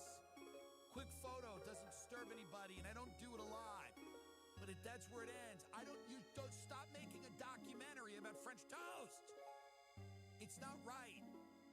And it drives the culture in this really grotesque direction where every single thing is about marketing. That's the thing. I have no beef with Taylor Swift, but you know what a lot of Taylor Swift, she's talented. Yeah, whatever.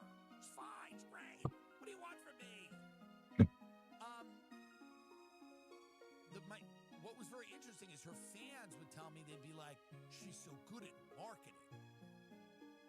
It was like, this has become such a part of our culture now. Everything's about marketing. Everything's some version of a scam. And people know they're being scammed, and they like it, and they just admire the scam. There's no genuine something being good. It's something that's shoved down your throat, and you will crave that, and you will admire the techniques they used in which to shove said product or experience down your throat. And that's what I was amazed when they were talking about Taylor Swift. They go, she's such a good marketer.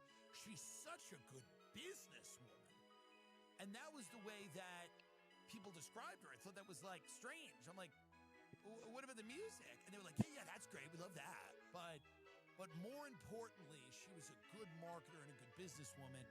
And that's just the era that we're in. So there is a backlash against that culture.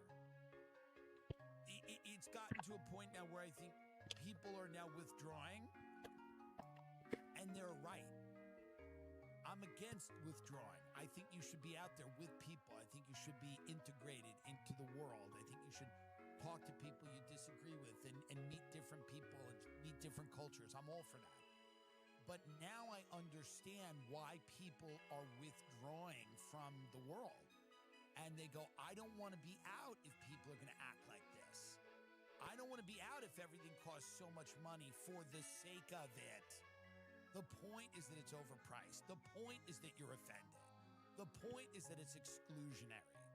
It's not, it has no bearing on reality. It's not based on value. It's just completely rage bait and anger. and it's built on this idea that the more attention you get, the better it is, no matter what. And I think a lot of people just say to themselves, I don't want to be around the people that need to be near the thing. I don't want to be around those people. They're exhausting. The people that cannot live if they are not by the thing.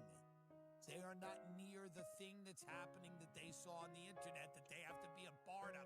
I need to be a part of it. And the privacy thing is real, and this poor fuck, whatever, not poor fuck, he's a rich lawyer, whatever. But here's the thing, now everyone's like, fuck this guy, he's a lawyer, whatever, he's rich, he's hooking up with a younger girl, whatever reason people have decided to hate him, I'm sure. But he didn't do anything wrong at work. From what I know, he's put on administrative leave because some TikTok goes viral. And I'm telling you, privacy will become the new luxury item in society. And you're going to pay not only to be outside of the public who's just trying to film everything everybody does for their own content, for their own survival, for their own living. And then you're also going to try to opt out of surveillance. Because we're going to be living in an area where flock cameras are the thing. And, you know, the surveillance is going to get increasingly integrated into your daily life. Another thing they said at a party, which is funny, sweet people about Fauci. They're like, let's just move on from Fauci. But here's the thing, Chilling Map shows where more than 117,000 surveillance cameras are hiding in the U.S. Is your hometown being watched? Everybody's going to be on the grid in a big way, and it's coming. And you're gonna do. So I'm here to tell you right now: if you withdraw from society and become a hermit, not only do I not judge you, I may join you. I think you are correct because of the way people are behaving.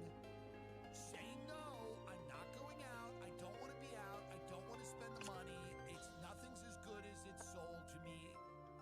Nothing feels great. I go out, traffic to places is terrible now. Just stay in your house. The oceans are gross, they are poisoned, they have bacteria, they have sewage, the oceans are over. By the way, hashtag oceans are over party. I want you to get up this kid saving this other kid, because I want to comment about this in Laguna Beach. But you are right to not leave your home. You are correct, I'm telling you. And I wouldn't have said that a while ago. But now I believe that. I believe that there's a real argument for why you should not leave your house. So now here's a lifeguard, a young lifeguard, and he saved this kid, and he's being invited to the White House because, you know, whatever, he saved the kid. Now, by the way, I was a lifeguard for many years, never invited to the White House, never really saved anyone, no one needed to be saved. I worked at a pool. It was not the beach. I worked at the beach for a little bit, very briefly before the end. And, you know, here's the thing. Listen, I respect what the kid did, but he's a lifeguard. He's doing his job, and I'm a little sick of people getting a pat on the back for doing their job, quite frankly. I don't care that he's 16, and I don't care that he saved anyone's life. He's doing a job, and he did it well, and I think we're sending the wrong message to people when they do their job that we need to make a big fucking deal about it. But let's watch it. This is a very young lifeguard, and Shut if up. you haven't seen this video, it is not a stretch to say that this was a dramatic rescue, considering especially that the lifeguard who is fighting for that kid's life is just 16 years old himself. Now, this is at Seabright Beach in Santa Cruz over the weekend. The man who took this video says the lifeguard rushed into the water when a young boy, about 10, was overwhelmed by wave after... Where are the other lifeguards? Keep going. Hold on to the boy and tries to drag him to shore while also getting pummeled by the waves himself. Other swimmers try to help while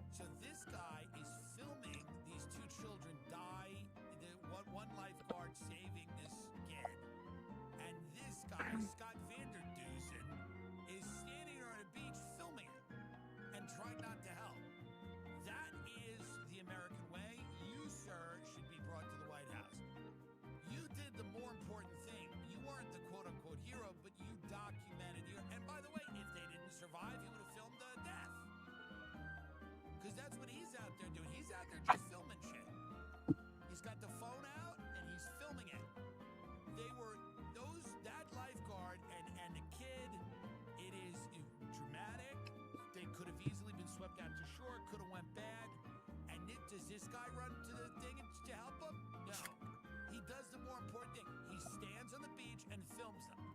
And he goes, yep, they may die. They may die. Let's see this. They may die. It's either going to be a real heroic situation or they might die. But either way, I've got a great vantage point of which to film this. Let's see what this bum says.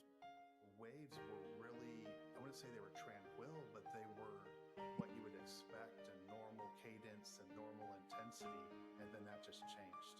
And it changed in a heartbeat. And it caught a lot of people off guard. Unfortunately, this young man was... Not you. You weren't caught off guard. You were filming it. Because this man was overwhelmed, and the only thing I could do is take out my phone. The only thing I could think to do in that overwhelming time was to take out my phone and film this child die. That's all I could think of. Here, keep going. People like this fascinate me. Yeah, I'm glad it ended the way that it did. The lifeguards weren't there, or he went to go home. Right. And you go, yeah, it's just what it is. I would have filmed to death. It would have been a snuff film. I'm just going and filming snuff films on the beach. I'm Scott Vanderdusen. I'm out here filming people die on the beach. If I see someone dying on the beach, I get the phone right out. Now, by the way, it's fine, you know. All's well that ends well, right? But the lifeguard was doing his job. The guy that took out the camera is actually providing the better service, because we would not have known about any of this, I guess, if we didn't have him filming. So just decide who in the group is going to try to be the hero and who's going to film it. Easy. It just when you're out with your boys or your gals, when you're out in town, just go. If something pops off, who's going to film this? Who's going to run into the 9/11, the burning building, and who's going to film it? Who's who here? Let's get to the core of who everybody is immediately and decide who's going to film. I'm going to do neither. I'm not running into the building. I'm not going to film it. I need to just observe it so I can talk about it later. That's my job. That's my skill set. I'm going to do a point-by-point breakdown of it, and that's going to matter because history matters, and we need to know the things that happen. Someone will film it, and then someone will run in and try to save the person. But I can't give my life, and then someone else I know has to then talk about what happened. It won't work. We all have to cater to our skill set. My skill set is that I stand back, someone films it, someone tries to intervene, I stand back and I'll describe it. A couple days later, when I've had the time to really put it in perspective, I'll go out there and describe it.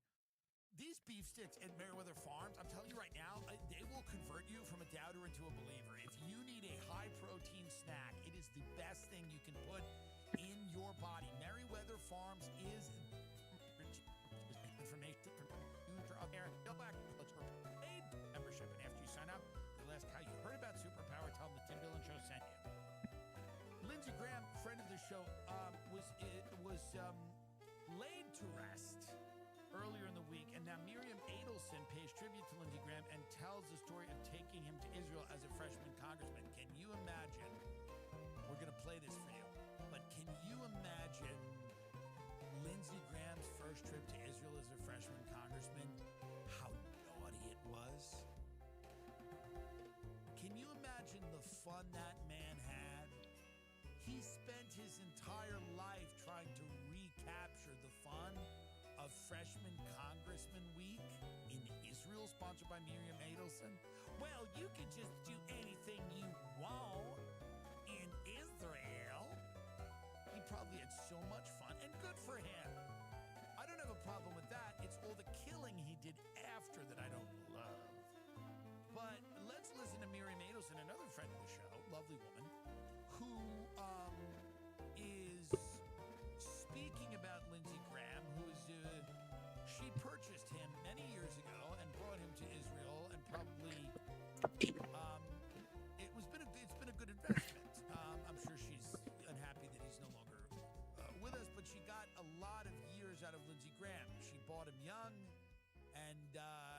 got a lot of years out of him, and that's all you can ask for. Really, is he was durable. I'm sure she wanted a few more, but here it is: Miriam Adelson talking about Lindsey Graham, who she bought many years ago and had in her collection for a long time, and sadly laid him to rest recently. Here she is, Dr. Miriam Adelson. We were very close friends of Lindsay. Sheldon, we met him in 1990 approximately. There was a mission of AIPAC, and we took freshman congressmen, Republican, to Israel. Here's the thing, stop it for a minute. Here's the thing about supervillains, they're very likable. This is the thing about liberals, they're not likable, no matter how hard they try. They just can't. Leftists can be likable, but the shit libs, they're just so hard. It is very difficult. They are condescending, they're patronizing. There's something about a supervillain, like I'm against Miriam Adelson's aims. I don't like the things she does. Obviously, like that's obvious. But there's just something about her.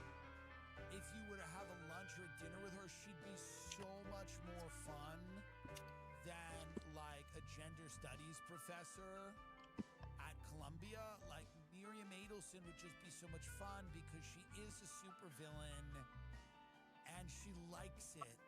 She likes it. She actually enjoys her life and she enjoys it. She likes it. She's not, this doesn't feel like, this feels like a labor of love. Buying U.S. politicians and getting them to support whatever Israel wants to do, it feels like a labor of love with her. Again, I don't think it's particularly good for Israel, for America, for anyone, but there's just something about her personally.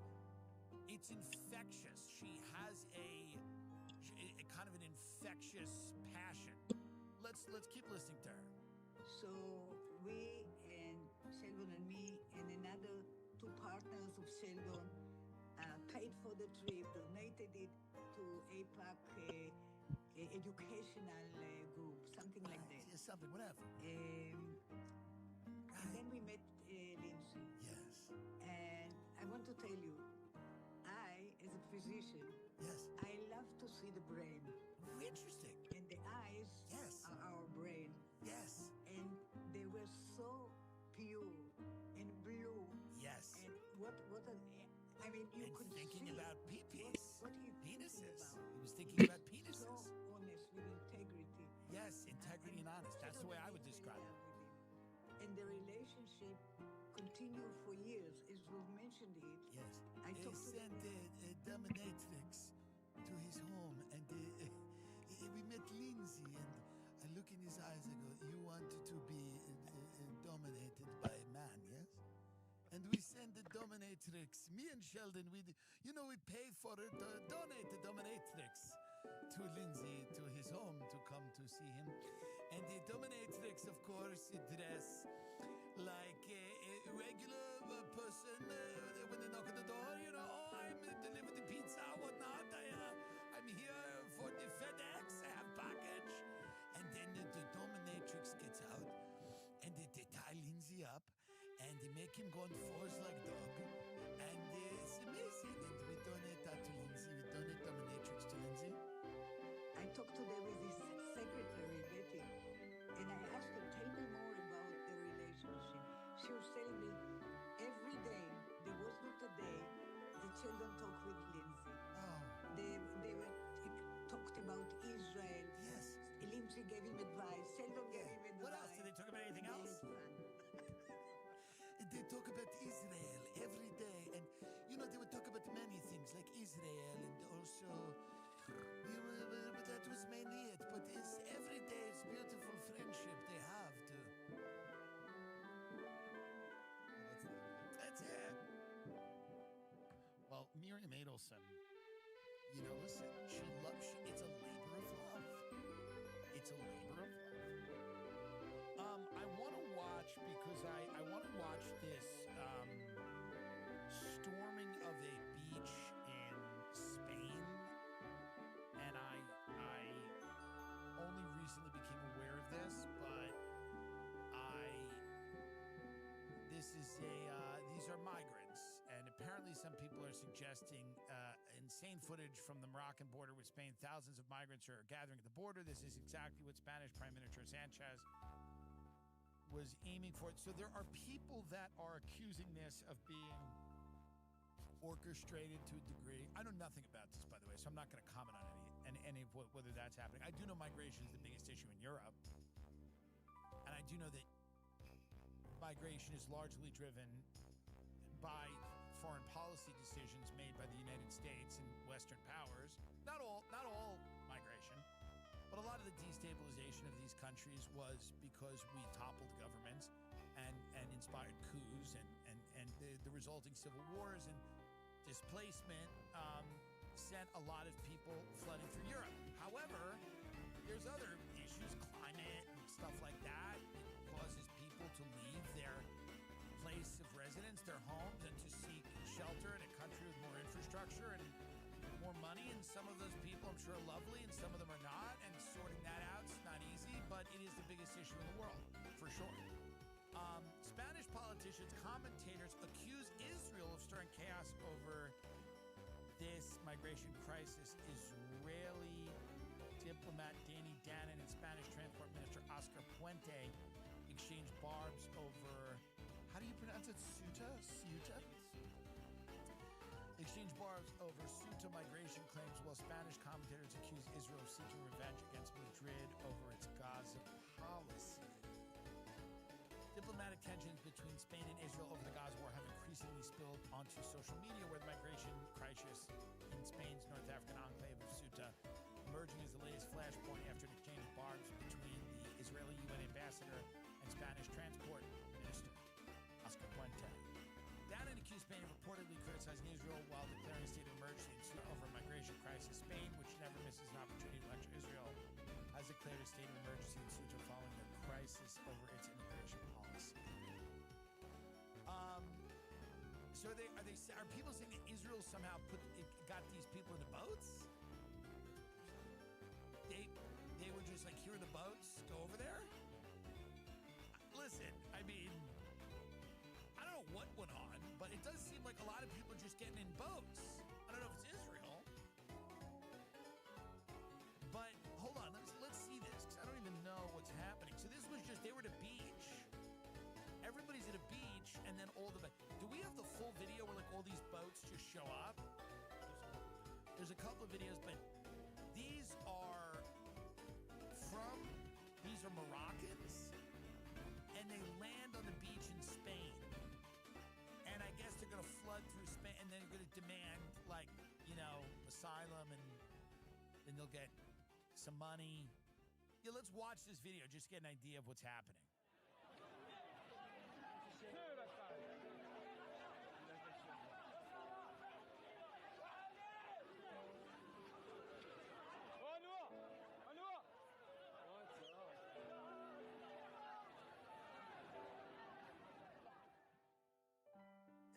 This whole thing is very difficult for me to understand. I'm trying to, is there another video? Do they show up in boats? I guess they show up in boats, right? Because they're coming from the water. I don't think it's necessarily boats. I think there's just... What are they doing? Swimming? I think they're walking over the coast. Oh, it's a border. Yes. And they're walking over. Yes, you can see that.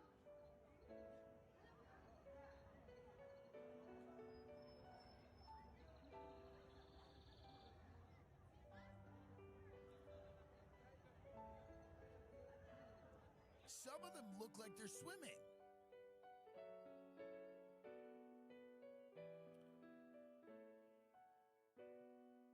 What?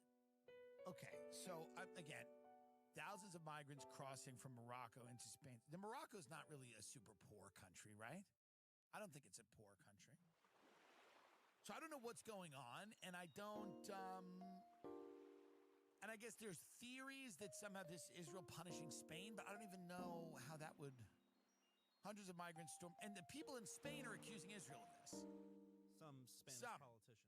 Hundreds of migrants stormed second Spain enclave as shots fired on border after 60,000 breached EU territory in 24 hours. 60,000's a lot of people. That's a lot of people. The migrants made the dangerous passage from Morocco to the two European territories on Thursday as they swarmed the beaches by sea and land. Okay, so some did come by sea. Thousands. Well, by the way, okay, so I need to educate myself more on this before I really speak on it, this specific thing. But I will tell you this. This won't end. This is the dominant story for the vast majority of our adult lives, meaning like this migration will not go away. I don't, you can't say that Israel does every single thing in the world. They do a ton of things I disagree with. And I don't know what happened here.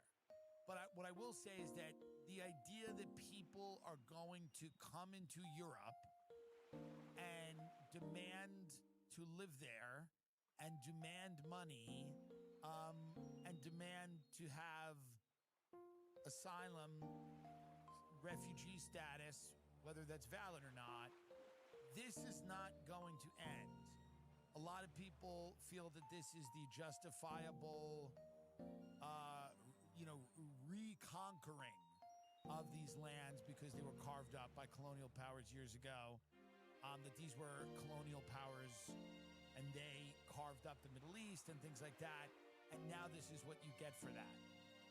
Of course, those people don't understand that there's many examples in history of barbarism, of one group of people colonizing another, of one group of people enslaving another. This is not only Western colonial powers, this is the history of the world. But that's a lot less fun, and it's very messy and difficult, and it has a complexity to it that doesn't allow people to squeeze it into the kind of modern current narrative, which is that the only fault of the world is largely that white European colonial powers have subjugated, enslaved, dominated other races and other groups of people. And you can find examples of that all over the world. Muslims have taken slaves. Some countries still have slaves. There's barbarism on the continent of Africa. There's been barbarism between China and Japan. You could go back to the Ottoman Empire, the Persian, it's whatever. You could go all over the world and find examples of all these different things. But this is, don't make no mistake, some people are kind of okay with this. Some people are kind of okay with it. They don't really care. They go, good for them. That's kind of the attitude when people like storm a country. And people kind of go, good for them. They go, yeah, fuck it. Good for them. They're getting theirs. But of course, the world that comes from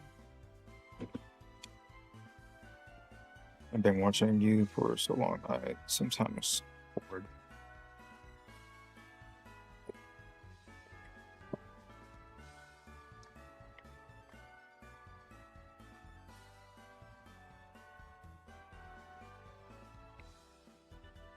How long are we talking? Like 4 years? 4 years is like 4 minutes.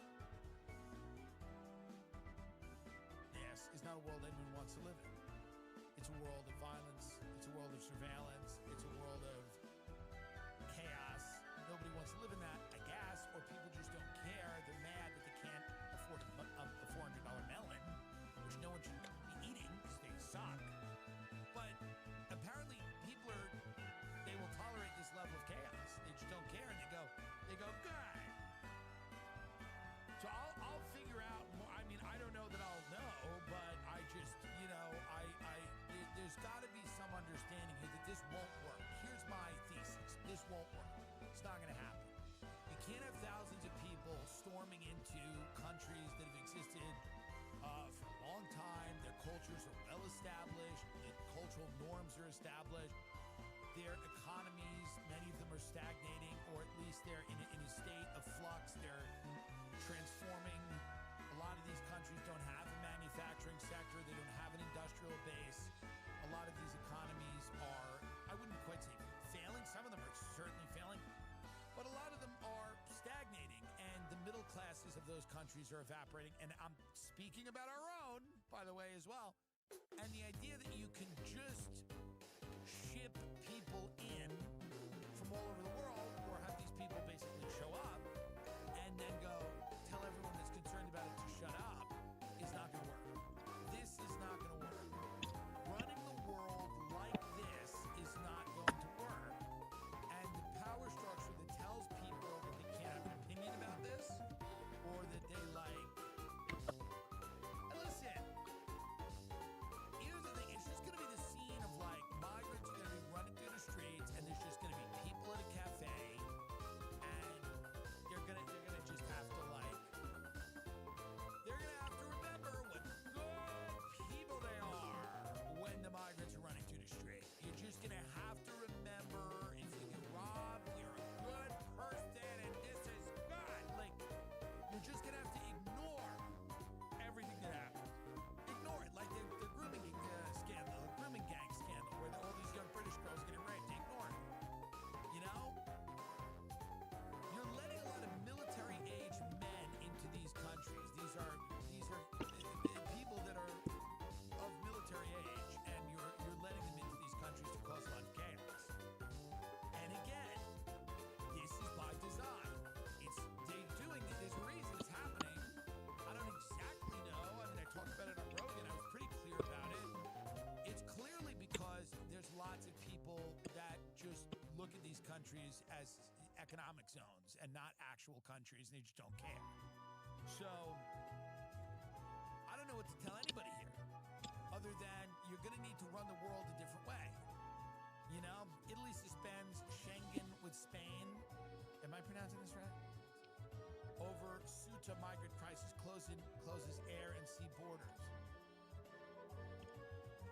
I'm telling you, the term migrant crisis is going to be the term you hear the most. Italy's interior ministry has ordered the closure of the country's sea and air borders, with Spain temporarily suspending the Schengen free movement regime between the two countries, because Italy and Spain had an arrangement where you could go freely between both of them. But they're basically saying now that's over. It's just not going to work. The third world is invading the first world, and a lot of people think that's cool. And I'm telling you right now, it's not going to work. It's not going to be a nice place to live. It's not going to be a nice place to live. It's Yo. not going to be nice. Hello. You might like it. People love the third world. I was gonna ask if you could refresh me on like how your schedule works again. How my schedule works? Yeah, because I saw you were in here today earlier. I'm like, I don't know if you work on weekends or not. I don't work on the Or- weekends. I will kill myself. In Minecraft, in a video game, like the way that the grunts in Halo use the plasma grenades. I hate Halo so much. Look at what it's turned into. Oh my god, look at Halo. I'm sorry, I'm trying to get this AI robot to not make me. TikTok Yeah. is crazy. Anyways, yeah, I don't really work on the weekends. I was in here earlier. I don't remember when I was in here earlier, but I was here, I guess. I was sleep editing, I guess. I mean, my schedule will be the same generally, no matter what, because I pretty much edit until like 9 o'clock in the morning sometimes. So I'm probably not going to be awake during the day, whether it's the weekend or not. It's just that if I am awake during the day, and I'm in the VC editing or whatever, or just in the VC period, I'm probably on the weekends for sure. I'm at home, but if I'm in the VC during the weekdays, I either lost my job or I was told that I could go home without getting a point. Getting a point means that I get an infraction because yada yada yada. What do you guys? Oh, just because if I have the opportunity to pop in earlier to do some, some rudimentary, editing for you, then Yep. Feel me? I think once I drop this video and then we go to the next one, I think just having 2 videos out is a decent way to catch up. Because this one is done, the next one will take literally it shouldn't take more than a day. I feel like completing this one and moving on to the next one should be like one fell swoop kind of deal. All right, nice. Like the Kirito and Sanjin Moon one will take a similar level of finesse as this one. So I'm kind of not wanting to get straight back into that one since it's going to take a bit more time. The military one is a bit more effective, but I don't want to go back to that one that quickly either. To be honest, it would be good to do that one because it'd be easier than what I want to do. But what I want to do has more editing on it so far. So I feel like I'm missing something, but state of the internet, dumb friend, drafted. Yeah, this is I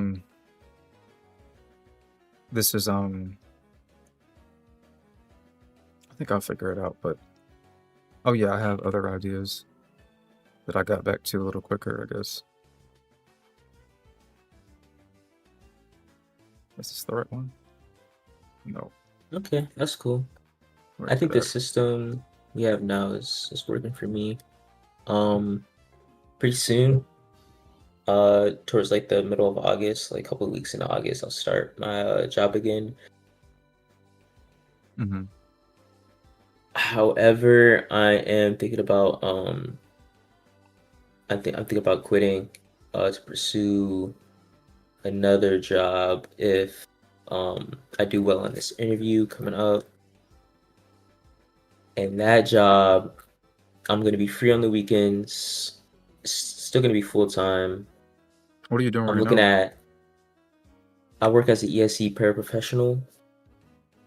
Now, At what are you doing right now? DPS. When you said you're starting your job back in middle of August, so what are you doing right now? So I work in a school, a K-8 school. I'm on summer break. So I'm pretty much out of work. I didn't sign up for summer school. Gotcha. Yeah. But it's cool. I thought ahead about these sort of things. I already took money out of my check every check so that I would have a fund, support myself through summer. So that's what I'm posting off of. However, there's a career position that I'm willing to take, which is what I was referring to. And I'm looking at like 6 a.m. to 2 p.m. Whereas my other jobs, like it's like 9 to 4. Heard.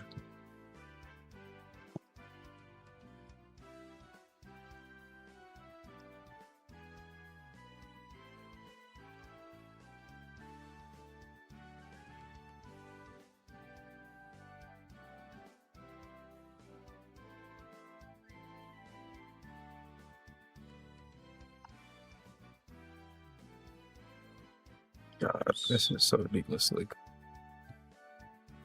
I think this should be good enough. I think I know how to do this one. Oh Lord have mercy.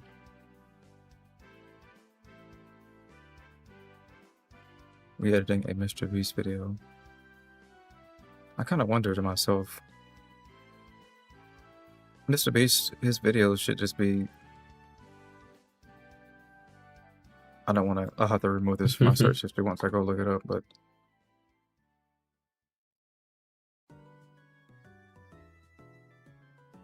Hello.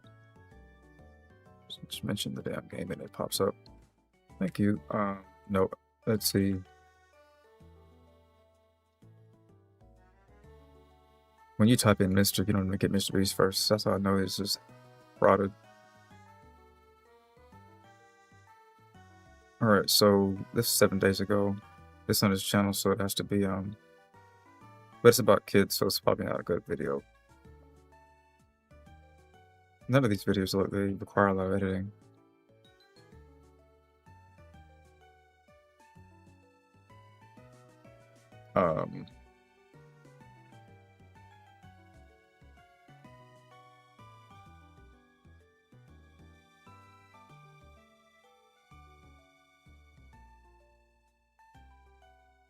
I guess I need to hear it.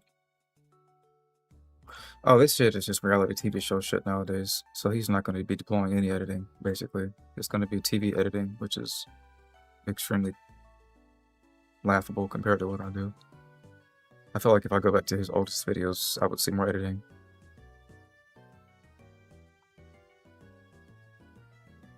It's kind of cool that he kept his older stuff up despite being a multi-millionaire. Besides the intro reactions, but I can see that he drank bleach in like almost every video back then. What does that mean? He literally will react to kids who would submit intros to his video, most of them consisting of them just running down the street screaming his name. And he would pretty much just call them cancer and then drink bleach on video. Well, we wouldn't literally drink bleach, but yeah, I was saying, what does that mean? He would just hold up an empty bottle of bleach, whatever. Yeah.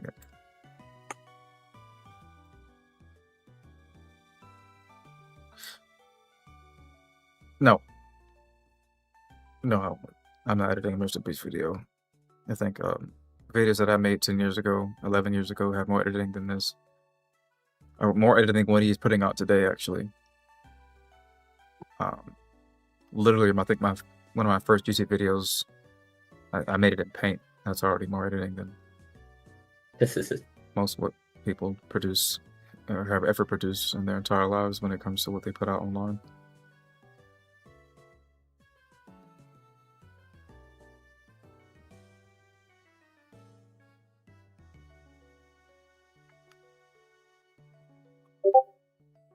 It's a cool thing that a bunch of people Hmm. in Brooklyn,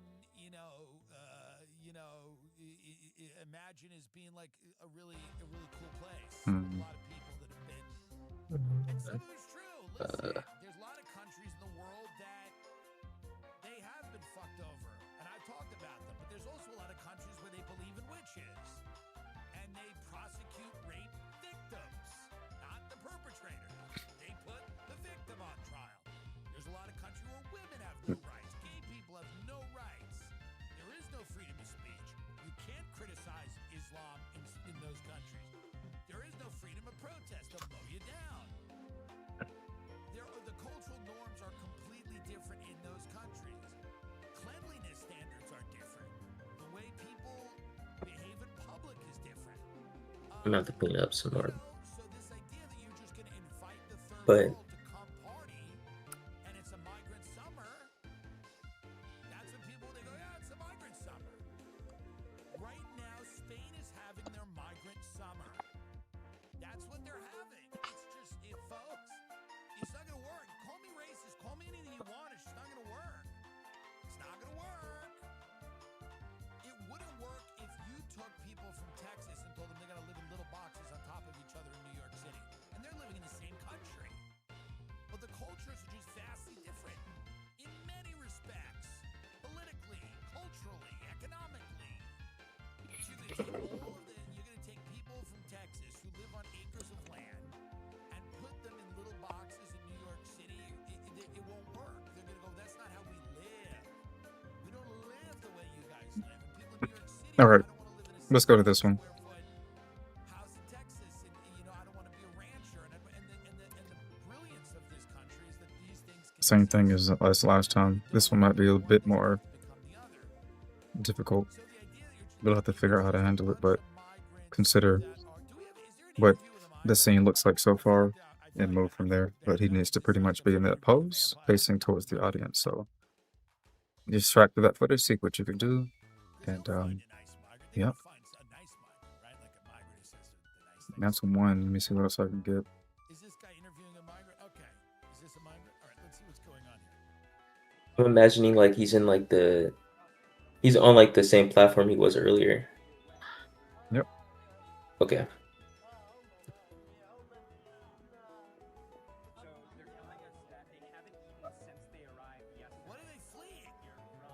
Also, I noticed like Do you how should I put it? Usually around like 6 o'clock, 5 o'clock, 4 o'clock, you kind of warm up more. Like you start, I don't know. Uh, it's like you wake up more. Is that correct, or what do you think?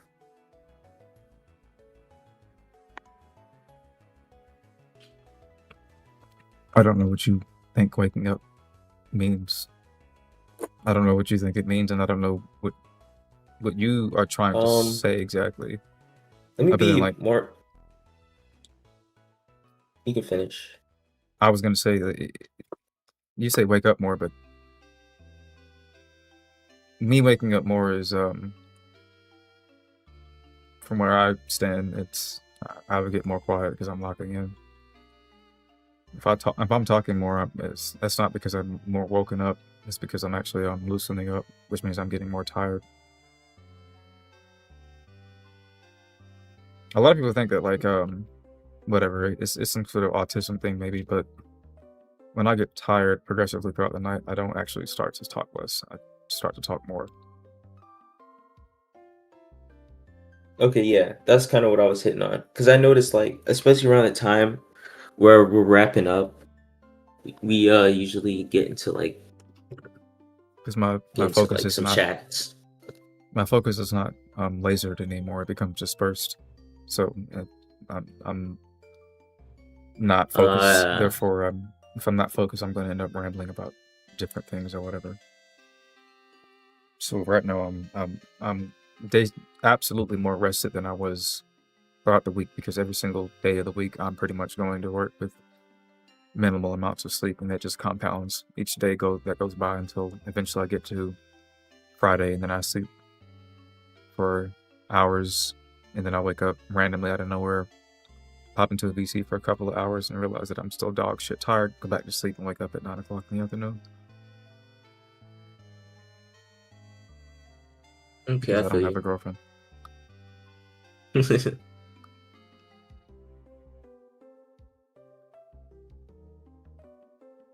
It's a good thing I noticed this because I thought the shot was weird, but there actually is a chair, a table, the scaffolding, a pew, yeah, a pew behind them.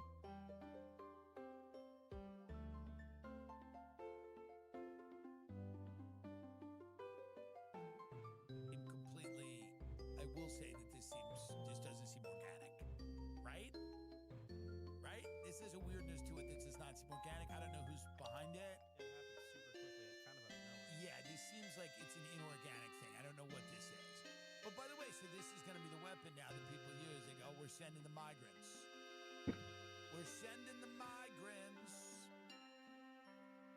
That's what I wanted to do last night at this liberal dinner. Lovely people, God bless them. But I want to do it with my really liberal friends in the Hamptons who have homes on the beach worth 50 mil plus. I want boats of migrants to storm those beaches. Can I do it? Get me Adelson on the phone. He can do it. What do you like? You want boats to come on the beach with the people? We have all of the people for you. We put them on the boats. We send them on the beach. I want that. If this can be done, I didn't even know that this could be done. This is like a new thing. So if I can pack boats with migrants and send them to my friends' houses in the Hamptons, while they're making these points about everybody being racist, I want the houses they live in surrounded by migrants. And I want them to be making these points, drinking wine and making a nice point, and they've got big beautiful windows that look right out onto the horizon, and all of a sudden you see the boats, and they come in and they're kind of like they're not paying attention, then all of a sudden they're paying more and more attention, and then you see the migrants just kind of crashing onto the shore and then surrounding the houses of my friends while they make these, but they go, America's so racist. I go, no, I know, talk more about that. I think these people are hungry. Maybe you should invite them in. Perhaps. But that would be great. So anyone that can make that happen for me, I don't know how we do it. And again, I'm not trying to sound insensitive, but I do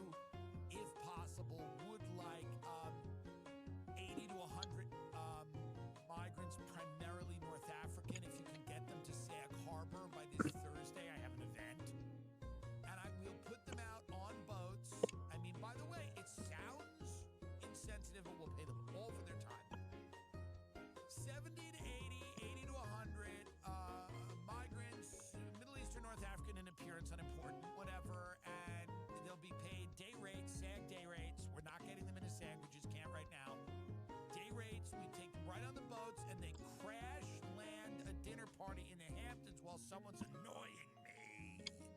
Come on! Think of how much fun that would be. And I go, well, actually, and they make some point about immigration or refugees, and I go, actually, it's funny you say that.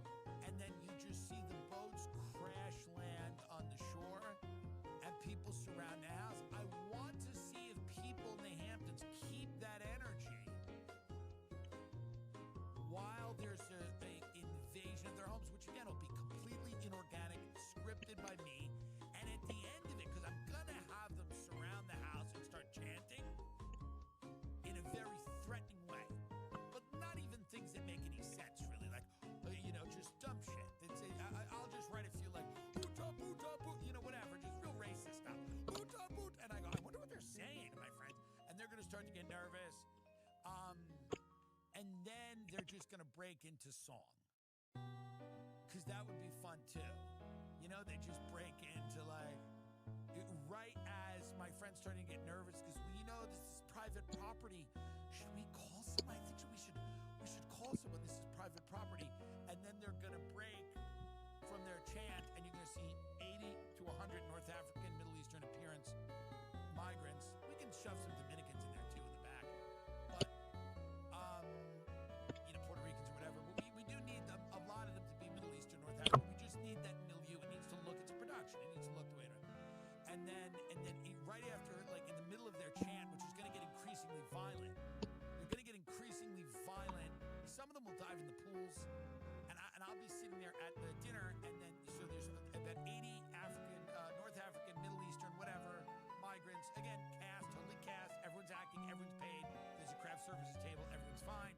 Stunt coordinators, it's production, it's fine. I'm not being any type of way. They storm the beach. I'm sitting in the Hamptons, and they storm the beach, and they're doing an increasingly violent chant. Maybe a kill the boer, which is the South African thing, whatever. They can improvise. I think I like in a production to rely on people doing improv, but very threatening and stuff like that. And then in the middle, right as it gets really scary, and my friends kind of just get up from the table, they're going to start the whole group of 80 North Africans start just going, bye, bye, Miss American Pie, drove my Chevy to the... And then my friends are going to go, did you hire these people? And I'm going to go, guilty as charged. And then all of them will finish singing American Pie, and then we'll start singing American Pie. And I think, so if Israel or Adelson or whoever could find a way to do that, I would really love that. Enjoy the week, everyone.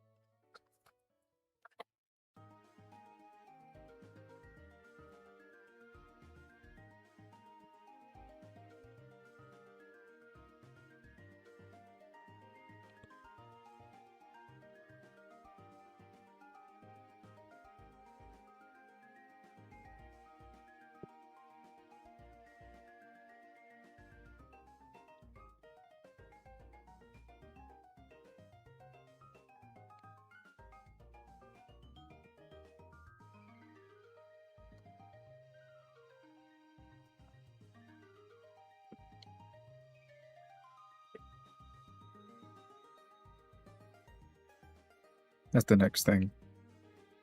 I never got a better background for that one.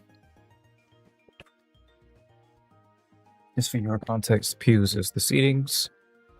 And when you look up at a ceiling and you can see like a perfect... Actually, I think I figured out how to do it. Let me see.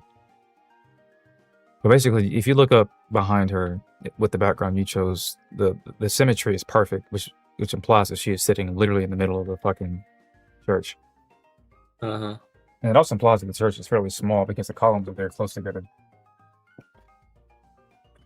It looks more like a hallway than an actual big, huge church.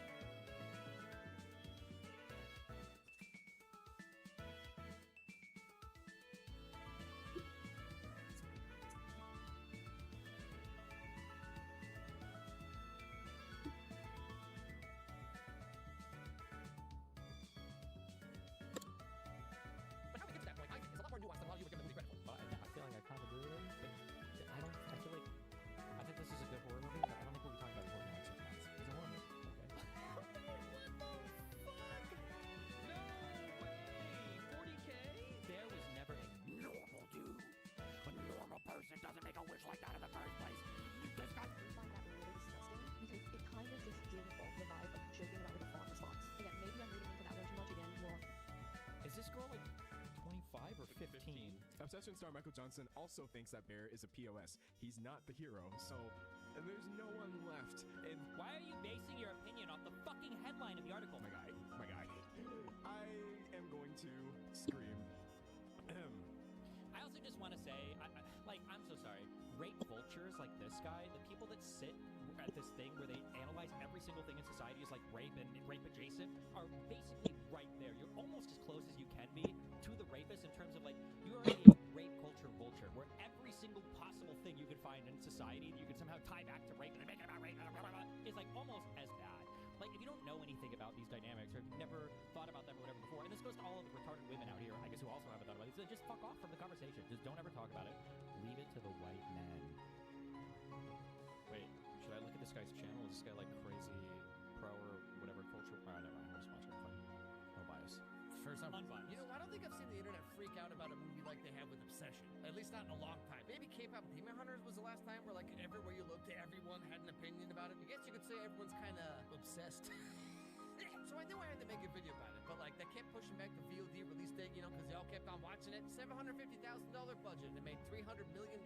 One of the biggest indie film success stories of all time. Now I didn't make a lot of videos about horror stuff, but I mean a semi-rom-com about a nerdy loser guy who gets the girl at the end.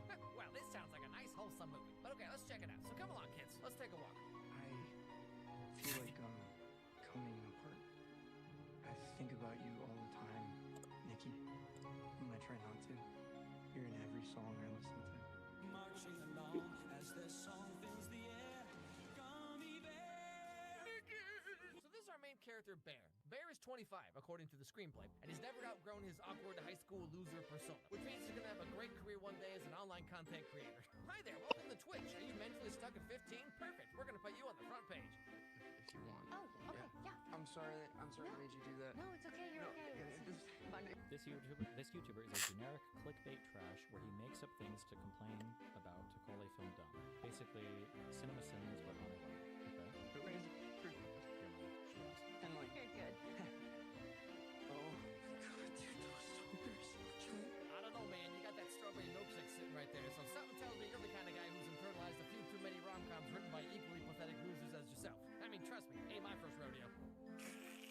So this is Bear's friend, Ian. I guess they're not really like friends, but they like work together. But anyway, Ian is currently trying to help Bear practice how to ask out a girl named Nikki, the girl of his dreams. Have you ever actually flirted with Nikki? Be playfully mean with her. Be mean to her. Playfully mean, yeah, but bring up freaky Nikki. And that will like take her breath away. Just say, Nikki, I think we should grab a drink sometime. Okay, so real talk, if you have to try this hard to have this kind of like game plan on how to ask a girl out, then like it's gonna fail, okay? If it's this hard, you've already lost. I mean, as What? Okay, hold on. This was an ad recommendation. Why? Why am I watching this? What are you hoping to get out of this? This guy seems retarded. Why am I watching it? I think he wants you to react to the video and explain why it's retarded for a YouTube clip. Really? Yeah.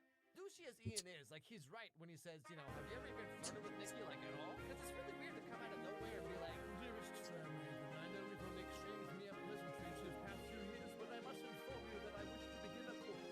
Bro, I just came over here far, okay? Anyway, so that night, Bear goes home and finds his cat dead. Apparently it got into his grandma's medicine or whatever.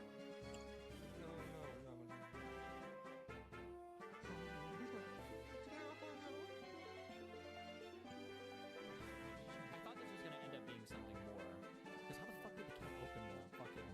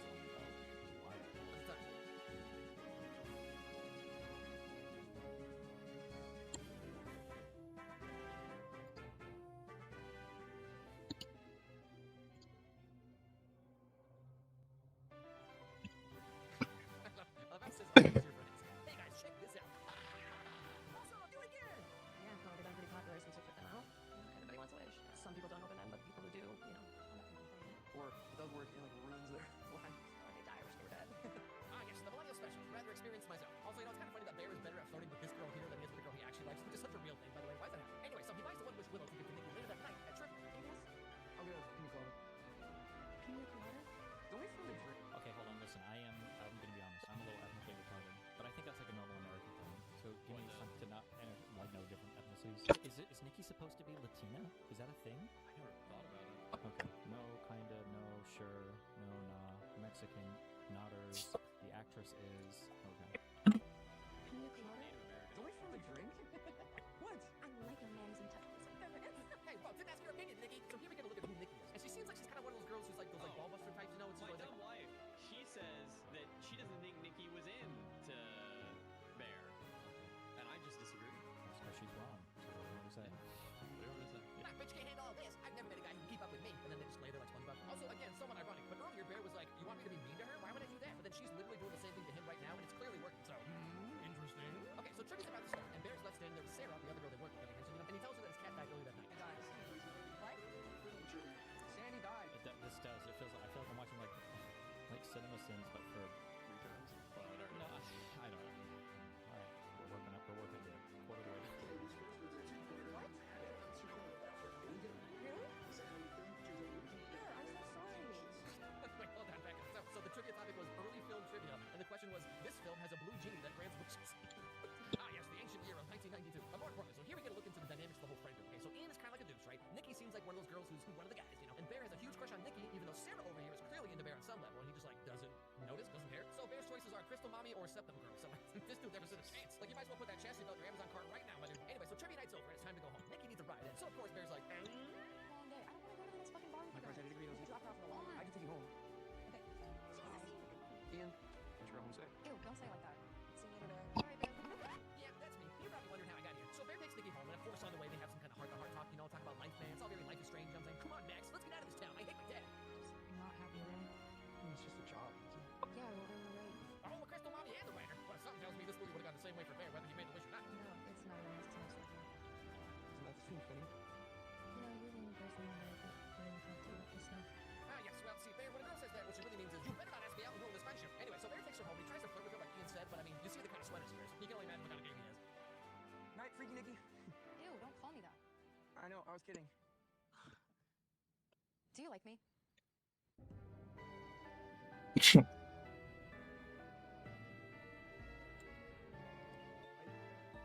I think we're good friends. What? My dude, she's leaving anyway. This is your chance. She says, Mama, do you like me? And then you say, well, yes, I do. Also, I well, nothing. I'm going to get a haircut, so don't worry. But alas, she says no when she goes into her house. One wish more. And your friends, right? One wish. Wish Nikki fell in love with you. Shredded. Okay, so jokes aside, up until this point, Bear was just a dude with a crush on a girl that he was too scared to talk. Okay, story of my life. He pulls out this $7 wishing toy. He's like, golly gee, I sure wish Nikki loved me too. But here's where everything changes, okay? Maybe you want to come inside? I mean, I did just lose my cat, Bear. You lost your cat? Oh, wait. I mean, you lost your cat. I'm so sorry. So as you can see, Nikki's starting to act a little out of character. She's saying things that don't make sense. She also demands to go over to his house and spend the night. I'm sorry. Thank you. Why? That's fine. And you know, to Bear's credit, he's not immediately jumping at the chance to take advantage of her or whatever. Like, he gives her privacy and space. He doesn't want to make it weird. He turns around when she takes her shirt off. And like, based on what people were saying about this movie online, I expected Bear to be this like horribly angry, misogynistic incel dude, right? But like, up until this point, he's just some super socially awkward loser who has a crush on a girl and he uses a $7 wishing toy that he assumes is not going to work. And then when Nikki starts acting like this, he's very confused and put off by it. What are you doing? I was just going to the bathroom. I don't know, Nikki.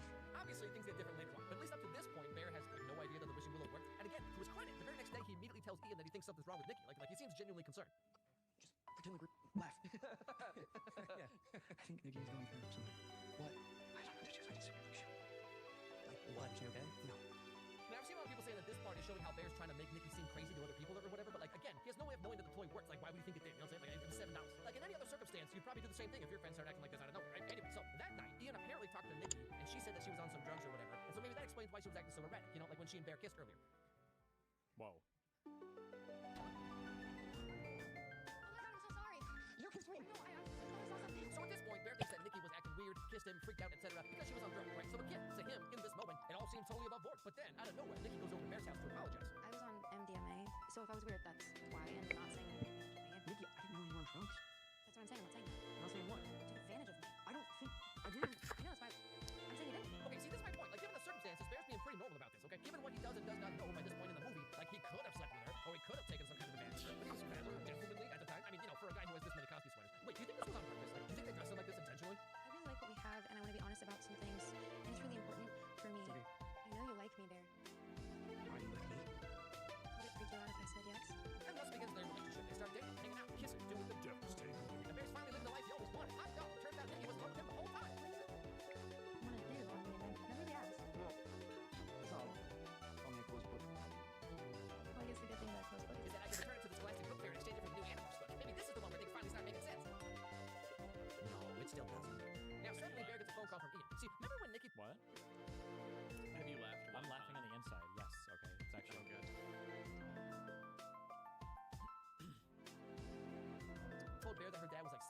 Did you like Obsession?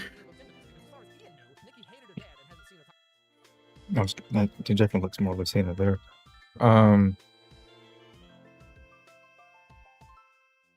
Yeah, I liked it.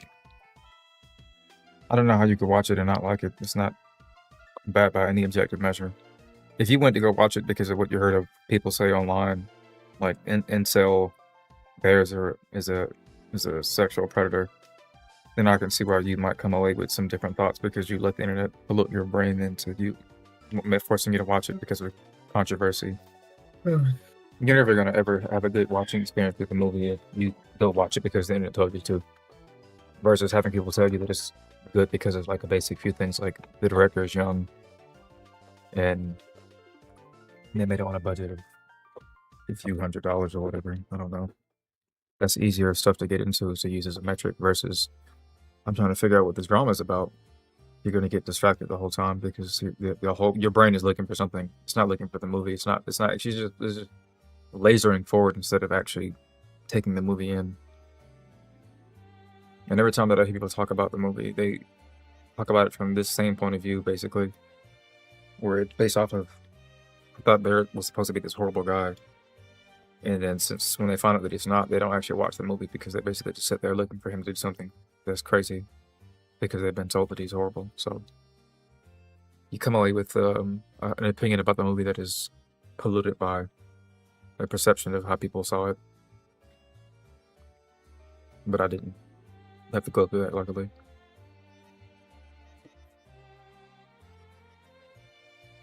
Can't say the same about Odyssey, however,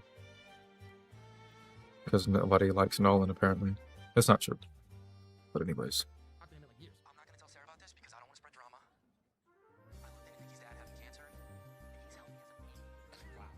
Did you like watch it in theaters or nope? What? Okay. Do you usually try to catch like trending movies like that? Nope. Like I said, I had two reasons to watch Backrooms and the other one, Obsession, and it's because the actors are young. So I'm interested in what younger folks can do, and actual directors that I care about, like Nolan and Tarantino.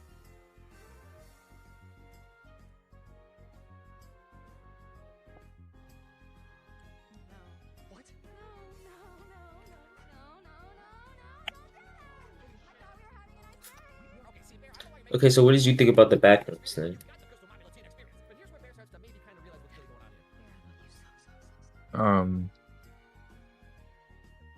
I thought it was interesting that it was told through this perspective of like mental health, basically, as opposed to what I would have did, which is some metaverse bullshit. So that was good. I think it was too easy, to be honest. Too easy to attempt to approach it from this sort of the Backrooms, the manifestation of all your psychological distress or whatever. That's easy. I mean, at the foundation, it gives you a lot to work with because based off of who enters the room, it gets more crazy or whatever. This kind of gets away from the whole level 1, 2, and 3 system, which is what the origins of the Backroom are about, is the progressive craziness as opposed to just random spaces you enter into. The movie didn't talk anything about like going into harrowing situations and having it get progressively worse as you explore it. Really, it's about the movie. The longer you stay in it, the more the Backrooms gets contorted to you. So it ends up being your own personal therapizing of yourself. So that's interesting for sure. I suppose in some sense I should be the sort of person who leans into that idea as opposed to like more metaversal principles about how who's watching us when they're watching us. Are they watching us? Or it's just us. It's just me. This is me watching myself versus me. Yada yada yada. But it seems like it's gonna be both because I kept hearing theories about how there was some sort of time displacement thing going on where one of the guys who was watching Walter, I don't know his name, the lead black actor, yeah, about how it seemed like there was some sort of time distortion going on but I'm not sure if that was legit or not. That was probably just somebody misreading the video or the movie. Yeah, I didn't really get much like of a time distortion vibe.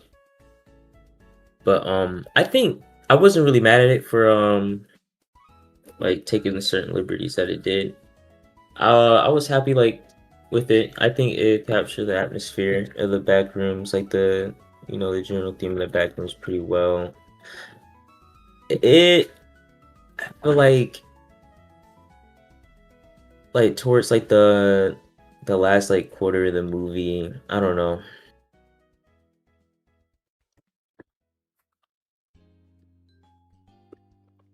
Yeah, basically whenever. I mean, I'm not really sure what you mean by quarter. As soon as it got to the living room situation, that's when it became like kind of peak for me. And I just 'cause the whole back room is supposed to be predicated off of like a sense of one part of it is at least is that it's based off of like a sense of nostalgia, and I think the living room. Uh-huh. I think people say that the Christmas tree area was like the most nostalgic, creepy part of the whole movie, and I definitely felt that. I tried to capture that vibe of like going downstairs. Or if you're poor, there's no downstairs. But if coming into the living room late at night or early in the morning, depending on whatever, and just sitting near the Christmas tree until the sun came up, so you can unwrap the presents or whatever, or try to figure out what's in the whatever. So that's what that whole vibe tried to capture, and that was interesting. But it looked more sinister because the room was colored like in this sort of dark reddish tint or whatever. Mm-hmm. But that's a once in it happens once a year. That kitchen is like, I don't know. That's my time period. Maybe some people who like modern people who don't like see kind of this kind of almost slightly 90s aesthetic, they wouldn't get it. But like that kitchen felt like it was something that I've been into many times. Like the fridge and all that kind of stuff, blah blah blah, whatever. But yeah. Once it got to that point, that's when I was more on board with the therapy thing was rectified when she got put into the therapy seat. I guess in some sense, that's when things kind of it came full circle. But then the chase sequence was a bit annoying. That's Um, that's what I mean. the I reason don't why really it was annoying understand. is because it was the only chase sequence throughout the whole show. Well, basically it was because as soon as they ran into an issue, it was instant death. I mean, we didn't see what happened, which is fine. We didn't need to see what happened, but it should have been more chases before that hand. There should have been more struggling. The first time they struggled, they instantly got destroyed.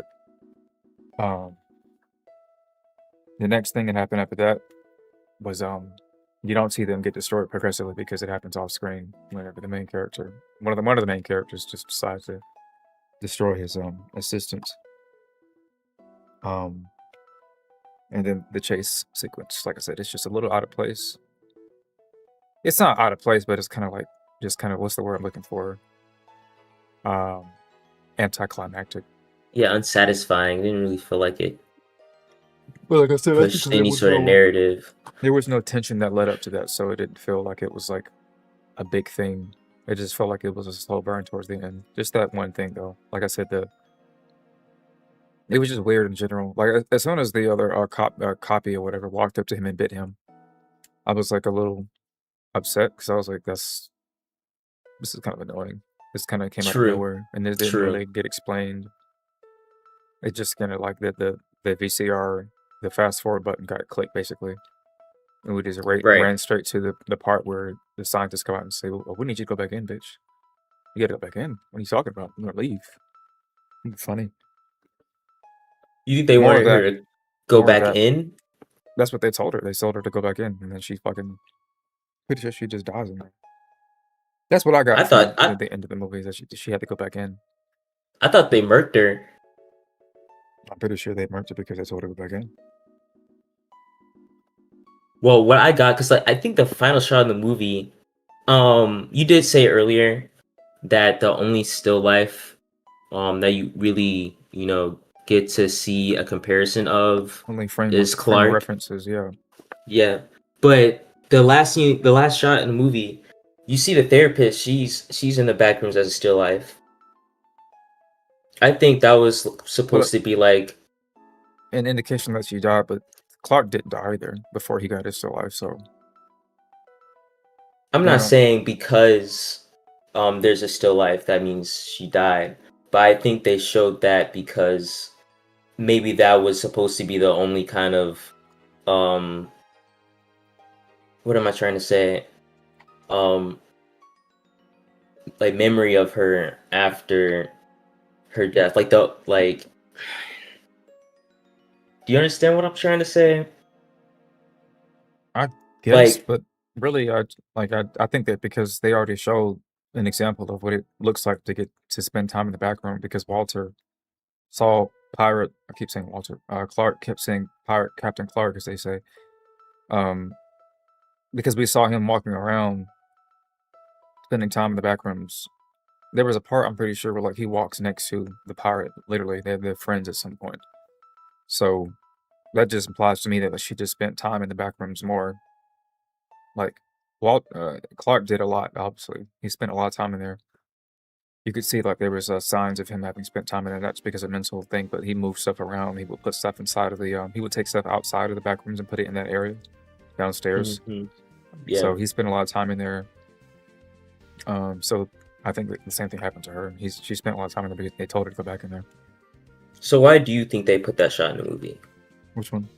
Well, because she, like I said, she just spent time in the back rooms, and we don't know what happened to her. She probably died because, yeah, she probably just got murked because she went in there and, like the original back rooms idea, if you are in there for a long time, you're probably gonna die. Yeah, I think what I was trying to say is after they murked her, they showed that shot because that's kind of the only. But what do you mean when? What are you trying to get at when you say that she was killed? I don't think that she tried to resist. And if she did, No. I don't. Okay, go ahead. No, I was just saying like she probably left. I don't know, Earth. Let's just say Earth without a trace, and they showed that shot basically as a way to say that's the only example of her like ever existing left. Like that's the only memory of her is the memory of her in the back rooms, or how the back rooms remembered her. This seems a bit disjointed to me, this analysis. Like I said, Clark is in the back room. We see one because he spends a lot of time in there. How does she get a copy? It can't just be the fact that she just died. It has to be the fact that we already see the principle at play. All throughout the movie, he spends a ton of time in there. The other characters don't have copies because they died too quickly, and they didn't really explore the back rooms. And they had no sort of psychology to unravel or whatever, because they all instantly died.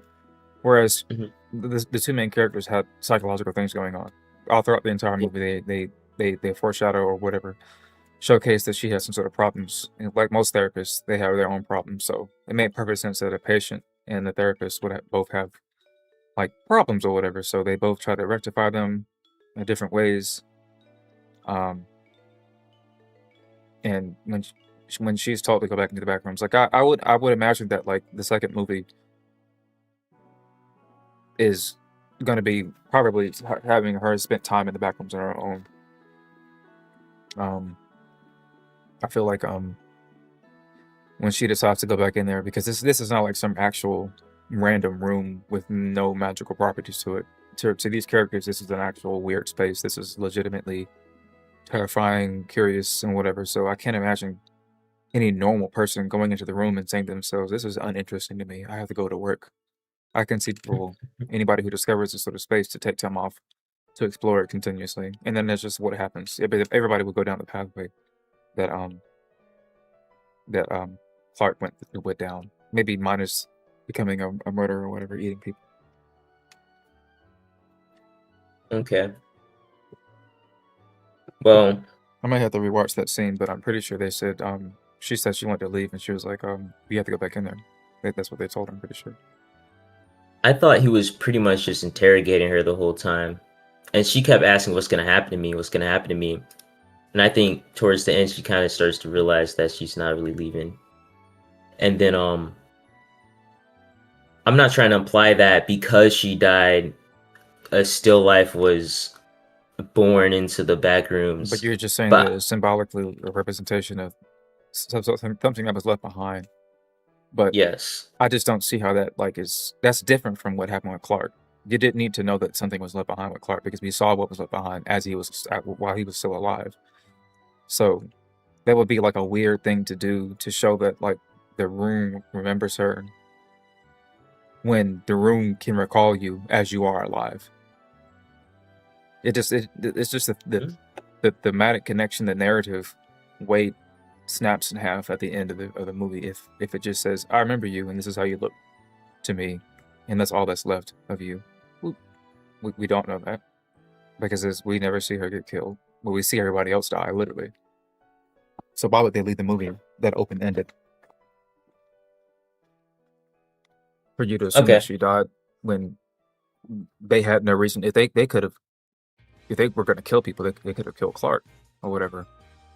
I feel what you're saying. I guess it is kind of a leap to make that sort of conclusion. Like they never approached Clark. It seems like they were confused by him and all that kind of stuff. It seems like so.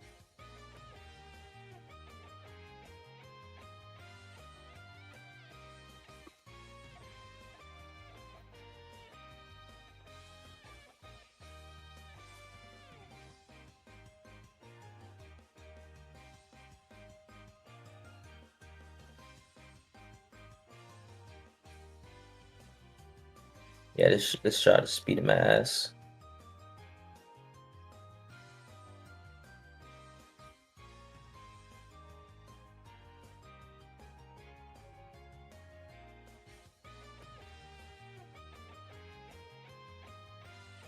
In my editing obsession. No, I've already done that. I usually don't repeat stuff like that unless it's a big deal for me. But I have. Oh, thank you for the jewels or gems or whatever they call it. I'm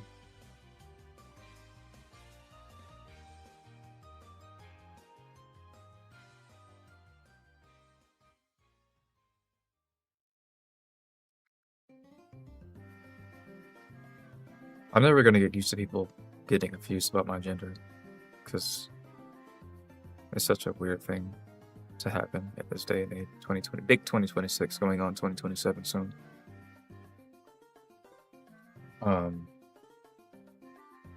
no, it's just at the top of the corner of the screen because it's a video that's playing in the background.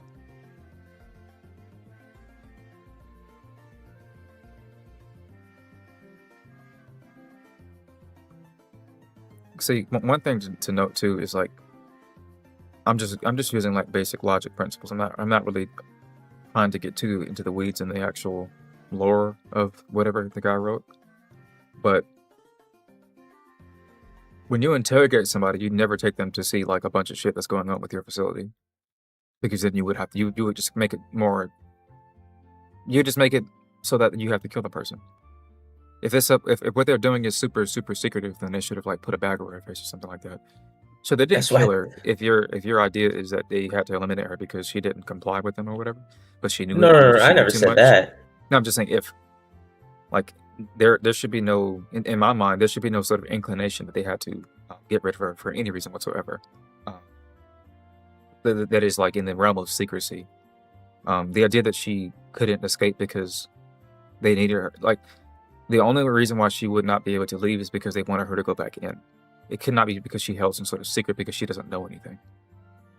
And it's not like they're the police who's looking to see if, like, were you aware that that Clark did this? No, these people are probably like completely off the map when it comes to like their authority levels to do anything legally or whatever. So Okay. it just doesn't make any sense for me from where I sit for them to kill her. Let me ask you this then. Well, if they have because there's multiple examples in the movie of them having other people, I don't know whether or not they're professionals, but people affiliated with whoever's in charge with investigating the back rooms investigate the back rooms. Why would they have her investigate the back rooms if they have other people to do that? Are you saying that they send her that they kill her because she tries to escape the room, or cause like my stance is that she just dies in the room. Now No. you can say they murdered her because they told her to go back in and they forced her not to go back out. I'm But saying they murdered her because they don't want her to, you know, leak any information about the back rooms. You but that's know, what I'm saying like though. Is like that doesn't make any sense. Clark got to leave without any problem. Like why that would they is just let true. him leave? He That left is true. repeatedly. They never contacted him. It seemed like to tell him, "Don't do this and that." That would have been a big thing if they did that. I'm not saying it's impossible that they would have never did that, but So why didn't they pick up Clark then? and then also, it makes no sense to the backrooms is a concept that you can't explain to people to begin with. Like you can't walk up to a Yeah. random person and tell them like that's not how like a secret ops works. Like secret operations, they don't care about you finding out about them when Yeah. in a lot of cases, if you don't have any authority to like get a lot of people to believe what you're saying, then you're harmless. Everybody's committing crimes on a consistent basis almost all the time. Some very egregious. And the government can sit there and watch you the entire time. And it's not a problem for them because until you get to a point where you actually can cause real damage, they will just sit there and watch you until you do anything that they find highly unproductive with their operations or whatever. So they did this one random therapy woman had to be murdered because she knew too much or whatever. It doesn't really seem to stand the test. That's my opinion. I think she was murdered because of the basic principle that she wanted to leave. They didn't let her, therefore she was killed under those circumstances. Not by them, but by the room. I still understand why would they force her to go back in anyway? Because they can see they can see the effects of what the room does to people. They can get a different view of what the landscape is for what the room is capable of. Why would they send their own people into them when they're all a part of the experiment? Good help is I'm sorry to use you as an example, but good help is hard to come across. You don't want to send your top men into a room, otherwise you're gonna be abducting people to send them into the room, which is obvious what you would do. You wouldn't abduct people who are a part of the experiment in terms of running it. Logistics is a big thing. You have to say, okay, these people are in charge of tracking this thing. These people have these suits, and what they do is they run tests on this thing, and blah blah blah blah blah. She didn't want to become probably a part of the program of like helping analyze the situation. And why would you want her part of the program when she doesn't have any qualification to even do it? So don't recruit this woman in terms of that. She needs to be a tough subject instead. Because what qualifications do you have to be in a yellow hazmat suit to actually go out the rooms in a particular manner? Well, you don't have any qualifications, but you don't want to be there. We can't force you to be a yellow hazmat suit. You're going to blow up operations and get our people killed. So I'm not going to use you as like we're not going to recruit you through legitimation. We're going to recruit you through an experiment where we basically force you to go back into the room. That's the best you can do for you. You're already in there. In the room, you've already been exposed to the room. You already have some sort of proclivity towards the room. You don't even want to leave to begin with, I bet. I bet some part of you wants to go back in there anyways. So that was pretty easy to get her to convince her to go back in there without them having to struggle. Notice how she wasn't killed immediately. Because she knew that some part of her wanted to go back in there anyways. I thought they didn't kill her because they wanted to question her. Well, they had to start there. But like I'm saying, like she could have easily. Why don't we see a part of the movie where she tries to escape? Why would she try to escape if she wouldn't try to escape because the room is calling to her. It's like it's an eldritch monster type of thing. It's calling to her. Anybody who enters into that room and they have some sort of psychological issues, they're gonna feel like they're being pulled towards that room.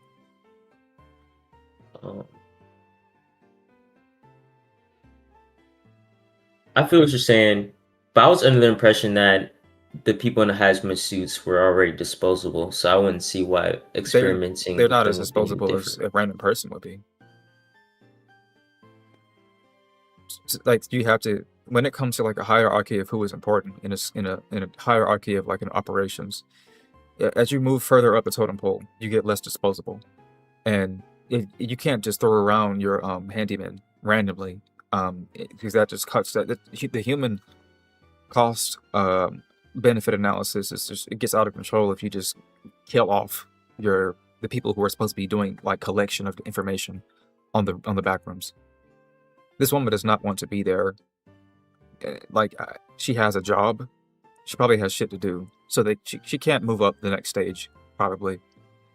So she has to be relegated to doing the groundwork of exploring the room. In the event that like I'm trying to think of what your stance is again, because if you're saying that like she was actually just, but they just silenced her because they didn't want her to divulge anything about the back rooms or their operations.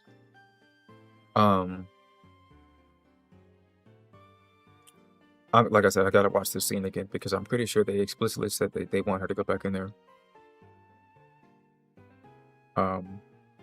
Petro says, is Sly here? Sly was here earlier, I guess.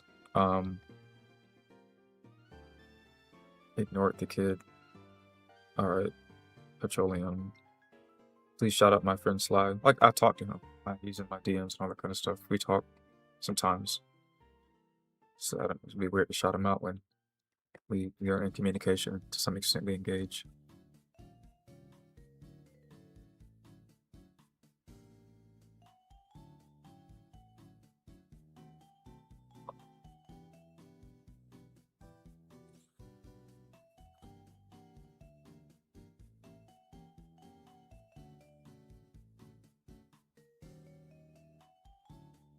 Yep, so when it comes to running like a business or an operation, you need your people who go out and do the diagnostic stuff. They need to gather data for other top scientists to start to analyze and run experiments. In the event that that woman would have been useful, she would have been somebody to help, I guess, therapize people who have gone through the back room to keep them stable so they can go back in there again and again and repeatedly. But they probably already have somebody for that.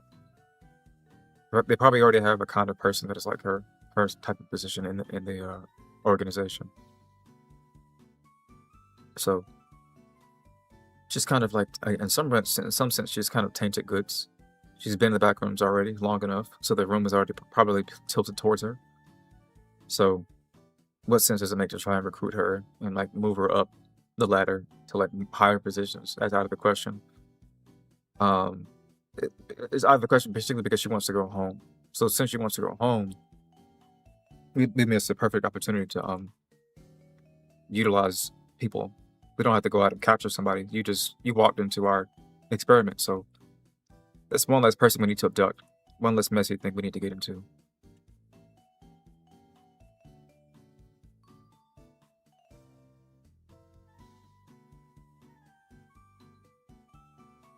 Okay, I feel what you're saying.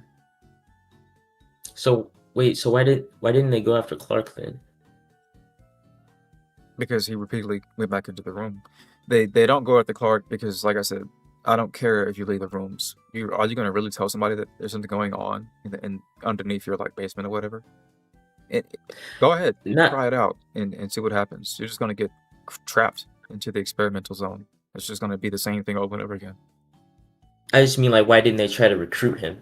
Why didn't they reach out to Clark? I don't think because Clark he was mentally unstable. That's it? So they just let him do what he does? Because why would you want him to be on the team when, like, in my best scheme of me trying to further my operations, I don't recruit anybody that I have to train for what I'm doing personally. I want to be in the same space as other artists who are similar to me. They possess my exact same skill sets, or are very, very, very good at one particular skill that I have. That they're way better than me at that one skill. I do not recruit anybody who has some sort of problem because they're going to be what is called what's the word? There's a word for this. We use it all the time in like job culture or whatever, but it's a liability. You lose more money, you lose time, you lose energy with that kind of person. And that is precisely what you'd expect from anybody who finds themselves walking to the back rooms on their own. That is a liability. Because the room has to be, to some extent, contorting how people's brains work as they explore the room, because they're not just going through a room running into certain conditions that may scare them, but the room is uncanny to like a psychological extent that is like the sort of thing that we do when we do sensory deprivation, torture on people. Sensory deprivation of all sorts, no sound and no like different color palette. So when we stick somebody into a white room, for example, that's not just sensory deprivation on the level of no sound, but that's also always one color the whole time. fluorescent lighting, when you stick kids in schools so they can pay attention, notice how there's never a point in any classroom where the lights are off. In fact, it's like a bad thing to turn the lights off in the classroom. Because almost all the time what it'll do is signal that it's time to go to sleep. This is the quickest way to put a kid to sleep is stick them into a classroom that they don't want to be in, and then shut off the lights. They will get the best sleep of their life. Because fluorescent lighting is designed to keep people attentive and awake. And yellow lighting is designed to keep people sick. Actually, you probably don't think about this, but yellow lighting is like the kind of lighting you see before you die. It's the way that light looks when you're like in your last days of life, or when you're really sick. Because like white, the white part of light signifies like I'm not gonna say health, but it signifies that that's the default state. But if things are yellow, that's dim. And when your visual periphery is dim, that signals like you're probably like on your way out in terms of like how well you can see. Yellow has this sort of nostalgic nature to it as well. I think when Sam Altman was trying to generate images with his ChatGPT thing, he designed it to put out this sort of piss yellow filter because it has a sort of retro thing going on where it makes the colors look a little washed out. So the background is really good at that sort of aesthetic of making things seem old. And when things are like old and in memory, it means that you're not present. And if you're not present, you're not really living. And that's kind of like this sort of psychological thing where you're not actually in a mental state that is healthy. If you're like, nostalgia is a kind of mental illness in some real sense. To be not present is to be fairly mentally ill. That's one of the best things you can do when it comes to healing yourself and with any sort of mental illness is to be more present. It's called mindfulness practice. So the first thing to teach you in mindfulness is to be present. The backrooms, literally, it preys on Clark's past insecurities. It preys on the woman's past insecurities. So I'm not going to recruit people who are damaged goods in that sort of sense. You're just a disaster waiting to happen. All right. But because they've gone into the rooms already, it's already too late. They've gone into the rooms and they've been exposed. It's like radioactive material. That's the way that I see it from a not like purely based off of what I've seen in the movie, but just from a logical point of view. Okay, so you're saying by the nature of the backrooms, because he explored the backrooms, he's unfit to be recruited. Yeah, you don't want to walk up to a guy who's that arrogant and be like, "Can you help us like research the room more?" Because he's going to be like, "I'm doing my own thing. I want to find out what's going on with this thing." That's just a loose cannon. He already displayed that he was like that to begin with. He killed his coworkers. You want to recruit somebody who killed his coworkers? Okay, what I was gonna say was, how would they know about his mental condition? Because they pretty much knew he was in the backrooms since I want to say day 1 or day 2, before he really exhibited. I would have to assume that they saw him kill his assistants. They saw him kill. I think if you can see somebody kill anybody at any point in time at all, you can assume that they have a baseline mental illness to some extent. You should not want to hire people who kill people under circumstances that you don't actually agree with. Like, it makes sense to assume these people are like villains, so they don't have a problem with killing people. But a villain always kills for a general purpose. Clark, he either killed somebody because he was already insane before he went into the rooms, or he became more insane when he went into the room, or both. That's just not the type of stability you need. If you see the guy repeatedly, willingly go into the rooms on his own, taking time out of his day to do that constantly, then he is on and off and doing his own thing. There was no real difference between him and his clone or whatever. They had to have seen him in the maybe they didn't see him, but they had to have witnessed to some degree any sort of evidence that implied that he was like doing crazier things other than what we saw. Evidence that he was cannibalizing people. Evidence that because he had that woman's head in a fridge. That wasn't like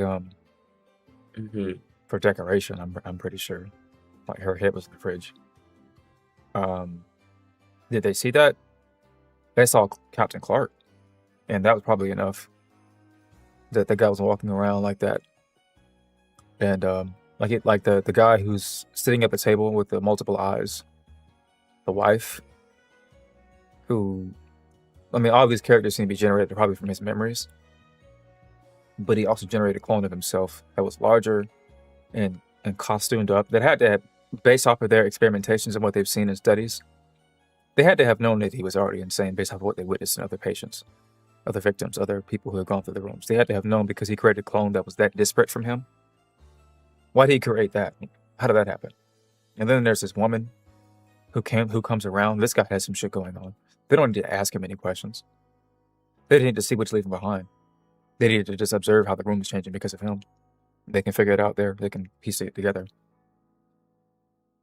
The room didn't change too much when she went into the chamber, so they have to ask her directly to her, "What's going on? You got to go back in. No, you don't want to leave." Like there's a good way to suggest that probably at some point they approached Clark and he went back in on his own. So that, I wouldn't say that's a recruitment. That's just them giving him like a subtle nod. Okay, we're gonna be watching him when you go into the room, so go back in there. I found that a bit hard to believe because he was surprised to see Clark in there walking around with his clone or whatever. There was a point in the movie, like midway through, where like one of the scientists sees footage on the screen of him in the room. Like, this is not at the beginning, this is like towards the middle.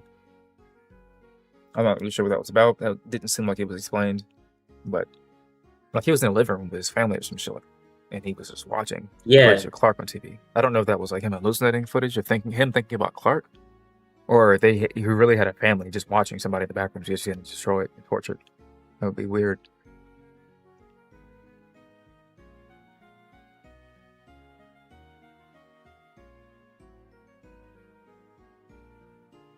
Well, is there news of there being backrooms too? Yeah, I'm pretty sure he said he wanted to explore like more of the idea in subsequent movies. I'm pretty sure the director said that in some sort of post somewhere, article. It would be stupid if he didn't, because there's a whole culture of the idea of, not even that it popped off, but it's like he made that when he was 20, and he basically worked himself up into that point. The idea that he like spent all those years just to make that one movie, when it wasn't even that much, that would be insane.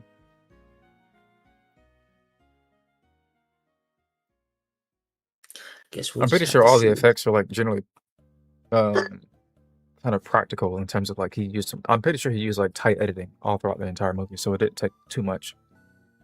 I can't imagine the amount of money that was used for that movie was too far ahead of what they used for Obsession.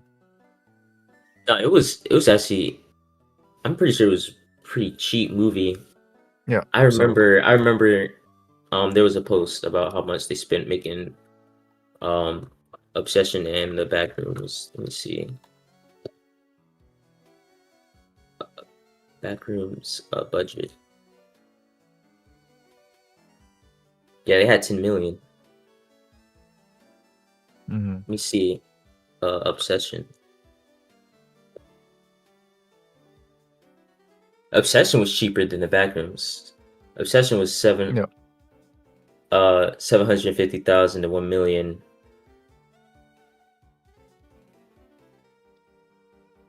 But I guess that about checks out.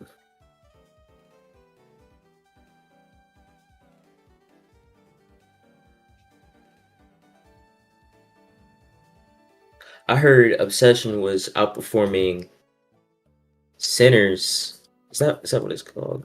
Mm-hmm.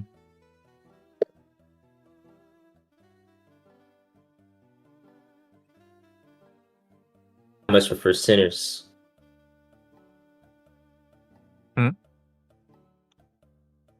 Are you familiar with the movie? Yep, Sinners. Yep.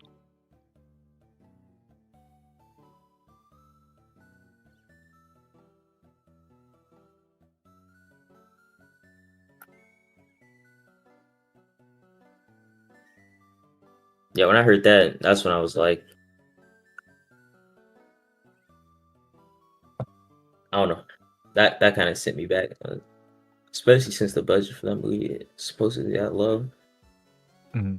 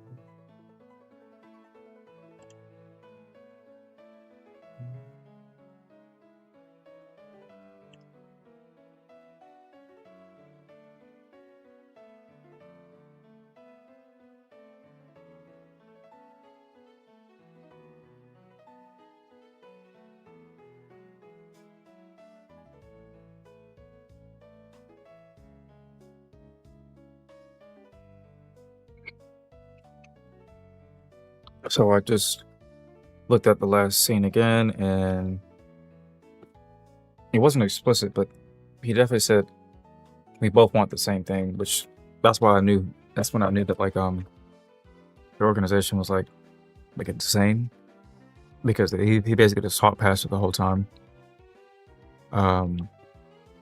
They weren't particularly like super secretive because he slid her a pamphlet of what they used to do.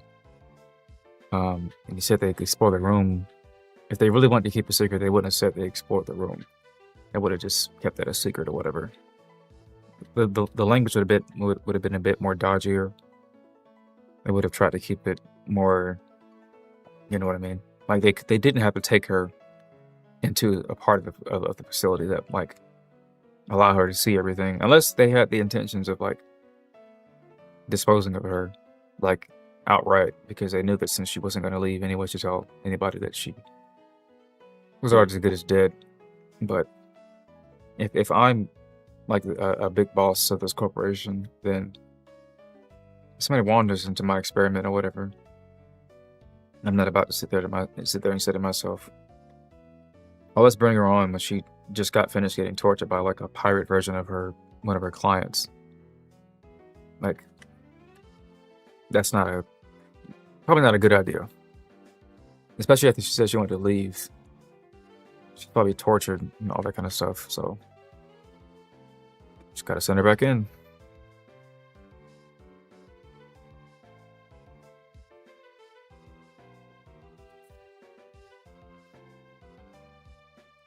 They flashed different shots of the back rooms that revealed her room, or parts of her room, her house.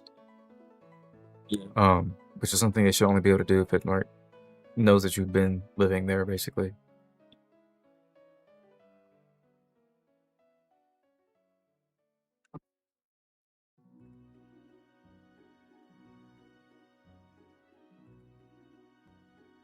I think once I finish this Rudy shot, I think I'm gonna call it a night. Okay. I think I know how to make this work.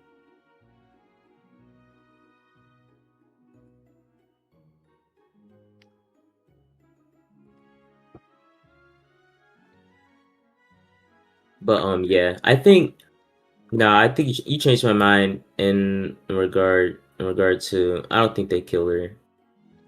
Not so much anymore. Just primarily because yeah, why would they kill her and not Clark? The only reason why For they one. would is because she tried to leave. But like I said, that's not them deciding to kill her because she knew too much. She didn't know shit. Because she was gonna tell people about what was going on. It wouldn't matter. I mean, yeah. I mean, Like I Clark forget literally told I forget her how many about the times this bad guys. happens. They're like our own government, but like our government doesn't care about people telling people like deep dark secrets, because those people just get labeled as conspirators all the Right. time. Exactly. So some random psychiatrist is not gonna leave some big issue with what's going on. Mm-hmm. Yeah, this works, I guess.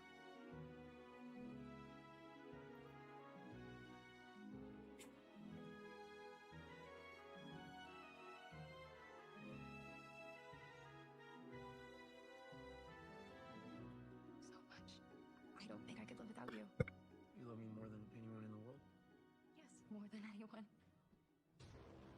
Now, okay, up to this point, I feel like Bear has plausible deniability. I mean, there's no way he would have known that cheap boy would work. He was genuinely concerned for Nikki the day after it started, and he refused to take advantage of her even when it was like presented to him, right? I mean, she kissed him after all, right? Now, right here though, at the halfway point of the movie, he does finally start to realize that the wish actually worked. But like even then, like literally every rom-com is about trying to find a way to get the other person to like you, or you manufacture a meet cute or whatever, right? Like I've seen some internet comment threads where it's like he only saw her as an object and wanted to remove her autonomy. That's why he made that wish. But like he didn't wish that she would do whatever he wanted, or I wish that she would become obsessed with me and me only. He specifically wished that Nikki would love him more than anyone, which is literally what everyone who's ever had a crush wants. Like every single fanfic about like, golly gee, I sure wish One Direction would kidnap me and fall in love with me all at the same time. Like as if half the girls who saw this movie haven't wished the exact same thing before. Hello, it is I, Willem Dafoe, from the movie The Lighthouse, and I've secretly been in love with you for years. Like, you have to look at the context, okay? If Bear had gone to the store specifically and been like, hey, do you have something that'll force a girl to fall in love with me? Or if he, like, searched on the internet for some kind of, like, weird ritual that's gonna make anyone fall in love with you, then yeah, that's some funky stuff, man. Or, like, later on, we find out that maybe Ian and Nikki have been hooking up, right? But Bear doesn't learn this until the very end of the movie. So, like, for example, if he found this out at the beginning of the movie, and he was like, oh, so Nikki's just some slut that bangs every guy except me, huh? Well, I'll show you. Then yeah, he'd be like some misogynistic incel. But for at least half of the movie, he has no idea that this would work. And in fact, he's concerned for Nikki when she does change. To me, at least, it totally seems like a fanfic or whatever that he thinks would have no way of actually coming true. I'm not saying Bear is a blameless innocent victim, okay? But I think some of you are a little too quick to attach motivation and subtext to this character that is not based on the movie. Like, it really seems like some of you want him to be a horrible, incel, intentionally malicious guy, regardless of what actually happens in the movie. Even the guy who played Bear himself said this about the character. I never thought of Bear as a villain, but what really drew me to the story was the gray morals of it all. Bear has good in him and has bad in him. Like all of us. I do think that he leans more towards bad in a lot of ways. Fully the antagonist, though? I don't think I would say fully, because the key thing is he didn't know that the wish was going to work. Sure, his desires were incredibly selfish, totally, 100%, but he didn't know the wish was going to work. And you have to assume that this guy was in close talks with the writer director of the movie the whole time. So basically, both of them are saying that Bear is meant to be ambiguous, and you all are just over here like, meh. Like, are you all equally upset about the Disney Channel original movie Zapped or 16 Wishes? Because fundamentally, these are all the same movie. Like, remember Descendants 1 now cast a spell that made Ben fall in love with her? Where's all the Reddit threads about that? I don't see no 2-hour video essays. You know, I made a video years ago about the show once. Okay, I'm sorry. I love you. This is my take, okay, on this whole thing. Is, and I know it's weird because they use like dating as the vehicle for this horror movie. I don't think that there was any deep commentary on like dating or gender relations or anything in this movie.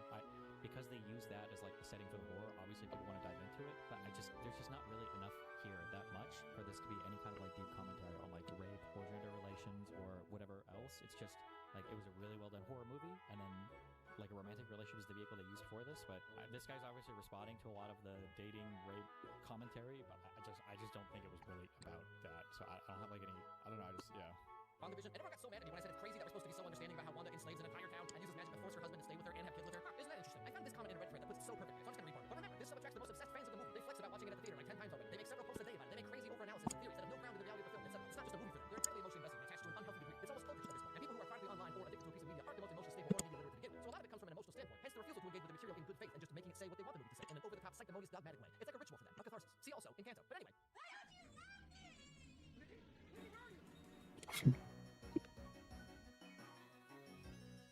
Of course, I have a friend that keeps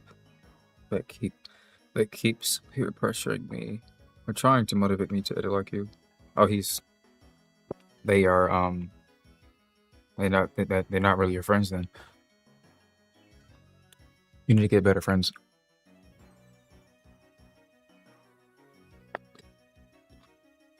I wouldn't wish what I do to my worst enemies.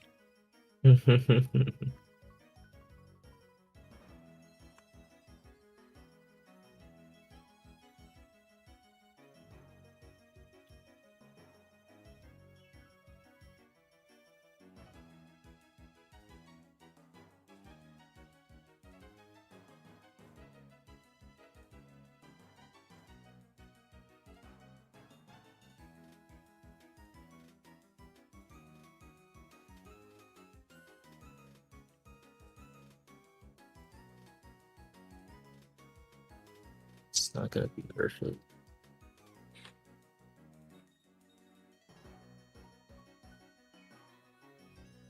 Because I recently started getting good at editing. Well, I'm not really sure what people think that I do. I have a lot of guesses because I've seen people say things like, "Oh, you must have a very decent range," and then that means that they don't see the editing at all. They think somebody else made it. Maybe somebody else is the editor. Somebody else is. There is no editing at all. It's just all ripped from the anime. There's no actual theory of mine being put into it. Like I usually say, I'm not really spending a lot of time editing. I'm spending a lot of time thinking. I think the time I spend trying to figure out how to solve a problem is astronomical compared to the amount of time I actually spend editing, because most of the time I spend editing is just me tracing characters and trying to get my computer to stop crashing. You don't need to learn how to get a computer to stop crashing, because if it keeps crashing, you just need a better computer. So you need to get a job to get more money to spend on a better machine that can prevent or bring down the number of crashes down to a minimum amount, a tolerable amount, because the computer will continue to crash no matter what. But the vast majority of I, I don't know what people are doing when they make most of what they do in general, but a lot of what I see, what people produce, is like this sort of one-off thing on occasion. On occasion, like I'm watching this video in the background, listening to this video in the background of a guy doing like a review on the Backrooms. That's so straightforward. Watch the video, watch the movie, and his commentary is meta commentary, because it's not about the movie, it's about what people's reaction is to the movie.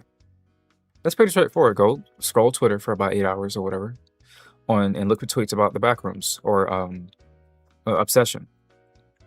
And that's there, and then write out your thoughts and responses as you watch the movie, so you can respond to what people have said about each scene in the movie. It's extremely straightforward. That's not what I do in my videos, because it has to be. It's like I look for maybe I'll scroll for TikTok, Twitter, 4chan, Reddit for a couple of hours to like merge ideas, maybe. But like, if it's like Twitter is any social media thing, is you see 8 comments, you see 10 comments, you see 20 comments. These are all sentences to put into your meta commentary video or your commentary video. You can flash the actual text that they use in their tweet or the 4chan post on screen and pontificate about it endlessly. You can't do that with my editing, because it's a single line from a movie from the 1990s, and the audio quality is in a room somewhere, where actually it's in a car to make it even worse. It's the audio quality that you get from a movie from the fucking 70s or the 80s, and it's inside of a car. It's not enough to say that, like, it is not enough that the line is so weird and jank compared to the next line that precedes it, or the one that comes after it. If these are 2 different lines, or 3 different lines from 3 different movies, you have to make that make sense. But there's also an issue of quality, because if one of these lines is from the 70s, another one is from 2010, and then another line is from a fucking random meme video that you found on like Tumblr, that's 3 different audio quality sources. And what the lower level editor will do is they will say, I don't care. In fact, they won't even say that. They just won't even acknowledge that there's a big difference between these 3 different sources. It will never occur to them that this is actually a bit of a weird problem. This is obviously edited. When somebody says, I see the potential in your editing, I'm guessing that means that they see the potential for you to get to the point where you actually can see the issues that arise in editing, and you don't spend just a few hours trying to figure out how to solve a problem. You start to spend a few days, a few weeks, a few months, a few years. That's why most movie directors spend, years on their movies, is because, like, I think Nolan spent like 7 years on Oppenheimer. He spent probably, I think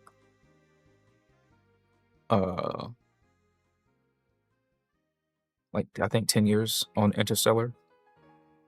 I'm not saying that like a video on YouTube should get to a point where it takes 10 years to produce, but I've seen what people do. I've seen what people edit before we had AI, and people will hear that word and feel grossed out and creepy, but the word AI, or should I say the word algorithm, has ended the word AI, or the letters AI. You can find the letters AI in algorithm, because at a basic level, every single video editor is actually a machine that is powered by algorithms. It's data. I suppose I should separate the term generative AI from regular AI, but when you do this thing called content aware fill, that is a weak version, stupid version of what we currently have. It's not smart, it's dumb AI, as opposed to smart AI. Like how you have a smart TV versus a dumb TV, I guess. All this is suffice it to say that one little example is there's a Vine that I made 2016 when One Punch Man came out, and I let me see. I might be able to find it on the new Vine site if I can get back to it, because it's a shitty little thing right now that, oh god, is it Divine with a there we go. All right, those loops. There it is, right there. What is this? Oh, I put this at advance. Posted when 2000 and did they show the date anymore? 2015, November 19th, 2015. And basically, all throughout this video, I'm masking it by hand. Definitely not as precise as what I'm capable of nowadays, but I masked the debris, the rocks, a lot of the rocks you see individually. That was only for like the first 3 seconds of the video. It's a Vine, so it's limited to 6 seconds. I spent 30 hours on just the first 3 seconds of the video. I spent 30 hours on a 6-second video. And that was in 2015. So there was a point in time where, yes, you were going to probably spend a year on a video if it was in the realm of editing that I'm known for.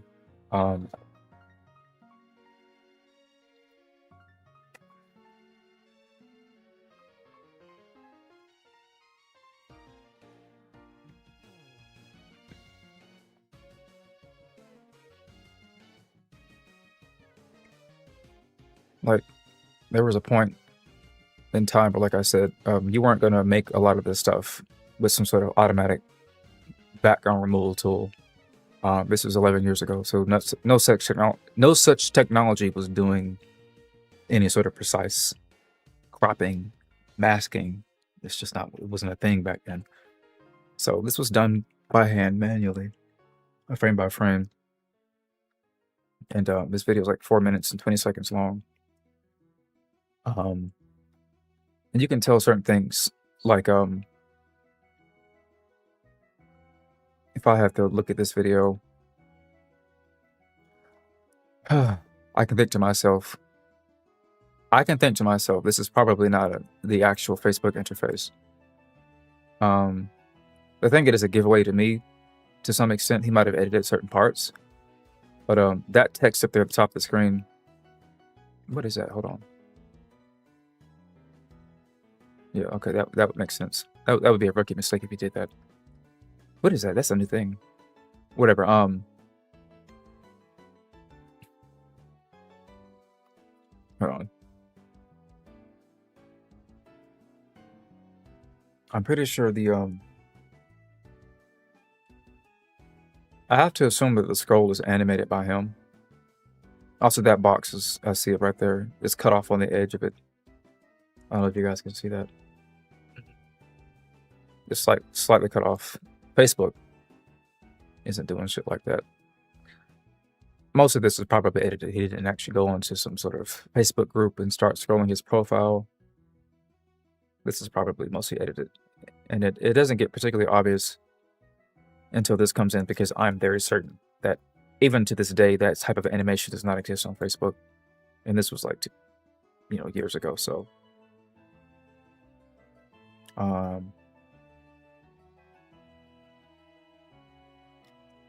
Like, she's casting a shadow right there. I might have to think to myself that, and there is another shadow right there just now. Right there across the ground, right? They're both casting shadows, these two characters. So this entire room was like redone by him without content aware fill or object removal, all that kind of stuff. It was done by hand. Let me see what else I can find. Is she on a different field of depth? No, because she's locked up against that the border of the flooring here. So if she were on a different field of depth, then her zoom distance, her zoom speed would be different from hers, but they're basically all in one image. She's on a different layer, most likely, in terms of like being disparately across the floor. Maybe, I'm not sure. Probably not, because it would be a little weird to pull off, hard to pull off. But like, I know people ask this question a lot. People get into their head that like a lot of this stuff is like green screening, and it's not. Some of these elements that you put in the video are a bit too odd to be looking for stuff to put into a green screen.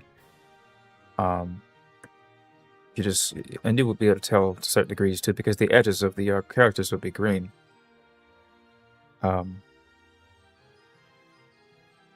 from what I can see, there's not a single green outline of any of these characters, so none of this was green screen. This was all manually masked.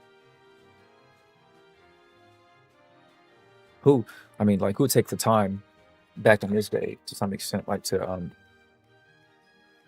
go spend time. I guess it would depend, but like, who would go look for a green screen when you have the ability to actually make your own? And this guy clearly has the type of skills that like consistently currently outclass what we currently have today. 11 years ago isn't that long for me, but some people still don't make stuff like this on YouTube currently or anywhere else, because it's a lot of work, it's a lot of effort. So I think people get the idea that like most of what I put out personally is very simple in presentation. It usually is just one source or whatever. You only see one enemy on the screen, maybe another one. But I think in 2023, especially around the latter half of 2023, is when I pretty much got to a point where I had people who could help me make stuff like this, and then I knew that I would try to go a bit more all out, because my main limitation with making like advanced scripts or like more complicated plot lines it's not because I'm a bad writer, it's because I spend too much time editing. So if I can spend less time editing and more time writing, then I get to have a more interesting idea. Editing is a simple thing to do if you know what you want to do, but it's the most difficult thing in the world if you like are some sort of half-brained person who just has like a very overactive imagination that you can't put pen to paper on. Fortunately for me, it is the case that before I started editing a lot in like 2010, maybe not 10, 14, 15, I was doing a lot of drawing, and I made a lot of comics. I made a lot of characters. I have binders and books and notepads of different concepts. So I think people skip that part. They skip the part of being like an actual legitimate artist. They just skip straight to the and I'm not just talking out of my ass when I say this. I look at a lot of people's work that they submit to me, that they show me, and you ask them the question, what is the inspiration to this? What are you trying to do here? And they can never give you a straightforward answer. They will almost always tell you about a feeling.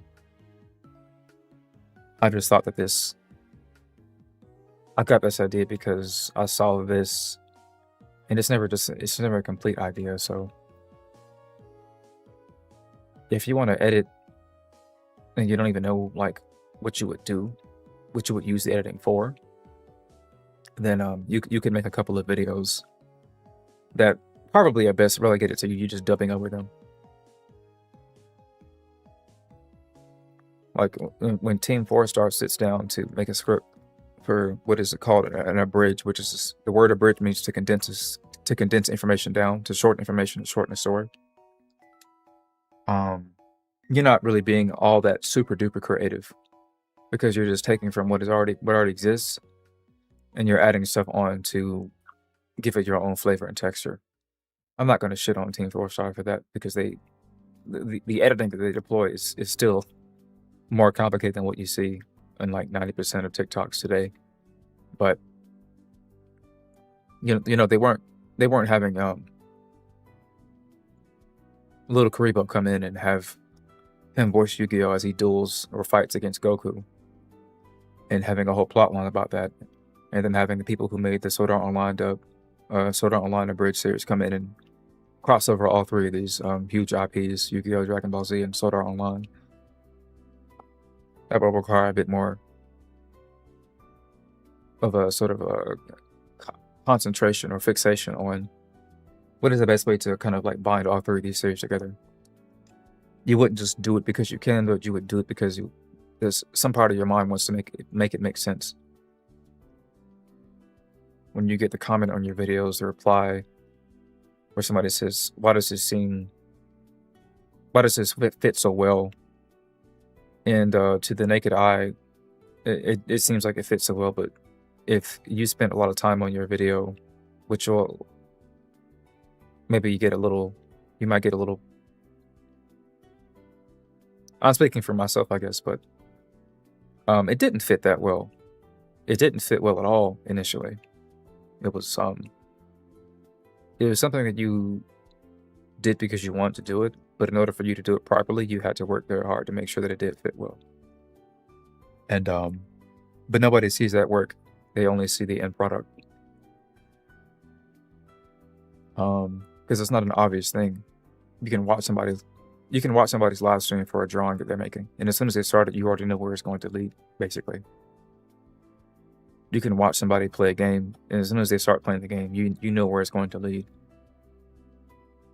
When somebody sits down to practice the piano, you already know where it's going to lead. Generally, most artistic pursuits, you have a good idea as to how it's going to end up, how it should be, what is the proper pathing for all these things, because you can pick up a book and find out how to do all these things.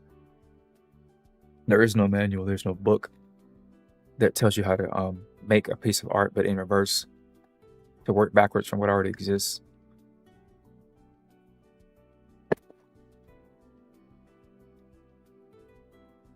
A lot of what people do, because to reiterate this point, a lot of what people do that is similar to what I do, they write out a script and they get voice actors involved. And that makes up 1% of my content. Makes up 1% of my content. I'm almost never involving any other voice actors in my videos.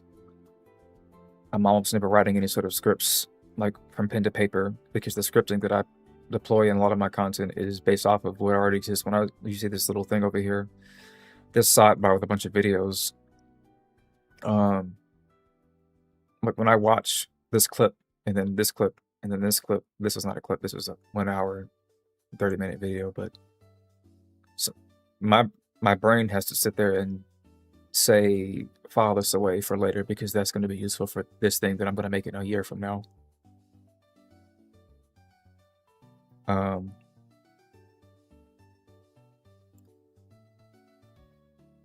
The reason why I say that is because the continuity in my videos is not like the continuity that you would see in like a traditional any content creator who is like similar to me.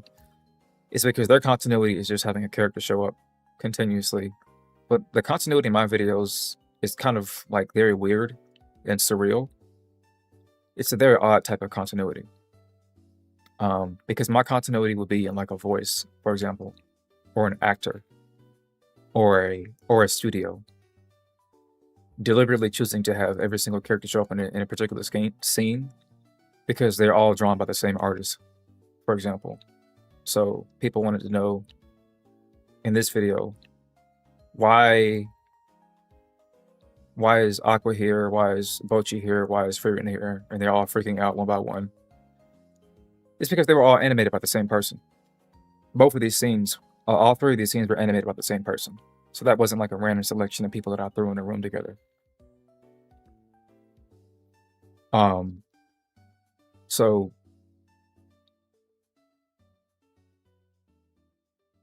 that's like level 2 of like continuity. Level 1 is to have a character recur throughout a series. So how do you say his name?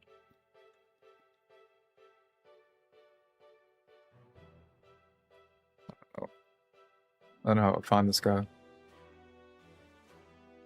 He hasn't been very active as of late. I gotta go to my Discord or whatever, but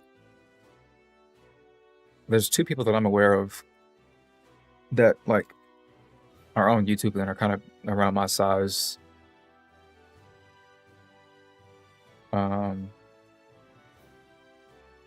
But their continuity is pretty fucking straightforward. It's not like it's not filmic continuity where like you have repeating motifs, like references to like a central thing or idea. It's the simplest thing in the world to be like, oh, I want this character to appear, and each time they appear, the character talks about their or their hype moments. That's just a meme. But like when you're building like an in-universe sort of thing, for example, this is Belle Dandy from Oh My Goddess, and what is this? Whatever. That's Belle Dandy from Oh My Goddess. And when I go to, if I can find this, because I had a hard time locating this when I searched for it last time. Here we go. That's easier.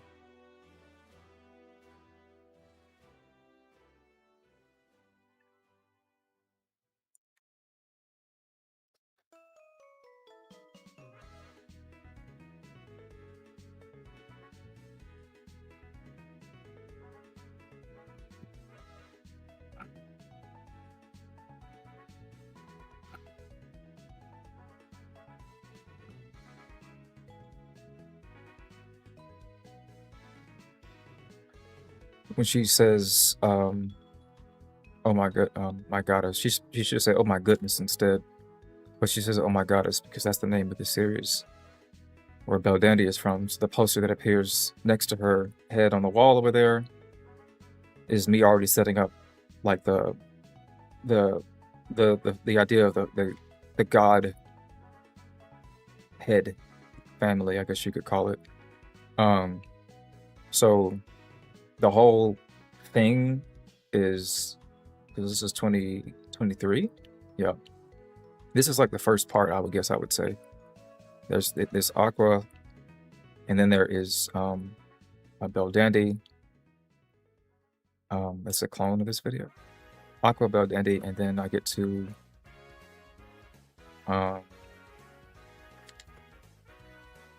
expand this out when I make a video a year later, or a year before. Actually, this starts as the beginning, I'm pretty sure. This is 2022. I thought it was 24. A lot longer ago than I thought it was.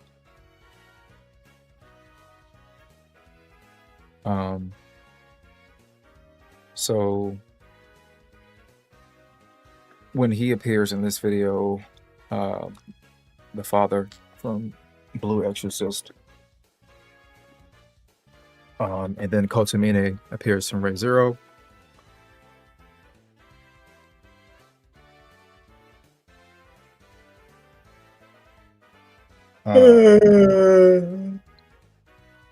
Sorry. You're fine. He appears. Reggie. I use Reggie Coos to voice him because Reggie Coos is known for doing he has choir versions of a lot of songs. He will like do this sort of Baptist church type of thing version of music. And I didn't just use him to voice this character because I know that he did that, but also because of the fact that I took his vocals for his music stuff that he did in the past, and I used it for my own version of my own song. So when he appears here,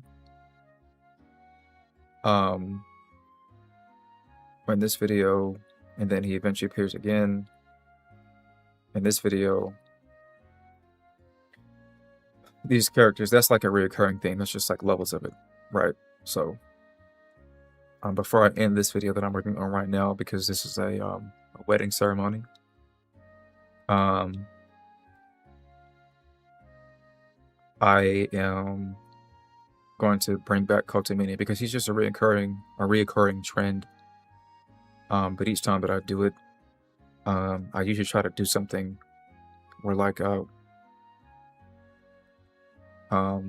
there might be like a flip on how he normally carries himself in his perspective series, because Kotsumene is a villain through and through, but he also helps the main cast from time to time. He's supposed to be like somebody who like in the most recent.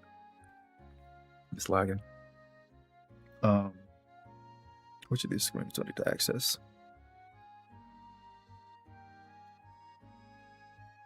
Oh my god.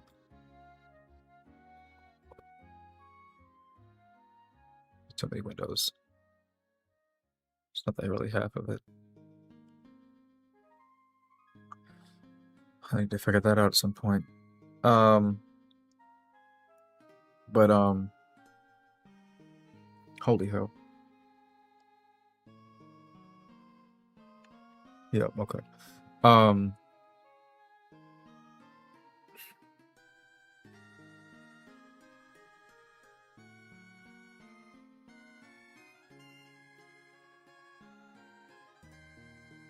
me catch this up. Yeah, whatever. So I'm trying not to get lost, because as soon as I start explaining, as soon as I start to explain some of the thought processes that led me to putting certain characters into a video, I can actually just endlessly go off on other tangents, because this is I got demonetized on YouTube in 2019. Right. And I was told it was because my content wasn't transformative enough. The reason why I knew this was bullshit is because they remonetized me after a year without me having done anything. All I did was reapply, and it took them a year to respond to my application. And I had not uploaded anything that year during that time period. So it's not like I changed my content. It's not like I deleted videos. They just decided to remonetize me because they knew that the claim was bullshit.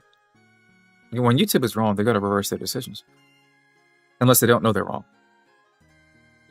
But that means that the content up until that point was transformative. But that's not the point. The point is actually that I'll take that seriously, because even though I knew it was bullshit, I took that as a challenge. I didn't say to myself, oh, my content is shitty, it's not very interesting, it's not well edited, I don't have good ideas, it's too basic, it's not transformative. That's not what I said to myself. I took it the other direction. I said, actually, I guess I should say that is how I took it. I think it's like a split brain thing. One part of me knew that the reason why I got hit by that demonetization is because the system is just bugging out, I guess. And the other part of my brain took it as a personal insult, not even an insult, but a challenge. It's like, oh, you're not that good at what you do. It's not that interesting. It's not that well edited. So I went to this thing. I went to go get an application called Campfire, and then this was around the time that I got into writing, metaphysics, and psychology. All this stuff happened around the same exact time, so for an entire year, I pretty much figured out how to get around a lot of issues with YouTube. I already knew how to get around a lot of issues with YouTube leading up into the point of 2019. But when I came back in 2020, having spent like a year editing 2 videos that I still haven't released yet, because that's just how much time that I took into trying to develop those videos. I'm still scared to release them, because when you put a lot of effort into something, the stakes get higher and higher and higher. But anyways, all this is to say that I'm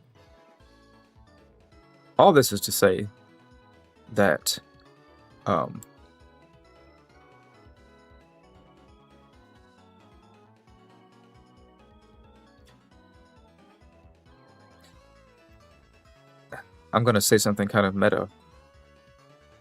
But to start to start doing what it is exactly that I do at this stage in the game gives you a foundation that is very shallow compared to my foundation. And what I'm saying is that means that it'll be fun for all of like 3 years or 4 maybe. But like, I'm just gonna say some meta things, maybe some black pill things too, but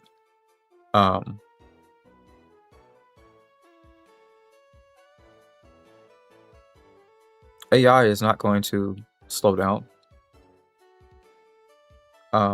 The platforms are going to ramp up in their utilization of them, and it will become increasingly less impressive to do what I do.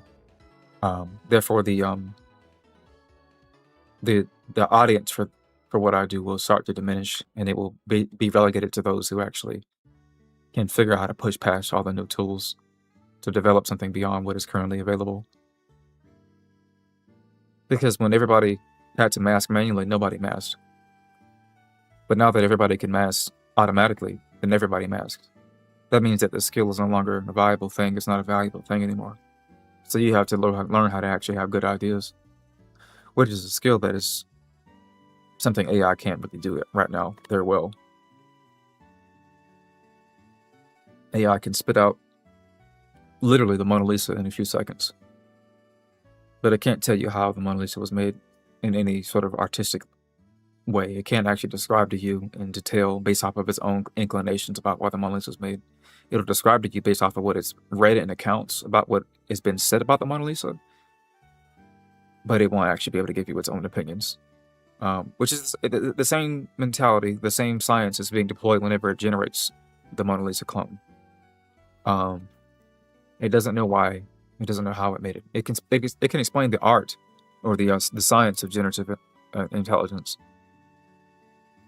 Once again, all this is to say that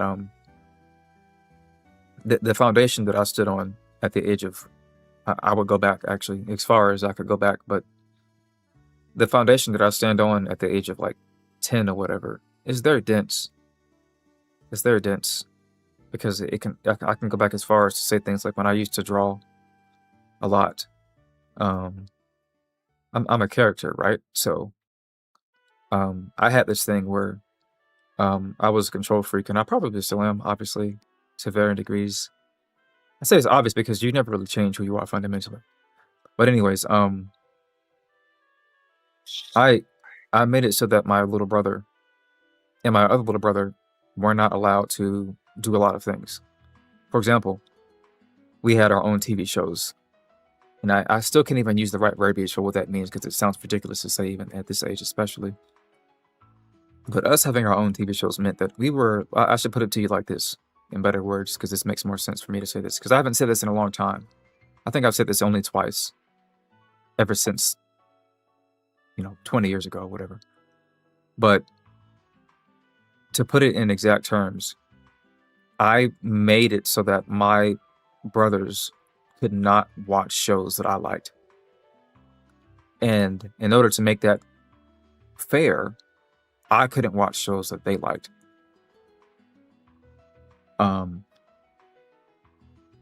I can't really get into the minutia of why I did that, to be honest. I could probably sit down and think about it for long enough, but whatever. I'm not going to psychologize myself today. But to tilt that towards artistry, I would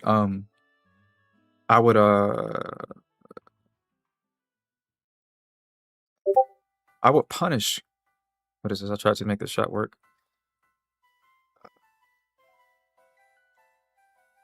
I should have. Oh, yeah. Okay, that's. You pretty much did what I thought I was gonna do anyway. So, but no. I know it needs to be done, and I'll talk to you more about it later. Perhaps you'll see what I do whenever I finish it. But yeah, you're good to go if you're ready to peace out. All right. Yeah. Sleep well. I'll talk to you later. All right. See you later. Um, let's see. Where was I? Oh yeah, my. Let's see. I was talking to somebody who's in the VC with me. I don't know if you heard them when they left just now. Probably can't hear them. And if you can't hear them, then that's because my audio routing stuff is set up weird. You should have heard them before they left, though. Anyways, so yeah, my brothers would copy my drawings, and I would tell them, "You can't do that. You cannot copy my drawings. You cannot copy my art style." Um,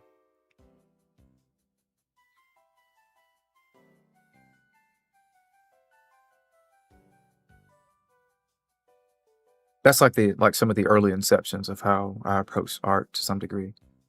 So like I think I was predestined to always be an editor because what editing allows you to have, in some sense, is a type of control that exists at the pixel level. When you're a pixel artist, you're a pixel artist only in the idea that you can create a set of pixels to form a canvas, to form a composition. But it takes a bit more to be the pixel artist who actually creates the entire structure that the world exists in, for the pixels to exist in. Lore, as if it's some sort of fun new meme word, but the lore of why these pixels are on the screen collected together to create these characters, and then the animation that you put to it. Not just animation in the sense of what it means for something to move, but animation in the sense of something being moved forward with a sort of being inspirited. What does that mean? It means that anybody can draw anything, but like to create a world that seems to evolve itself past the initial creation. Kind of like the Backrooms. The guy who made the Backrooms, I'm pretty sure it's not the guy who made the Backrooms movie. What that means is that the spirit, the idea was animated by a bunch of people coming together on Reddit and 4chan or whatever to expand upon the initial creepypasta or whatever. And it just took on a life of its own. That's how you can come together to say that I have this skill of doing pixel art, and then saying that you have this name for this pixel art character, and then saying this character is 16 years old or whatever, and he lives in this particular part of the city, in this particular town. You're adding life to it, you're adding context to it, lore to it.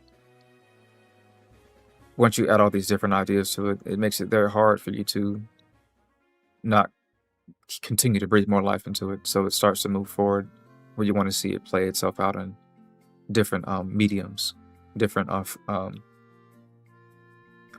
mediums in terms of like, is it you can make it into a game or a movie or a short film, a visual novel, a novel.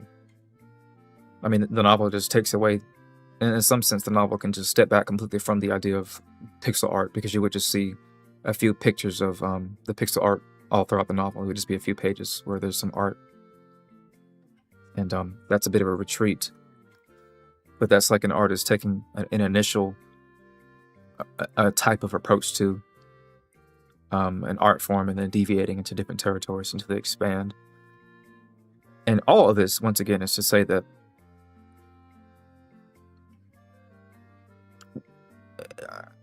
what editing allows you to do is to circumvent a lot of stuff. Circumventing something means you skip past a lot of stuff. You skip past things like you skip past color theory, you skip past perspective, you skip past physics, even though you learn these things in school. You skip past geometry, you skip past a lot of principles that allow you to actually create things that make sense visually, all these sorts of things. And by skipping them, if you never go back to get these principles, these foundational artistic tenets, then you just create a bunch of bullshit. And I don't mean this in an insulting way, but you create things that that don't make you feel anything. They don't sate your palate. They don't sate your appetite. You make something, and unless somebody reacts to it in a way that makes you feel like you actually made something, because people need confirmation. No matter how much they want to deny it, people want confirmation that they exist in all sorts of ways. And the best way to tell you that you exist, the best way for you to have an indication that you exist is for you to put out something into the world that isn't you, particularly speaking. It is something that you have caused to happen. And for that action that you took, that creation, for it to have an effect on somebody, that is a more obvious indication that you exist, as opposed to somebody telling you that you exist because they can see you, they can hear you, they can smell you, and if they are horny enough, they can taste and touch you, I suppose. But those are 5 basic ways to determine if something is physically existing or not. But all 5 of these things are particularly arbitrary at a certain point, because you can have objectively the best wife or husband, girlfriend or boyfriend in the world that you can do all 5 of those things with, and it can be the worst thing that ever happened to you in your entire life. You have complete and total access to this person. You have somebody to talk to and all these sorts of things, but it doesn't feel you to be around this person, because fundamentally there's something empty inside of you that wants to create. There's something inside of you that wants to put out an action into the world and see the ripples of the action. And if you don't have that ability, then a person that you meet, you cannot create yourself anew through that person. And every person you meet should be an opportunity for you to develop yourself, like a red string of fate. Everybody has a part of you inside of them that you're trying to develop and be born anew through somebody else. So Socrates called this midwifing yourself, middle wife, basically. So to be born again, to have a separate person give birth to you through somebody else, which is how you basically have this sort of mystic idea of a collective consciousness, is that we're basically all sharing the same experience to varying degrees. So to kind of like not take people very seriously is an opportunity. You're losing an opportunity to explore more things about yourself and the world around you. Conversely, both of these things work in tandem. They work in conjunction. So the reason why people, particularly who are very hateful and spiteful of the world around them, they're sick and mentally ill, is because to hate people and to hate the world is to hate yourself. These two things are kind of inextricably linked. You cannot like the world around you and hate yourself. If you, the sort of person who claims to be very selfless, but their actions overtly depict that they do not like themselves. And I don't mean that they don't like themselves, that they feel neutral about themselves, that they have no feelings towards themselves. I mean, they dislike themselves. They actually hate themselves. And they make up for it by coping with their adoration of others around them.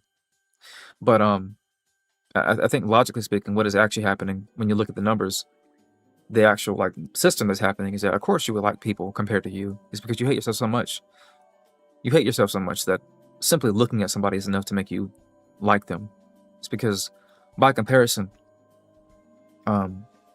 just giving somebody even like a minute of your time of day is far more than what you would do for yourself. So that you will get tricked into thinking to yourself that you like people just because your baseline is so zeroed out. Not even zeroed out, it's negative. Your baseline is so in the negatives that you would confuse your relationship with people around you as an actual investment. But you can't invest out of the negatives. That doesn't work. You're trying to move towards zero, which is a very weird thing to conceptualize. I kind of tweeted about this a little bit when I said that my problem with solo leveling is that it's already over as soon as the series starts. It's a predetermined type of story. It's kind of like Attack on Titan. To me, 1,000 years into the future, and then to me, 1,000 years into the past. Like episode 1 and episode 64 are like this linked together because there's some sort of time loop going on, basically. Well, solo leveling is like that, basically, to some degree. The story is already over as soon as it starts. And this means that when you move up from this sort of ultimate plot line where like the entire story revolves around you, then it's like some sort of big sandbox where there's no stakes, nothing is really happening. There's no struggle, there's no friction. The first half of Attack on Titan, there's an obvious struggle, but as soon as Eren becomes God, the entire story seems to unravel itself, and it feels pointless when you realize that he was in control the entire time. How does this relate to what I was saying? It means that what I was saying earlier is that there's a subversion of this, literarily speaking, with how in Western media, in Western fiction, and Western ideology of the ascent, the Odyssey, for example, it is a journey, a hero's journey to always move upwards, to move up towards the greater good, to sacrifice and move upwards, because to move up is better than moving down. But when you're so far down into the depths of hell, to speak metaphorically for a moment, alrighty, Kurosai, I have to head out. I'm feeling tired. Peace out. Take care. Sleep well. But to wrap this up, I wanted to make a comparison to Made in Abyss. Made in Abyss is funny to me. It's literally funny because all throughout fiction, it's been this idea of ascending to gain more power, ascending to explore more, making sacrifices to achieve more, trying to move upwards. Whereas in Made in Abyss, it's about going downwards. And the more you go down, the more you discover. But if you go back up, you go through an immense amount of pain that will kill you. This is an inversion of the Western ideal to climb up, because you get actively punished to climb up in Made in Abyss. That's what it's called, Made in Abyss. And Abyss is almost always about going downward. So I feel like it's a little funny metaphor to say that a person who is so spiteful towards themselves, spiteful towards the world, spiteful towards people, they're not at zero. They're underneath the bedrock in Minecraft. They're lower than low. They're underneath the netherworld. So when they try to ascend towards the normal realm, the physical realm that everybody exists in, the default state, the movement upwards is going to be extremely painful, because you work so hard to go down. You work so hard and spend so much time moving downwards that it'll be a struggle to go back up again.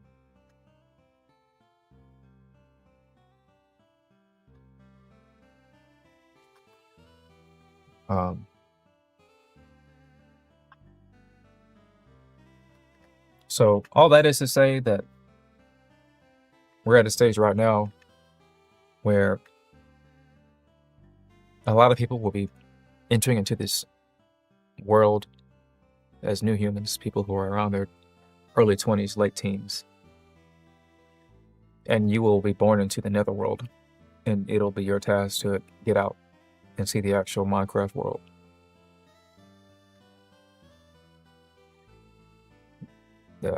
Basically, the backrooms is about the Bolchagard's concept of simulacrum, of simulation, the idea of a world being simulated based off of what somebody else's memory of the world is. A memory of a memory.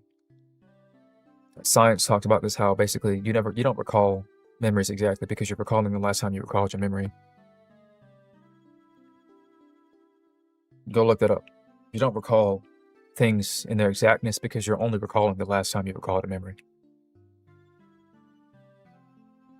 The brain doesn't actually know how to go back and visit a memory in its exact pristine state. That's not how the brain works. The brain does what AI do, what AI does effectively. It hallucinates as close as it can get to the actual original event. But as time goes forward, the hallucination will get less accurate.